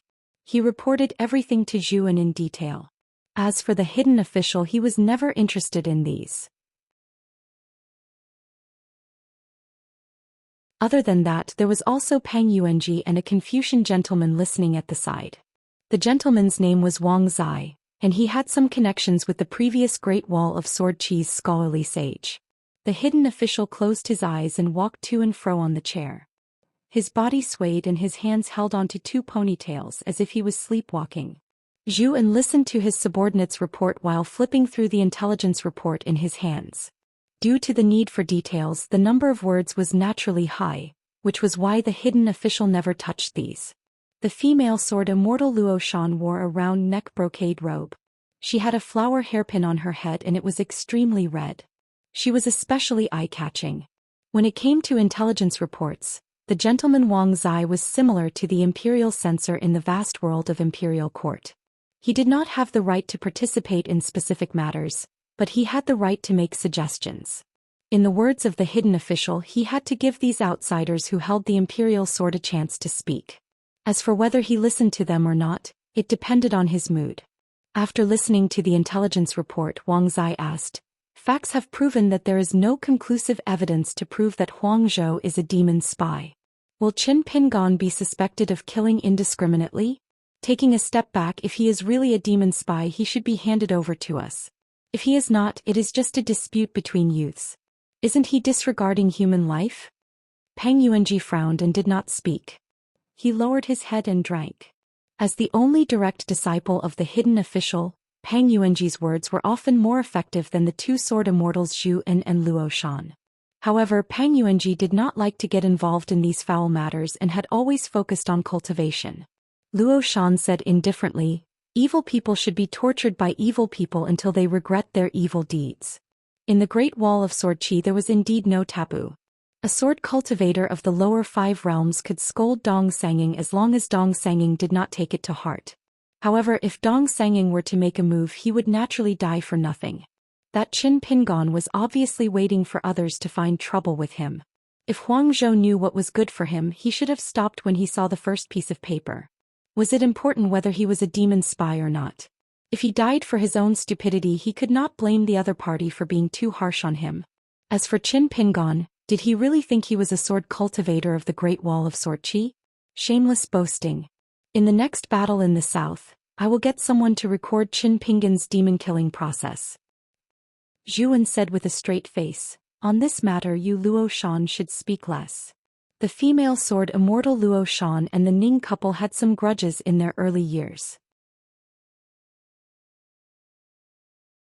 As for Luo Shan's words, it could not be said that she was pleading for Qin Pingon. At most they would be beaten 50 times, but half of the beatings would be on the corpses of the dead. Wang Zai had been at the Great Wall of Sorqi for 7 or 8 years. He had participated in a great battle, but he did not fight much. He was more like a supervisor swordmaster and a battlefield recorder. The hidden official had said that since he was a gentleman he must be well-read and delicate, so he shouldn't fight and kill. At that time Wang Zai was also quite angry. He spoke to the scholarly sage about this matter, but it was to no avail. Luo Shan sneered, what do you think, sword immortal Zhou Xian? Should we call Qin Pingon over and ask him? The scholarly sage's disciple and a senior brother in swordsmanship are watching from the top of the wall. Zhou Xian's face was gloomy. According to the rules, of course they had to ask. However, that young man was too good at dealing with people. His words and actions were flawless. Moreover, his backing was too strong. Wang Zai said, the scholarly sage is no longer the scholarly sage. Moreover, Qin Pingon is a disciple of the scholarly sage. He should follow the rules and not kill people as he pleases. Even if the old man who no longer had a divine position in the Confucian temple was here, I would still speak the same. If it is not appropriate for the 2 sword immortals to appear, you can let me interrogate Qin Pingon. Zhou Xian asked, is the interrogation location here or at the Ning mansion? Wang Zai understood the meaning behind this sword immortal's words. He took a step back and said, I can pay him a visit. At least Qin Pingon won't feel too embarrassed. Luo Shan's mouth twitched. That's good. Otherwise, I'm afraid that the sword immortals will rush over as soon as Qin Pingon arrives. Peng Yuanji sighed and put away the wine pot. He smiled and said, do you think we don't know if Huang Zhou is a pawn planted by the demons? Wang Zai said, I'm just stating the facts. Huang Zhou has a good reputation in the Great Yu Ridge Alley of the Great Wall of Sorqi. I've already read through his battle records in detail. He deserves to be praised for his efforts. Allow me to say something unpleasant. Although sword cultivators like Huang Zhou don't have a high cultivation base and don't kill many enemies, they are the foundation of the Great Wall of Sorqi. If this matter is brushed aside without any effort, I dare say that many ordinary sword cultivators will be bitterly disappointed. Fair rewards and punishments are the iron rules of the Great Wall of Sorqi. Why, can't we do something about the disciple of the sage and the junior brother of the great sword immortal? At this point Wang Zai's expression was firm. He looked at the 2 sword immortals Zhou Xian and Luo Shan. At this moment the Confucian gentleman exuded a strong spirit. Hidden official opened her eyes and stood at the edge of the chair. She swayed back and forth like a roly-poly toy. She didn't even look at the scholar. Language, she said, if there are 10,000 people like Huang Zhou in the city and I only killed 9,999, even the sword immortal boss would scold me for neglecting my duty and punish me by not drinking for many years. After she spoke, Zhou Xian and Luo Shan both stood up immediately. The nascent soul sword immortal looked even more solemn, as if he was listening to an imperial edict. The hidden official stretched out his hand and yawned. Have you guys lost your brains after fighting so many battles in a row? Then eat more and drink more water. Don't practice the sword all the time. It's easy to damage your brain. You're fine. As for some people, I can't save them if their brains are damaged from reading too much. The gentleman Wang Zai's expression was normal. Hidden official nodded and said, although I've never liked that Qin Pingon, now that I compare him I think he's much more pleasing to the eye. Zai, why is that? Why? She pointed at Luo Shan. You tell me.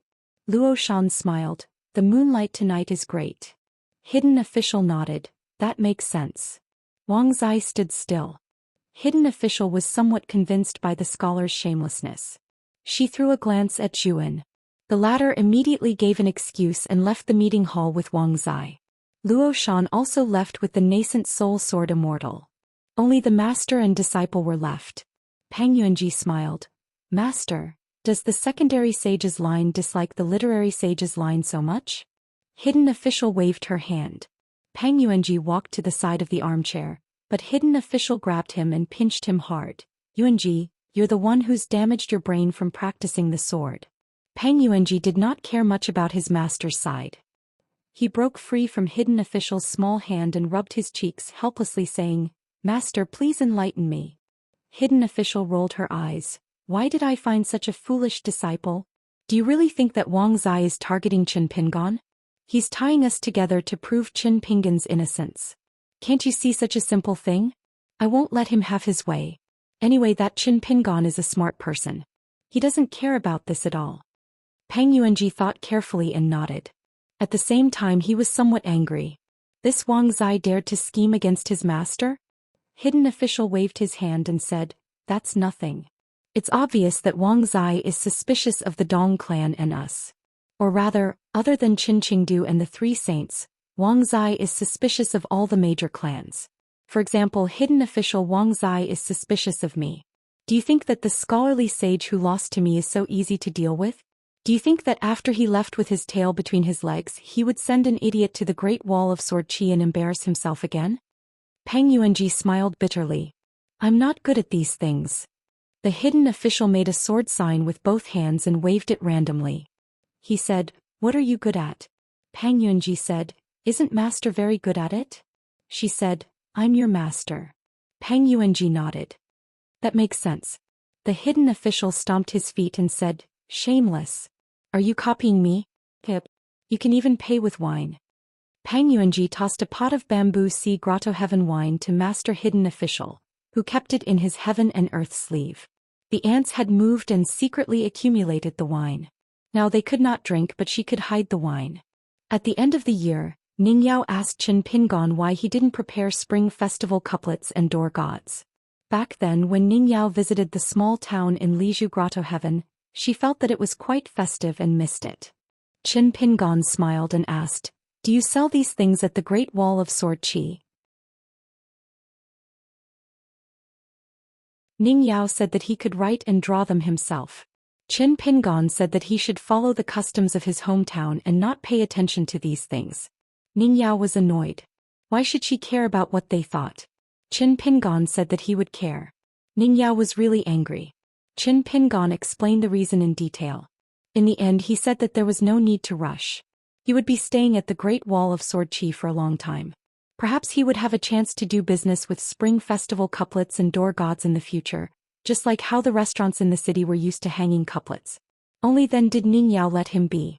After recovering from his injuries, Qin Pingan went to the top of the city again to practice with his senior brother. This time he was smarter. He brought a porcelain bottle of ointment with him, thinking that he could treat his injuries at the top of the city so that it wouldn't be too scary. After all, it was the new year. However, man proposes, God disposes. In the middle of the night, Ning Yao finished cultivating at the pavilion at the dragon-slaying platform. She waited patiently but still didn't find him. She went to the top of the city and found Qin Pingan lying about 10 steps away, bandaging his wounds. She guessed that he was seriously injured before that. Otherwise, with Qin Pingan's physical strength, he would have returned to the Ning residence on the talisman boat as if nothing had happened. Ning Yao sat beside Qin Pingan. She turned her head and looked around, complaining, It's the new year. After holding back for a long time, she nodded and said, Be careful in the future. Qin Pingan was secretly happy. Finally, she said, Once, a wise man asked the heavens by the riverside and left 173 questions for his descendants. Later, there was a scholar in the study room who answered 173 questions of the wise men of the past. You can go and find out more about this. Qin Pingan agreed. He could ask Xianxia for help in buying books. Xianxia liked to collect books. Qin Pingan took out the talisman boat and Ning Yao drove it back to the Ning residence. Not every family in the Great Wall of Sword Qi had the New Year's Eve dinner. In the Ning residence, Qin Pingon personally cooked. He let Nanny Bai rest and made a sumptuous dinner. Friends also had their own friends.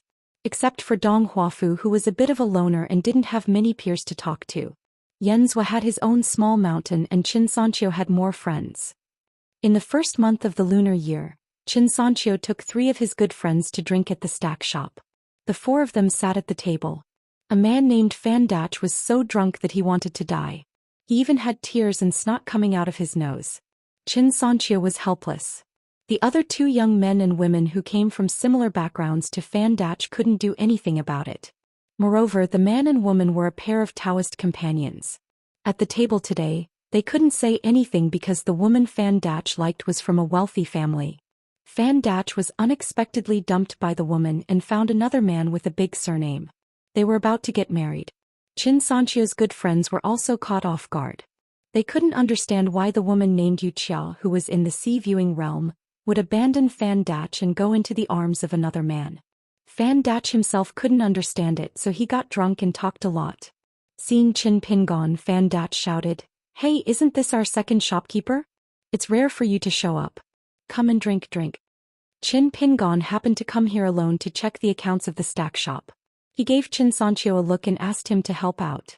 Qin Pingon was a bit helpless. He had only met Fan Dach and Wuxia twice and didn't have much interaction. What could they talk about? So he sat on the bench beside Xianxia. He just took 2 jars of wine and opened one for himself, drinking silently. Fan Dach was drunk. He was sad and hurt his lungs. His eyes were hazy with drunkenness and tears. Seemed that he was really sad. The most pitiful thing was, of course, that he drank so much but didn't die. He couldn't forget his sorrow. There was no other way. Sometimes drinking to drown one's sorrow was just rubbing salt on the wound. The more distressed one was, the more one had to drink. If one's heart died, then so be it. Xianxia didn't really want Qin Pingon to say anything. He just wanted to get more people to drink. As Qin Pingon listened, he more or less understood what was going on. It was just that the relationship between them was shallow. Qin Pingon didn't want to say too much. Wuxia, the woman who could make Fan Dach so heartbroken and unwilling to say a harsh word even after drinking so much wine, had a good temperament. She was a woman who never got drunk. Although she didn't come from a good family, she had the rare scholarly temperament of a woman from the Great Wall of Sword Qi.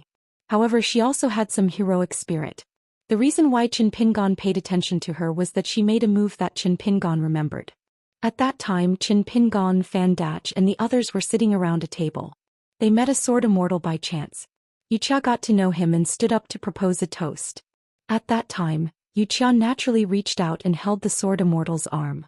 That move was actually very polite. Even Qin Pingon didn't think it was rude. The male sword immortal naturally didn't have any fanciful thoughts. However, Qin Pingon remembered it very clearly. Because Qin Pingon had seen a similar woman at all kinds of tables in the vast world. She had an elegant temperament and a calm manner of speech, which was very appreciated by men. Such a scene didn't mean that Wuxia was a fickle Yanghua. On the contrary, it was just a social interaction that paid great attention to propriety. Regardless of whether Qin Pingon accepted it or not, in short, he understood it. Everyone had their own path of cultivation. Many words and deeds, and many of the ordinary skills that others did not pay attention to, were amulets that some people silently exchanged for themselves. However, Fan Dach obviously did not understand and did not even take it to heart. Perhaps in his heart, the woman he admired had always been so sensible. In the end, Fan Dach liked her, and it was the kind of love that was undeniable. However, he did not really understand her likes and dislikes, nor did he really understand her life.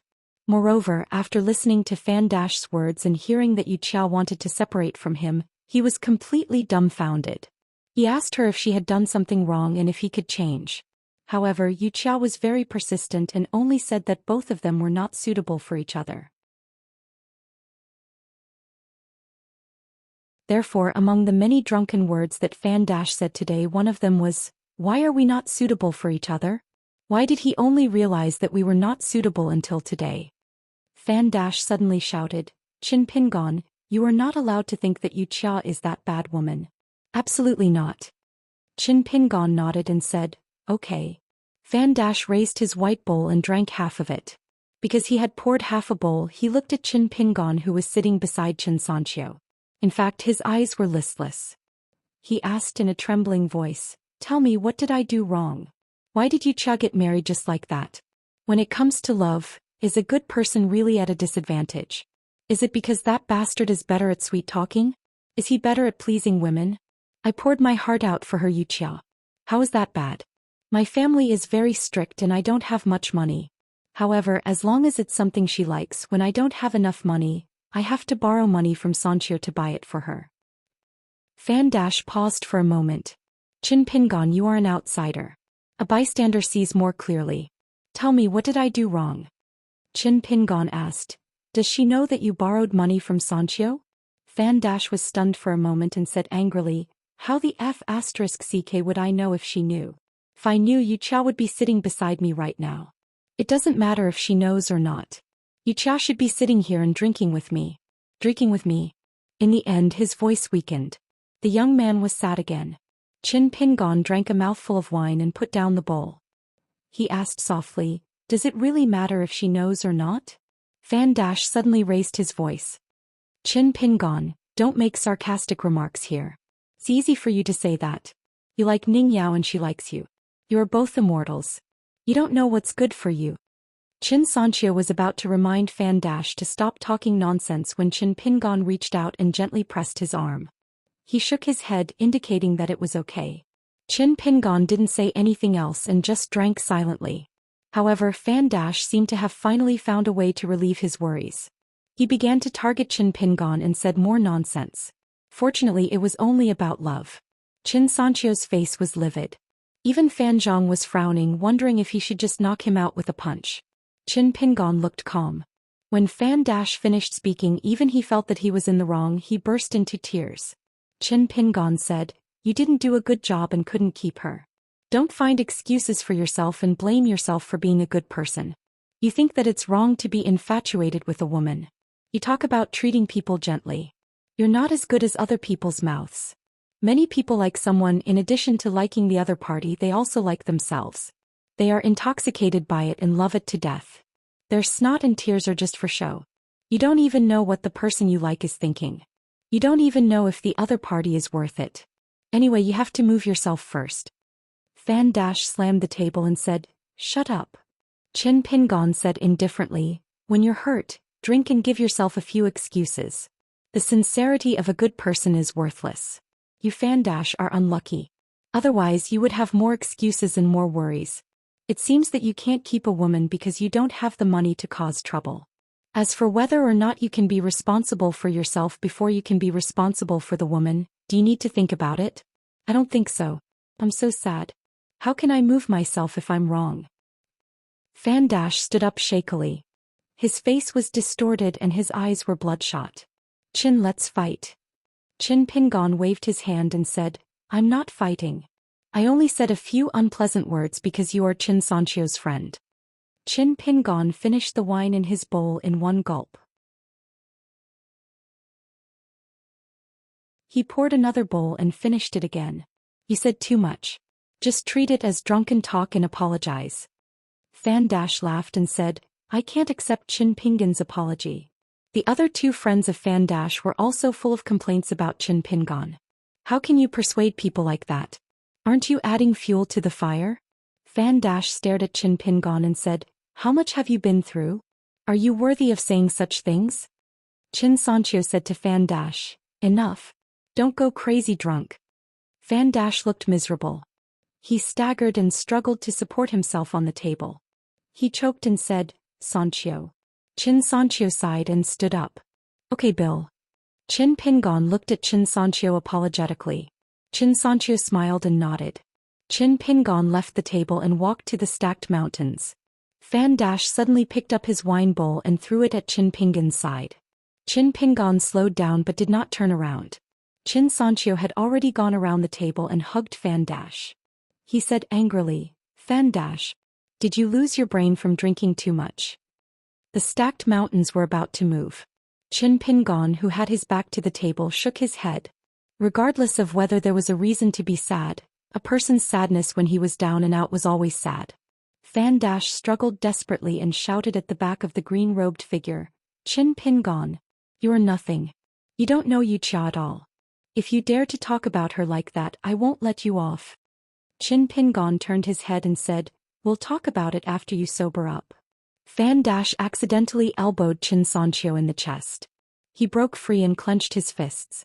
His eyes were red and he gasped for breath. You can talk bad about me, but you can't talk bad about Wuxia. Qin Pingon turned around. I'm talking to you calmly, not because you're right but because of my family's upbringing. The stacked mountains looked at Qin Pingon's back. At this moment she was a little afraid, just like when she saw those high and mighty sword immortals. Alliance once said that there was no need to be afraid of those sword immortals who put their dignity on their faces. The ones who really needed to be respected were those who were usually easy to talk to. This was because the so-called sharpness of character was not a pebble that slipped into one's shoes. It would hurt one's feet everywhere and make one feel uncomfortable with every step. It was the kind of pebble in a stream. Looked easy to pinch, but if one really took a bite it would really hurt one's teeth. Xianxia was also very angry. He pushed Fan Dash's shoulder and the latter staggered a few steps forward. Go hit with all your strength. Hit yourself. If you beat yourself to death or become disabled, I'll take it as bad luck. I'll recognize you as a good friend and carry you home. Fan Dash suddenly stood still. It was as if the wind had blown at him. His mind was clear and sweat seeped out of his forehead. Unexpectedly, Qin Pingon laughed and said, Don't worry. Who hasn't been drunk before? Remember to pay the bill. Xianxia was very regretful. If he had known, he wouldn't have let Fan Dash ask Qin Pingon to sit down and drink. Now he had to drag Fan Dash home with him. If Ning Yao knew about this, he would be done for. He might not even be able to visit Ning Mansion in the future. Stacked Mountains came to Qin Pingon and asked, Aren't you angry? Qin Pingon squatted on the ground and picked up the broken pieces of the white bowl. He smiled and said, What should I do if I'm angry? This happens every time. Stacked Mountains also squatted down and cleaned up the mess together. However, he found that there was no follow-up. He turned his head and was a little curious. Qin Pingon smiled and said, As long as the speaker has a good intention, there is no bad word in the world. If there is, it's because you don't cultivate your mind enough. Stacked Mountains held back his laughter and said, What about the one you killed with one punch? Qin Pingon said with a look of righteousness, Not to mention that the man had evil intentions. Besides, I didn't say that cultivating my mind is enough.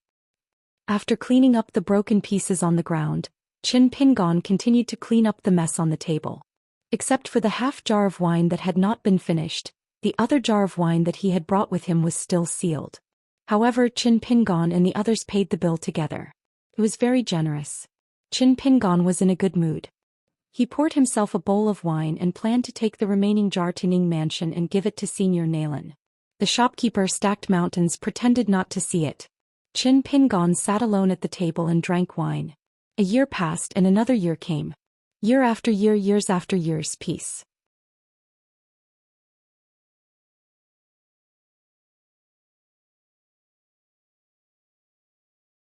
"587.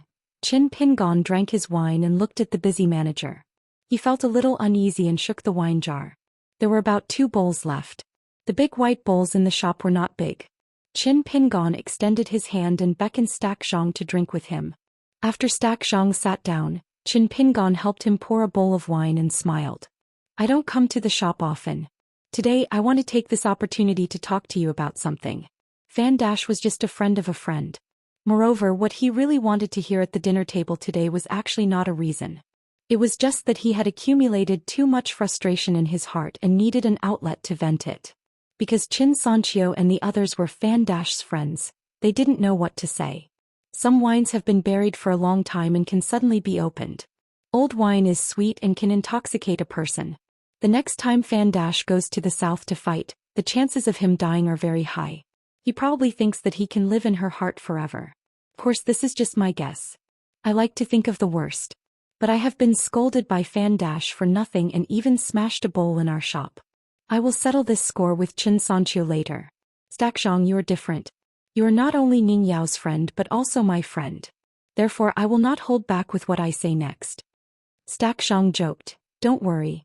I'm not Fan Dash. I won't go crazy from drinking. I can't bear to smash a bowl." Qin Pingon went straight to the point. "How do you feel about sword immortals?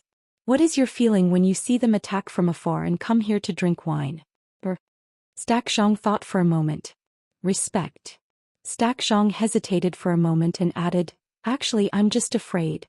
When I was young, I suffered at the hands of low-level sword cultivators. Anyway, it was quite tragic.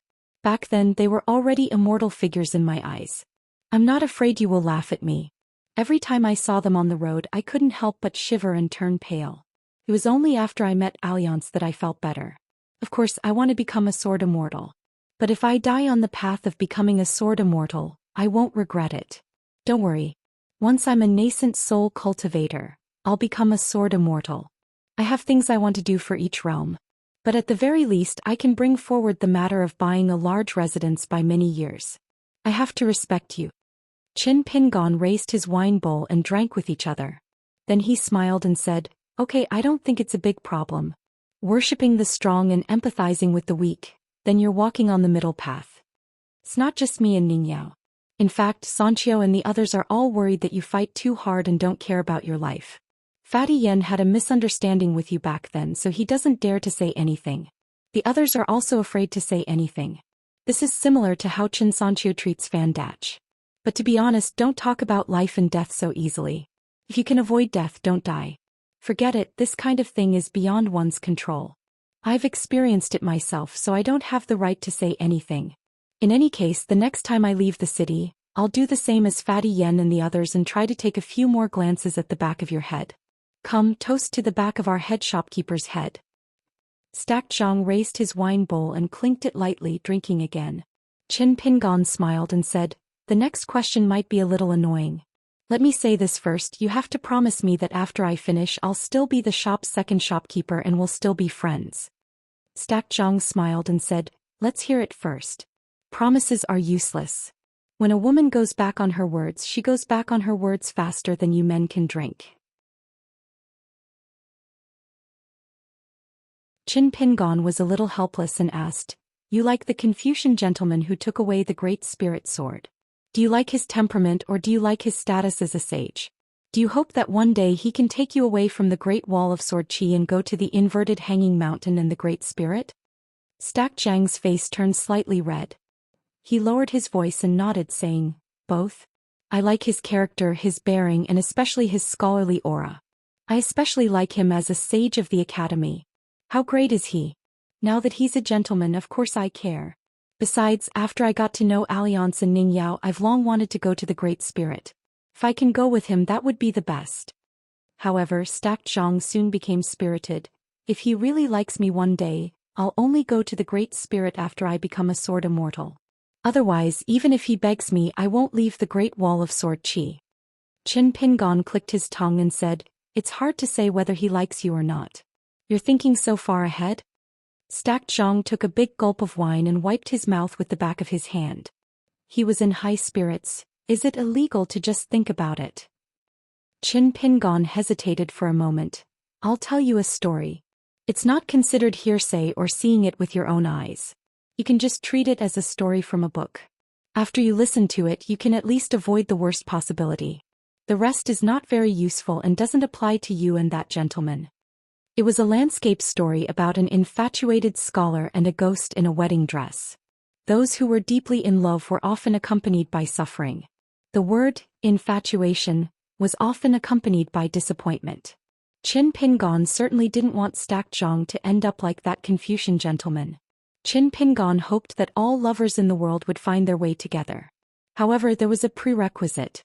Don't blindly find the wrong person. This blindness wasn't just about whether the other party was worth liking or not. In fact, it had more to do with oneself.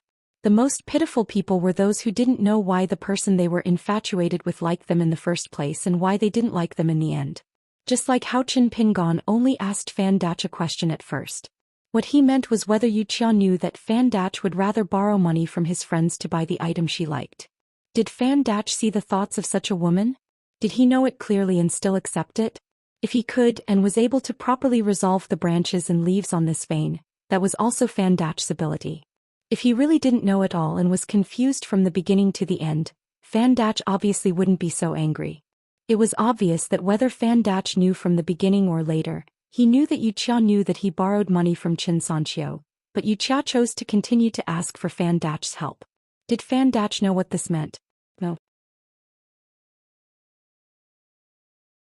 Fan Dach might just vaguely feel that she was wrong and not that good, but he still didn't know how to face it and solve it.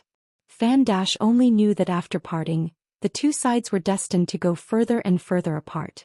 After drinking, he felt that he could not wait to give his heart. After drinking wine, he wanted to cut out his heart and let the woman see his sincerity. If Fan Dach was so unreserved in liking a woman, was it wrong?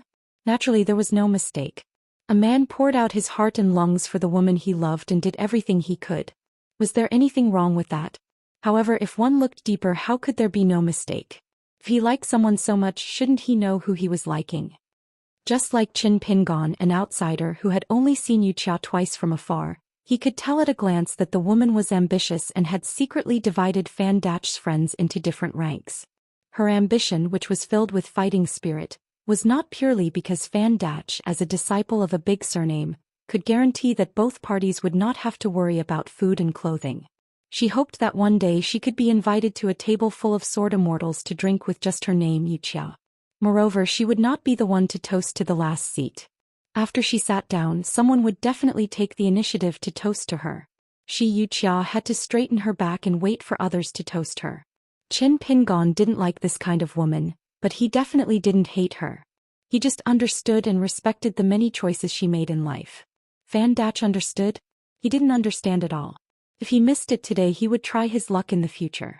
He would meet the right person and become a congenial immortal Dao companion. However, if he was unlucky, he would miss it again. Hearing the end of the story, Xianxia felt indignant and asked, "That scholar just wanted to become a gentleman of Lakeview Academy, so that he could marry the ghost in the wedding dress officially?" Qin Pingon nodded and said, "It has always been like this. He never changed his mind. That's why the scholar was forced to commit suicide by jumping into the lake. However, the ghost in the wedding dress always thought that he had betrayed her love." Xianxia's eyes turned red. How could the ending be like this? His classmates in the academy were all scholars. How could they be so vicious? Qin Pingon said, "Scholars never use knives to harm people. I told you this story because I want you to think more. Think about it, the world is so big and there are so many scholars. Could it be that all of them are good people with a clear conscience? So, would the Great Wall of Sword Qi be what it is today?" Xianxia raised her head with a strange expression and glanced at Qin Pingon with a jade hairpin and green robe. Qin Pingon smiled and said, "I try my best to understand these things. I think more and ponder more. I don't want to become them. On the contrary, I don't want to become them in my life."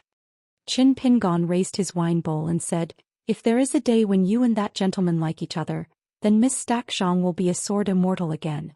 If you want to go to the world, you must call Ning Yao and me. I will help you to guard against those scholars who read too much.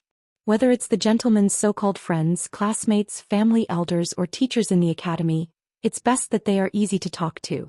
I also believe that there are more good people around him. Birds of a feather flock together. However, it's inevitable that there will be some fish that slip through the net. When these guys stick out their butts, I know which of their sages to disgust people. When it comes to quarreling, I am after all the teacher's last disciple and have learned some of his true teachings. What is a friend? It's just saying unpleasant words and pouring cold water.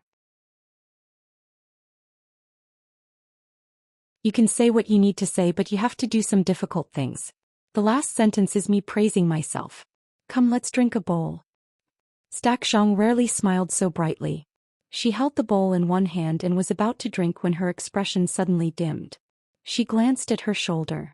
Qin Pingon said, "If you really like him, it doesn't matter. If you don't like him, it's useless even if you have 2 more arms."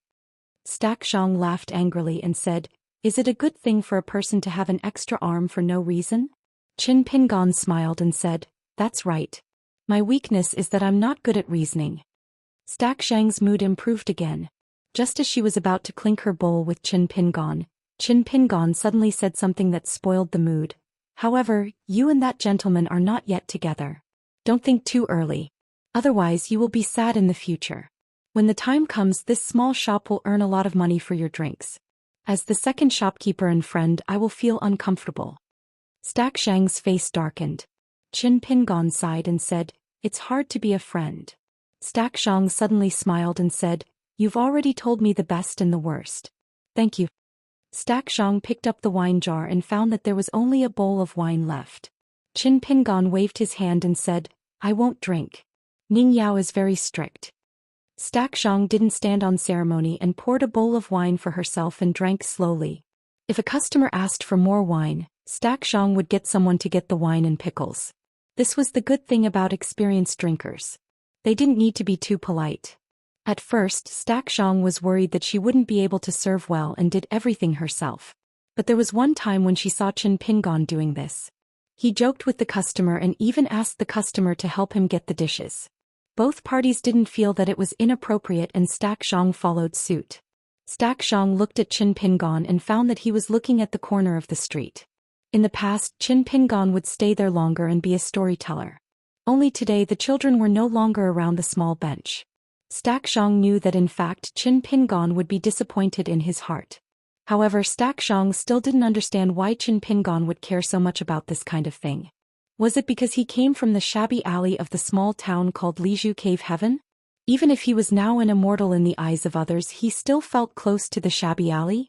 However, as long as the sword cultivators of the Great Wall of Sword Qi grew up in the shabby alley of the city, including Xianxia, they all dreamed of being neighbors with those big families. They never had to return to a small place where chickens and dogs were barking. He said that he didn't drink. But looking at Xianxia drinking leisurely, Qin Pingon glanced at the jar of wine on the table that he intended to give to the elders of Naylan. After a struggle, Xianxia pretended that she didn't see it. Not to mention that the customers felt that it was too difficult to take advantage of the second shopkeeper. But was she different as the head shopkeeper? Just when Xianxia felt that Qin Pingon would definitely pay for it today, Qin Pingon came up with a solution. He stood up, picked up the wine bowl and went to another table. He exchanged pleasantries with the sword cultivators at the table. After drinking a bowl of wine, when he returned to Xianxia's side, there was more than half a bowl of wine in the white bowl. When he sat down, Qin Pingon sighed, "They are too enthusiastic. I can't stand it. It's hard not to drink." Xianxia said helplessly, "Qin Pingon, you are actually a successful disciple of the Shang family, right?" Qin Pingon smiled and said, "There are so many people in the world. Who isn't a businessman?" Xianxia glanced at Qin Pingon who was drinking wine. "Didn't you say that Ning Yao is strict with you?" Qin Pingon drank a lot today. He laughed and said, "Do you think that I'm a Realm 4 Qi refinement warrior for nothing? When the spirit energy vibrates, the smell of wine will spread. It's earth-shattering." Xianxia laughed too.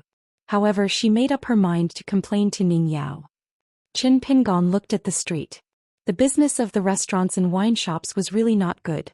Back then when they saw the commotion, all of them were quite enthusiastic. Now they should have stopped, right? He hadn't fully unleashed his strength in this bag shop. After drinking the wine, Xianxia went to greet the customers. After all, she was not as thick-skinned as the second shopkeeper. Qin Pingon drank the half bowl of wine especially slowly. Xianxia simply brought him a pair of chopsticks and a plate of pickled vegetables. Qin Pingon sat cross-legged and slowly dealt with the wine and pickled vegetables. Customers came one after another. Qin Pingon gave up the table and squatted by the roadside. Of course, he didn't forget about the jar of wine that had not been opened. Xianxia glanced at the almost empty bowl of wine that couldn't be finished. She laughed angrily and said, "If you want me to treat you to a drink, can you just say it directly?" He was puzzled. How could a guy who was really willing to take out 2 immortal weapons as a betrothal gift be so stingy to this extent? However, when Ning Yao talked to her privately about this matter, her eyes were so alluring that even a lady like Xianxia was almost tempted. Qin Pingon shook his head and said, "Head shopkeeper, you've really wronged me." Hence, Qin Pingon went to another table and got half a bowl of wine from another customer.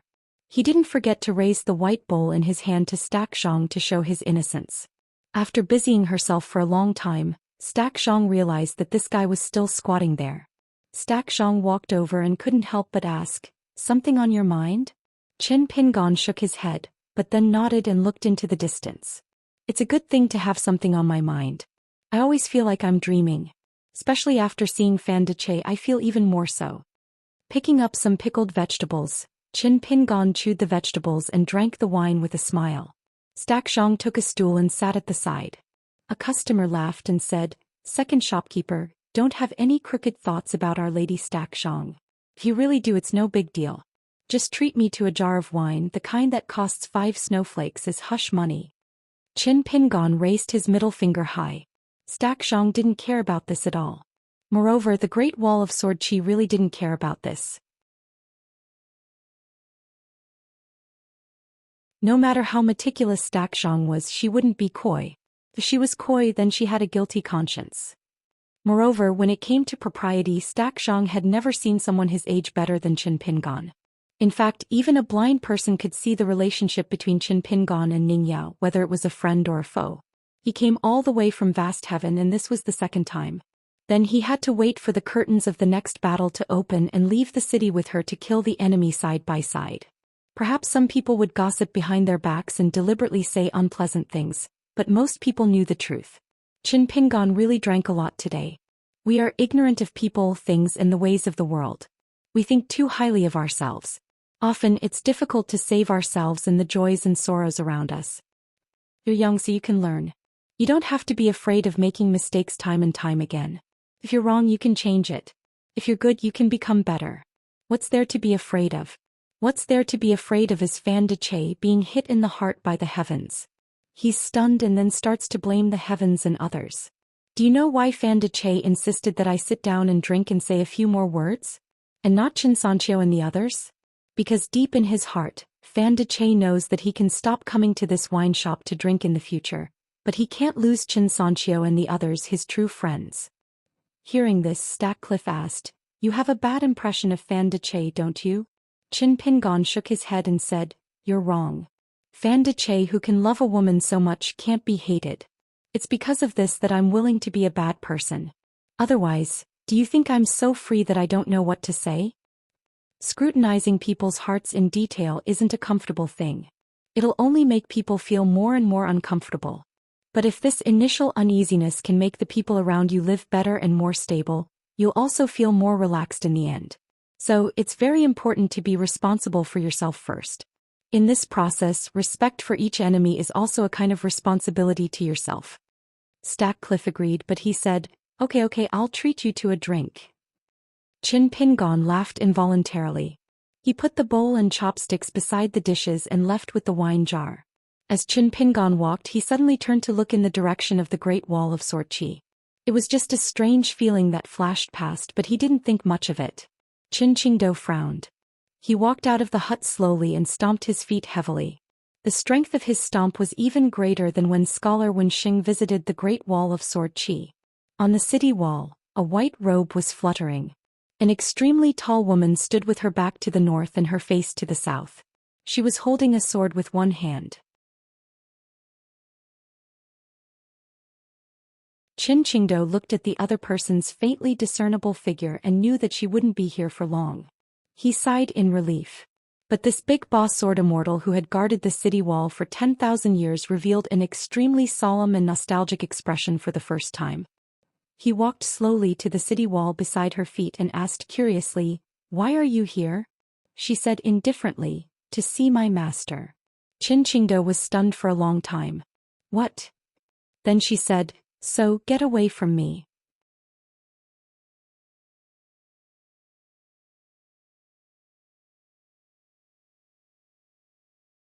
"588. Fortunately, the entire Great Wall of Sword Qi had been stagnated in the river of time. Otherwise, the tall woman's words would have caused many sword immortals' hearts to become unstable. Of course, the secluded official and Dong Sanging who were further away could still be unrestrained. However, they could no longer sense Qin Qingdou's movements. Because of the actions of their boss, if anyone dared to act on their own, it would be Qin Qingdou. Qin Qingdou was never too polite.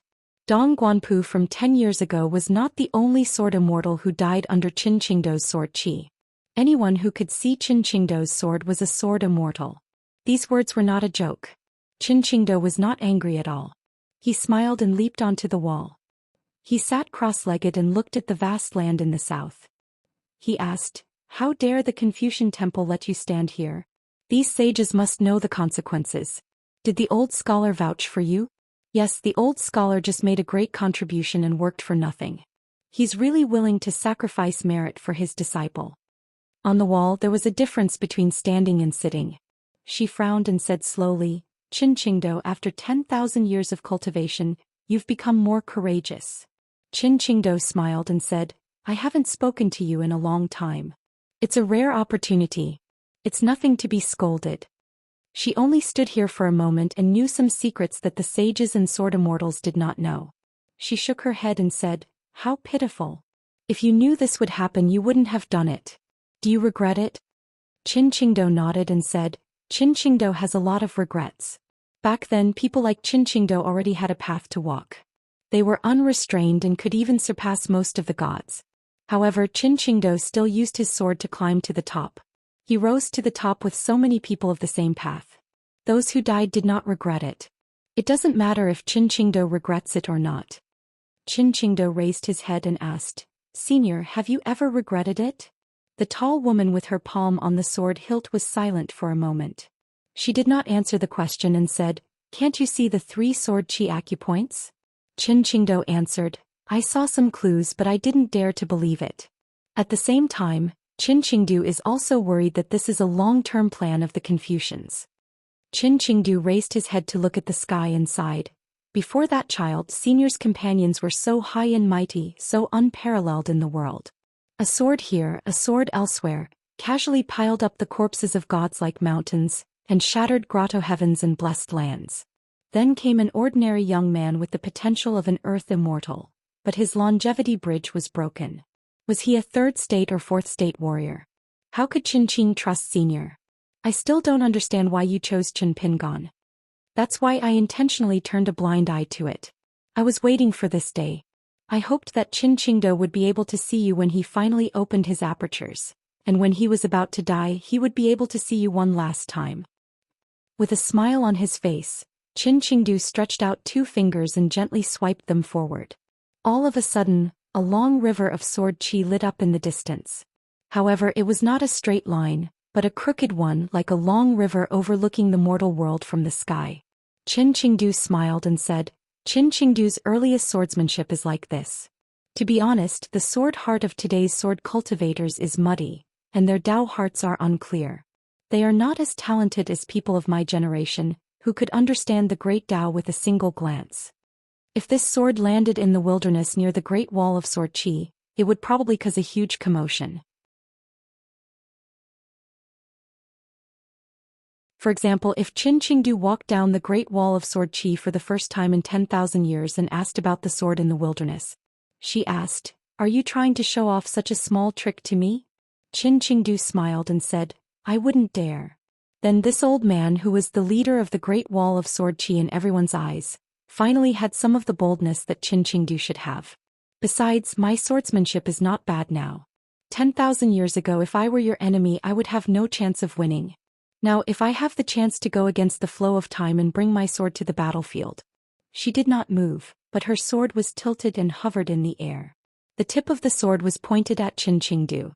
Even though the tip of the sword was less than 3 inches away from his head, Qin Qingdou did not move. A light the size of a mustard seed condensed at the tip of the sword. She said, "In this great wall of sword qi no one can do anything to you, Qin Qingdou. I am an exception." The world's swordsmanship was first divided into 4. Qin Qingdou of the Great Wall of Sword Qi belonged to one, the Celestial Master of Dragon Tiger Mountain was another, the Taoist Sword Immortal of Deshiendu Temple was another, and the Lotus Buddhist Kingdom had another. This was the swordsmanship orthodoxy which had been hidden for 10,000 years. It was not known to the world, and even many sword immortals of the North Continent did not know its origins. They only knew that there were 4 immortal swords in the world. The 4 sword orthodoxies each had their own strengths. However, in terms of killing power, Qin Qingdou's line of the Great Wall of Sword Qi was undoubtedly at the top. Of course, Qin Qingdou was not afraid of the tall woman beside him, who had not reached the peak of swordsmanship. It was respect. But then again he was not afraid, but how could he not be worried at all? As she said, no matter how good Qin Qingdu's swordsmanship was, he would never be the best in front of her. This sentence was far more shocking than the sentence she said to Qin Qingdu when they met again 10,000 years later. One had to know that unless the saints of the three sects came to the Great Wall of Sword Qi personally with the token, Qin Qingdu would be invincible in the world. Even if the second Taoist had the immortal sword, he still had no chance of winning. Why did the inverted hanging mountain exist? Why was there a pavilion on the inverted hanging mountain? Why did the second Taoist not take another step when he was already on the inverted hanging mountain? Why did the second disciple of the Taoist ancestor who loved to fight against the heavens and earth bring his sword to the vast world and return to the green netherworld without using it?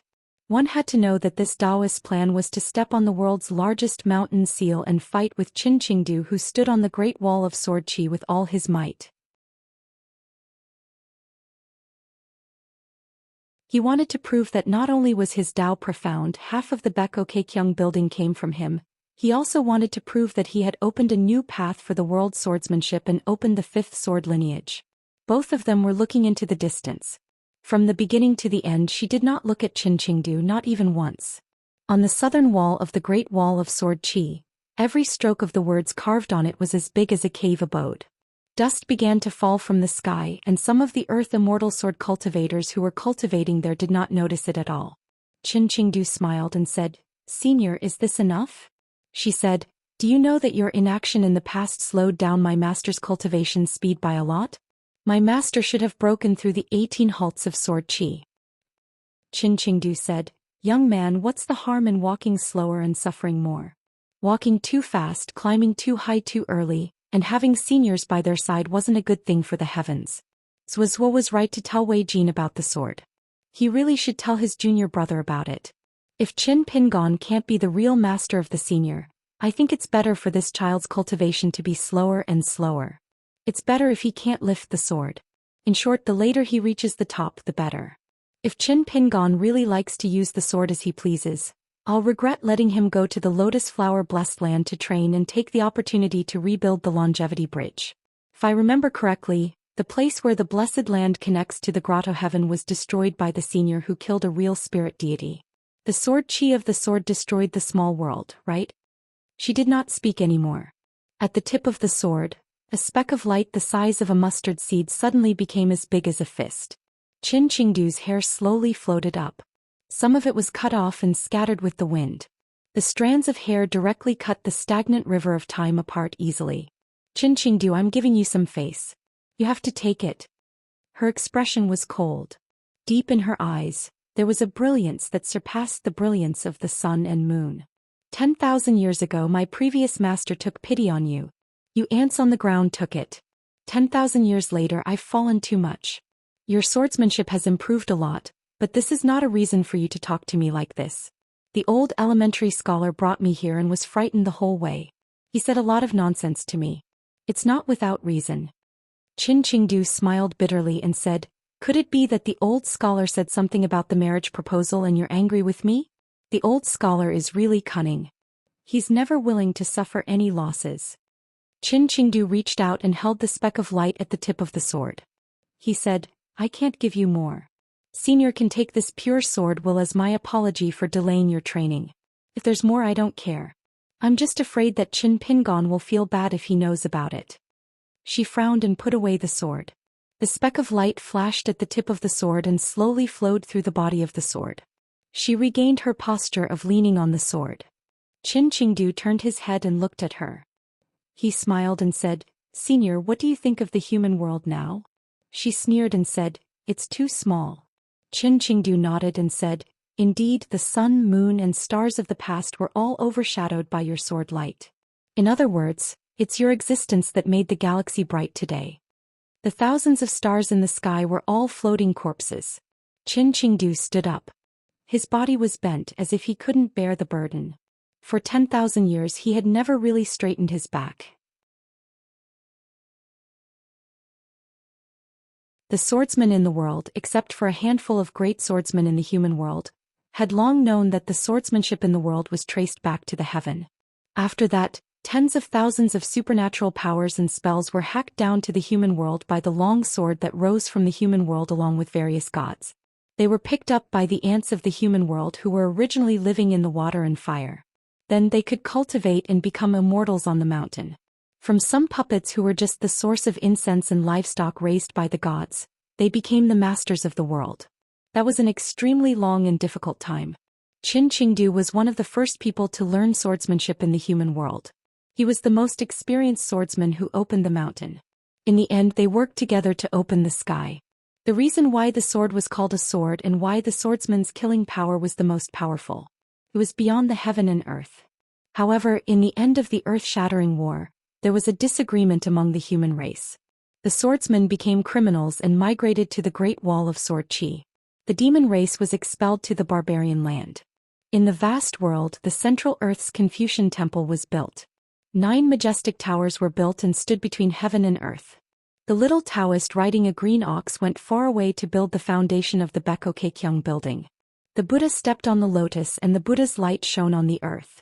The extinction of the flood dragon 8,000 years ago was nothing compared to this. Qin Qingdu asked softly, "Senior, why are you willing to choose that child?"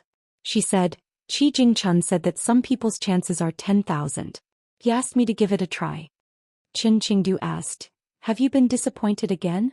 She raised her sword casually and thrust it forward. The sword pierced through Qin Qingdu's head. The golden light flowing out of the sword looked like a small Milky Way hanging in the human world. Qin Qingdu still didn't move. He sighed and said, "Senior's temper is still bad." She said, "I'm much better now." Qin Qingdu moved a few steps to the side to avoid the sword. He said with a smile, "Then why did you split the inverted mountain in half?" If it weren't for the fact that the quasi-sage stopped her personally and showed up outside the Confucian temple, the inverted mountain would have collapsed by now. She said, "My master was unconscious at the time. I could do it on my own." Qin Qingdu said helplessly, "I didn't expect your master to be Qin Pingon. But on second thought it seems that if it were someone else it wouldn't be right. If it were someone else it's hard to say who would be the master." Qin Qingdu suddenly laughed and said, "Qi Jingchuan's final move, what kind of divine hand was that?" She grabbed the sword casually and pulled out the golden light from the sword. It gathered into a ball of bright light. She held it in her hand and crushed it casually. She sneered and said, "You gave me the sword intent. You Qin Qingdu?" Qin Qingdu nodded with a smile and didn't say anything. She put 2 fingers together and said with a smile, "I'll take it myself." The entire Great Wall of Sword aura started to appear out of thin air. Qin Qingdu's expression changed slightly and he sighed. He could stop her if he wanted to, but the price was too high. Moreover, he couldn't figure out her temper. He had no choice but to use his trump card. As a result, the green-robed young man who had dispersed the smell of alcohol and was about to reach the Ning mansion staggered to the top of the city wall and appeared beside the tall woman. Qin Pingon was confused and surprised. He shouted softly, "Fairy sister?" The tall woman waved her sleeve and scattered the golden light. The long sword in her hand disappeared. He turned around and smiled. Then she hugged Qin Pingon. Qin Pingon was at a loss. He opened his arms and turned to look at Qin Qingdu with an innocent expression. She pressed his head and leaned in front of her. Qin Qingdu closed her eyes and then opened them again. She really wasn't seeing things. This big sword immortal rubbed her temples. How could the previous sword not hurt? Qin Pingon's face was red. Fortunately, she had already let go. She bent down slightly and looked at him. She smiled and said softly, "Master, you've grown taller." Seeing that she was about to reach out her hands again, Qin Pingon quickly reached out and pressed her arms gently. He explained with a wry smile, "If Ning Yao sees this, I'll be dead." She put her hand on her chest with a miserable expression. "Aren't you afraid that I'll die of sadness first?" Qin Pingon's eyes were full of a different kind of light. He smiled brightly and turned to look at the sky. He raised his arm and pointed at the 3 moons. He asked, "Fairy sister, I heard that it's okay to lose 2 moons in this world. The 4 seasons will continue and everything will change as usual. Then is it possible for us to cut off one of the moons and bring it home one day? For example, we can secretly put it in our own lotus root blessed land." She looked up and smiled. "It's not possible now, but it won't be difficult in the future. Qin Qing stood at the side, feeling so awkward that he was about to die. She glanced at Qin Qingdu. Qin Qingdu then left. But before she left, Qin Qingdu said casually, "Don't worry, I won't tell Ning Yao." Qin Pingon turned around. Her eyes were clear. She smiled. "I'll tell her myself." She stood beside Qin Pingon, still smiling. But in Qin Qingdu's heart there were only 3 words: die far away. Qin Qingdu put his hands behind his back and slowly left. Qin Pingon walked with the sword spirit with her hands behind her sleeves. Qin Pingon could not be more familiar with the river of time. Walking in it, not only did he not feel tormented, he was like a fish in water. That little bit of soul-shaking torment was nothing. If not for the fact that he had to care about his face, if the sword spirit was not by his side, Qin Pingon would have taken to his heels. After all, the benefits of being in the stagnant river of time were almost impossible to come by. Qin Pingon turned around and asked with a smile, "Why are you here? Did my husband make a trip to Longquan County?" She nodded. The old scholar was still worried that this last disciple of his would not be safe here at the Great Wall of Sword Qi. Of course, the old scholar was also honest with her. Qin Qingdu, this old bastard, not only did he not give face to the old scholar, but why did he not even give face to Qin Pingon's husband? Was this appropriate?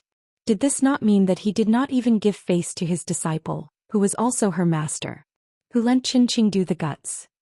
Qin Pingon said, "I thought that I would have to wait decades before we could meet again." She smiled and said, "About the sword sharpening, the dragon beheading cliff of the Wind Snow Temple has already been finished. Don't worry, master, I've been reasonable." When the Wind Snow Temple first discovered that something was amiss, he was scared out of his wits. None of the sword cultivators stationed there dared to act rashly. Then a baby-faced brat secretly went to Dragon Spine Mountain and performed proper etiquette. I met him and imparted a sword technique to the Wind Snow Temple in exchange. The other party was quite happy. After all, I could help him break through his realm. Then it was Wan Ting's area. Wan Ting agreed, so now the Dali dynasty specially chose another location for the Dragon Spring Sword sect. Wan Ting was smart and did not ask for anything. I was happy, so I taught him a sword forging technique. Otherwise, with his broken realm, what he wanted was just wishful thinking. As for the dragon beheading cliff of the Martial Mountain, forget it. It involves too many things and will easily bring trouble. I don't care, but master will have a headache. It was not that she couldn't do some things, but just like Qin Qingdu, she was worried about who the master was. If she did it, it would be Qin Pingon's trouble. Qin Qingdu was actually right about some things, but she just felt that Qin Qingdu was not qualified to criticize her. Qin Pingon covered his sleeves with his hands and said indifferently, "One day in front of me, trouble will just be trouble." She was extremely happy. She thought that after all the twists and turns, they would be thousands of miles apart. If that happened, there would be no disappointment but some regret. She did not expect that in the end he happened to be the person she wanted to pass the sword to. She asked with a smile, "Master, if you can climb all the way, what kind of person do you want to be? What you say makes sense and what you do makes sense." Qin Pingon said without hesitation, "Then with a sword in the sky and a punch, all the martial artists in the world will only feel that the sky is above."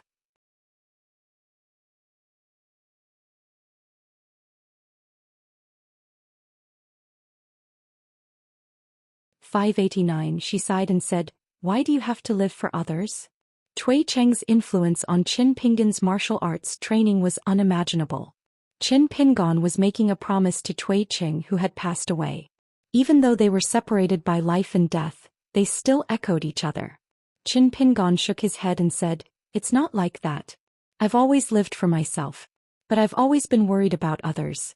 I have to let the people I respect live in my heart for a long time. If the human world can't remember them, I'll remember them. If I have the chance, I'll let them remember me again." She fell into deep thought and recalled some distant memories. Qin Pingon turned around and started walking again after walking for a while. She also followed him and walked back. This was what Qin Pingon wanted. He didn't want the sword spirit to walk too far in the river of time. There were too many accidents in the world. He couldn't stop them. But at the very least, on my side, Qin Pingon's side, there won't be too many complications because of my own negligence. Mr. Qi, who knew him the best, died because of him. They sat on the top of the city wall just like before. They sat on the Golden Arch Bridge. Qin Pingon asked, "Are you leaving?" She said, "You don't have to leave. But the old scholar waiting on the inverted mountain might have to go to the Confucian temple to ask for forgiveness." Qin Pingon said, "It's okay to leave for a short time. But don't never come back. I might still be able to bear it, but I'll feel terrible. But I can't say anything about it. It'll only make me feel worse." She said with a smile, "Master and I have lived and died together for tens of thousands of years." Qin Pingon turned around and stretched out his hand. She raised her hand. Instead of clapping, she held Qin Pingon's hand and shook it gently. "This is the second promise." Qin Pingon nodded with a smile. "I'll keep my promise." She took back her hand and patted her knees. She looked at the barren wilderness and sneered, "There seem to be a few old friends here." Qin Pingon said, "Then I'll be more careful." She said, "If I show myself, these sneaky ancient existences won't dare to kill you. At most they'll break your longevity bridge and start over again, forcing Master to walk the same path as me." Qin Pingon shook his head and said, "No matter what I think in the future and whether I change my mind or not, as long as I'm talking about the present, I won't leave even if you beat me to death." She smiled and said, "I know." Qin Pingon suddenly asked with a smile, "Do you know what I'm best at?" She thought for a moment. "I dare to make a choice."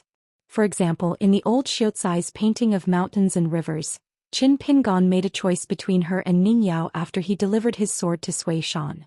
If he was wrong, then there wouldn't be anything after that. A person who fawned over the so-called strong and powerful was not worthy of wielding his sword against heaven and earth on her behalf. After 10,000 years in the human world, how many people's knees were weak and their backs were bent? Innumerable. These people should really see the sages of the human race 10,000 years ago. They should see how the sages of the human race cut through the thorns and climbed to the top with their swords in the midst of suffering. They just wanted to die and open the way for the future generations. But in the end, after this group of people died, the brilliance of humanity, which was very different from divinity, began to change. Or rather, it was covered up. The puppets created by the gods in the past were ants because of their innate inferiority. It was not as simple as the short lifespan of the human race. Because of this, they were initially regarded as ants under the feet of the gods who were high in the sky. They could only provide incense for the gods and take what they wanted. Other than that, their lives were no different from grass. At that time, some of the gods with golden bodies overlooking the earth had noticed the changes in the human world. However, the matter of condensing and refining the golden body with the incense in the human world was related to the foundation of the gods' longevity, and the benefits were unimaginable. It was simply an inexhaustible source. Therefore, some gods turned a blind eye to it and some didn't care about it at all. They didn't think it would take much effort to crush a group of ants. But the final result of the evolution was, of course, accidental inevitability. For example, the struggle between water and fire. The biggest exception was, of course, her previous master as well as the other gods. They were willing to treat a small group of people as true kindred spirits. That was the beginning of the human world swordsmanship and the myriad of techniques. Qin Pingon shook her head and said softly, "My heart is free."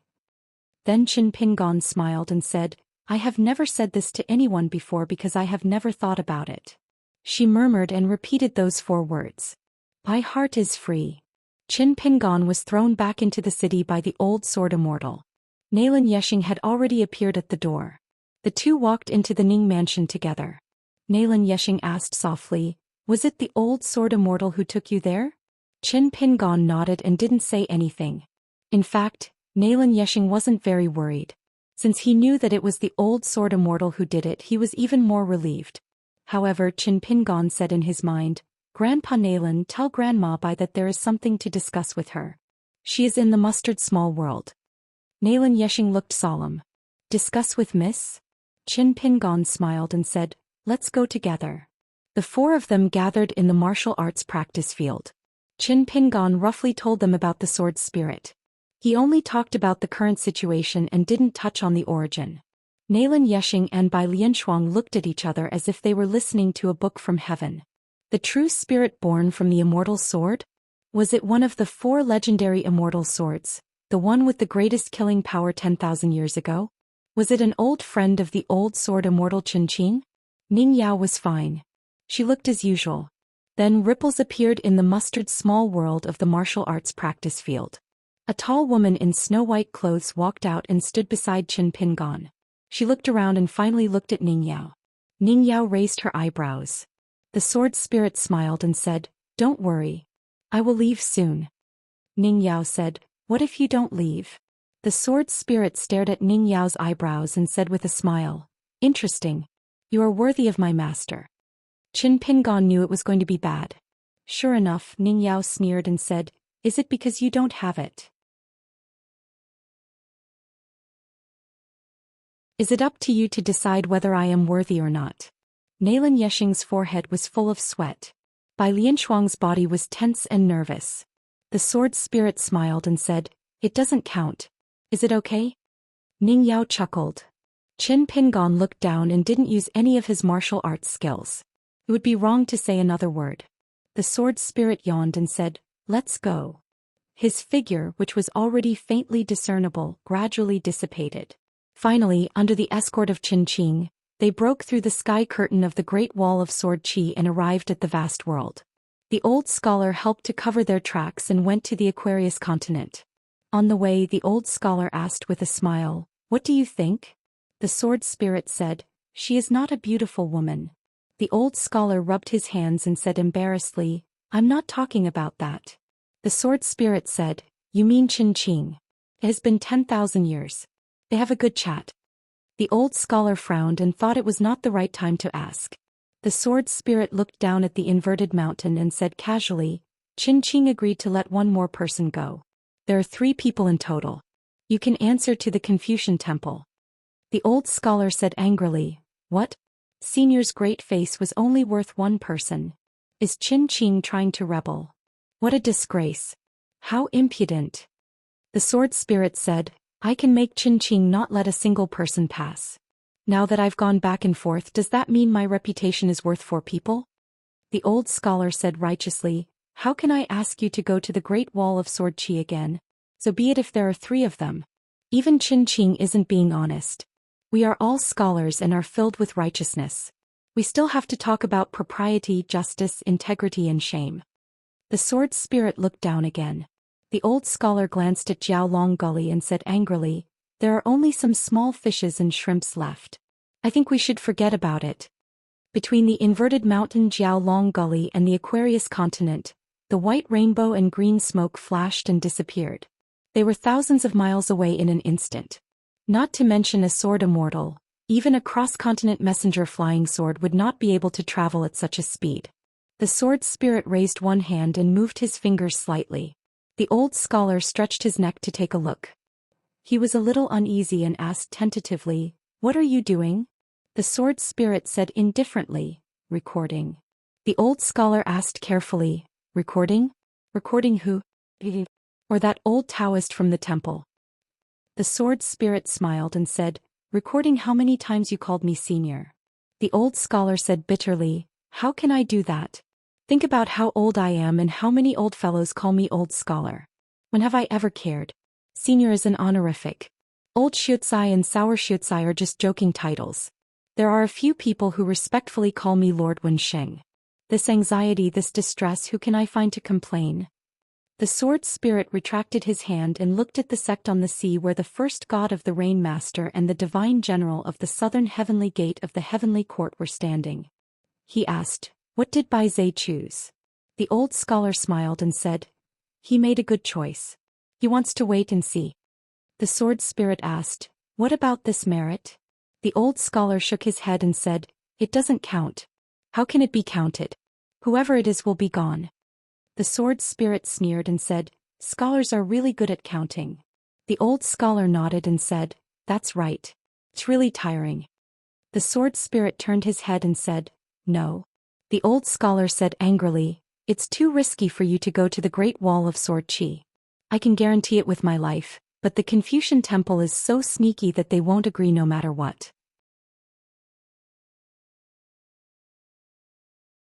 Therefore, a portion of the merit that was allocated to my disciple in seclusion has been used up. There aren't many in the line of the secondary saints who are heroic. They are stingy. If they are not heroic, how can they be called true sages? If my statue is still in the Confucian temple with the old man, I would have long talked some sense into the line of the secondary saints. It's also my fault. When I was in the prime of my life, the 3 schools and all the academies racked their brains to invite me to give lectures. In the end, I was too shy and put on airs. In the end, I didn't give enough lectures.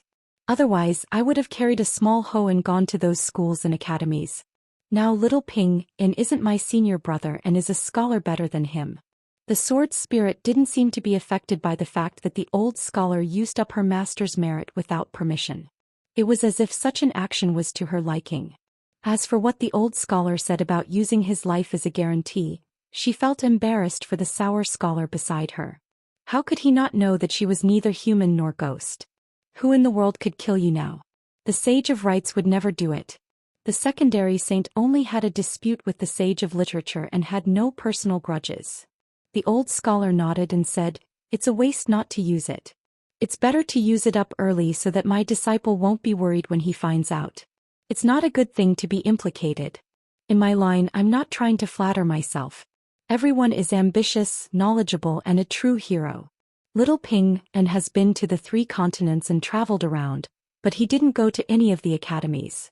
You can tell how he feels about the Confucian temple, the schools, and the academies. He's holding back his anger. I think he's doing well." The sword spirit smiled and said, "Cui Dong." The old scholar looked confused and said, "Have I ever accepted this disciple? I remember that I only have one disciple, Cui Dong Shan." The sword spirit said, "I think Cui Dong has the bearing of a predecessor." "That's right." The old scholar looked absent-minded and murmured, "I'm also wrong. It's a pity that I don't have the chance to correct my mistakes. Life is like this. If you know you're wrong and can't change, there's no greater regret and pain." However, the old scholar quickly swept away the haze in his heart and smiled while pulling his beard. Those who leave can't be chased, but those who come can be chased. He had accepted a disciple who was in seclusion. What generation? I'm young, but we're of the same generation.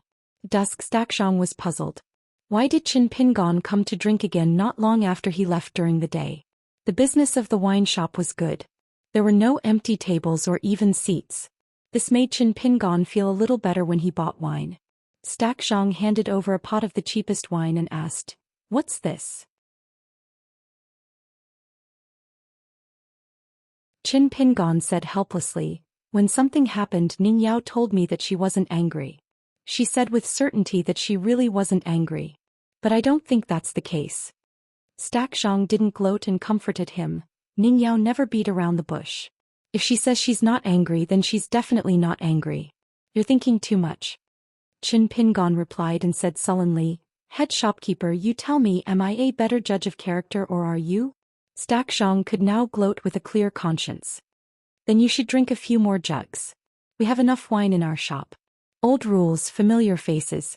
Except for those who have just broken through, we don't allow anyone to buy on credit." Qin Pingon squatted by the side of the road with a pot of wine, chopsticks, and plates in hand. Beside him was a drunkard sword cultivator who often came to his shop. He was the kind of person who would die if he didn't drink. He was in the Dragon Gate realm. His name was Han Rong. Just like Qin Pingon, he only drank 1 drop of Bamboo Sea Grotto Heaven wine. Earlier, Qin Pingon had told Xianxia that this kind of customer needed to be won over with a smile. At that time, Xianxia was a little stunned. Qin Pingon could only patiently explain that drunkards were all drunkards, and they liked to squat together and drink until they died. Compared to those who drank a pot of good wine every few days, drunkards were good customers who couldn't wait to return to their seats after taking a few steps away from the table. All the one-shot businesses in the world weren't good businesses. At that time, Xianxia even seriously recorded these words that he thought were priceless advice in the account book. This made Qin Pingon, who was watching from the side, extremely worried. Our head shopkeeper really doesn't know how to do business. How did he manage to run this shop for more than 10 years? How many years have I been a bundle shop? Could it be that I really have some talent in doing business? Han Rong asked with a smile. "Second shopkeeper, are you drinking to drown your sorrows? What's wrong? Did you get kicked out? Don't worry. I, Brother Han, am a veteran in the field of flowers. I'll teach you a trick. Just treat it as payment for the wine. What do you think? This is a good deal." Qin Pingon chewed on the pickled vegetables and took a sip of wine. He leisurely said, "Only after listening to you will I be unlucky. What's more, I just came out to drink a little wine.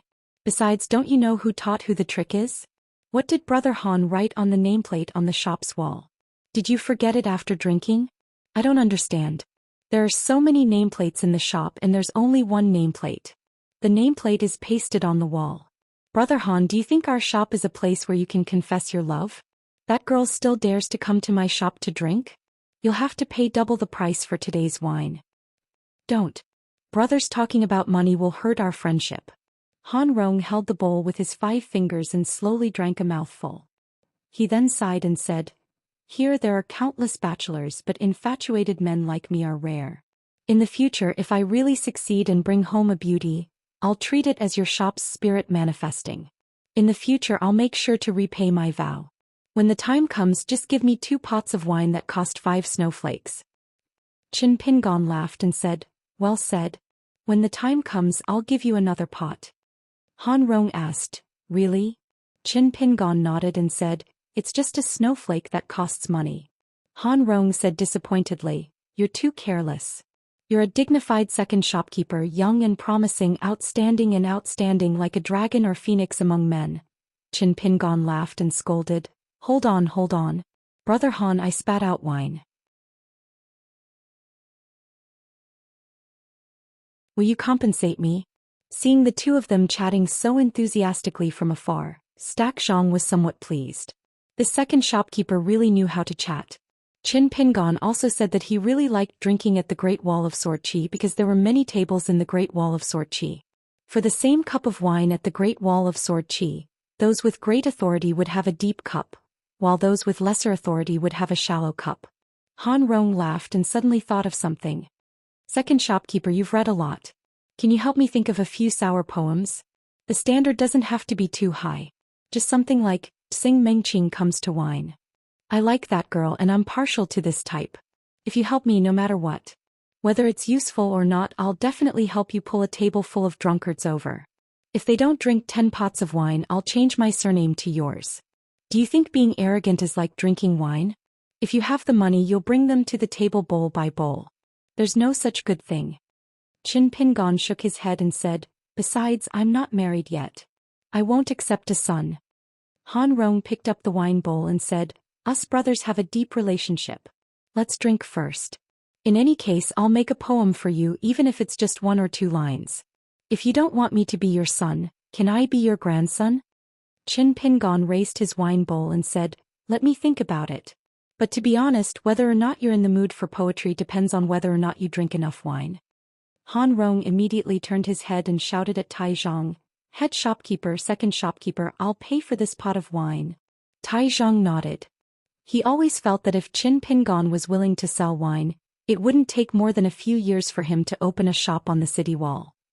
A young woman with a slender figure slowly walked over to the second shopkeeper, who was explaining to Brother Han what flying light was. She smiled and said, "Can I take a moment of Child Chen's time?" Qin Pingon smiled and nodded. He turned his head and said to Han Rong, "It doesn't matter if you don't understand. It's fine as long as she understands." Qin Pingon walked with the woman on the street. He smiled and said, "Miss Yu, you're too kind." The woman who came was Wuxia, the woman who broke Fan Dach's heart. Wuxia's expression was slightly unnatural, but she soon said in a soft and slow voice, "I heard about what happened that night. Although Fan Dach and I didn't make it to the end, I still want to apologize to Child Chin in person. After all, it was because of me that Child Chin was wronged. Maybe it's not appropriate to say this. It might even make Child Chin feel that I'm being hypocritical. But no matter what, I still hope Child Chin can understand Fan Dach. He's really a good person. I'm sorry. If Fan Dach wasn't a good person, I wouldn't have been scolded by him." Qin Pingon said, "Who hasn't drunk too much?" When a man is drunk and calls a woman's name, he must really like her. As for scolding when he's drunk, you don't have to take it seriously. "Thank you, Child Chin." Wuxia curtsied and said, "Then I won't disturb Child Chin from drinking with your friends." After Wuxia left, Qin Pingon returned to the shop and continued to drink. Han Rong had already left, but she didn't forget to pay the bill. Stacked Zhang approached and asked, "What's the matter?"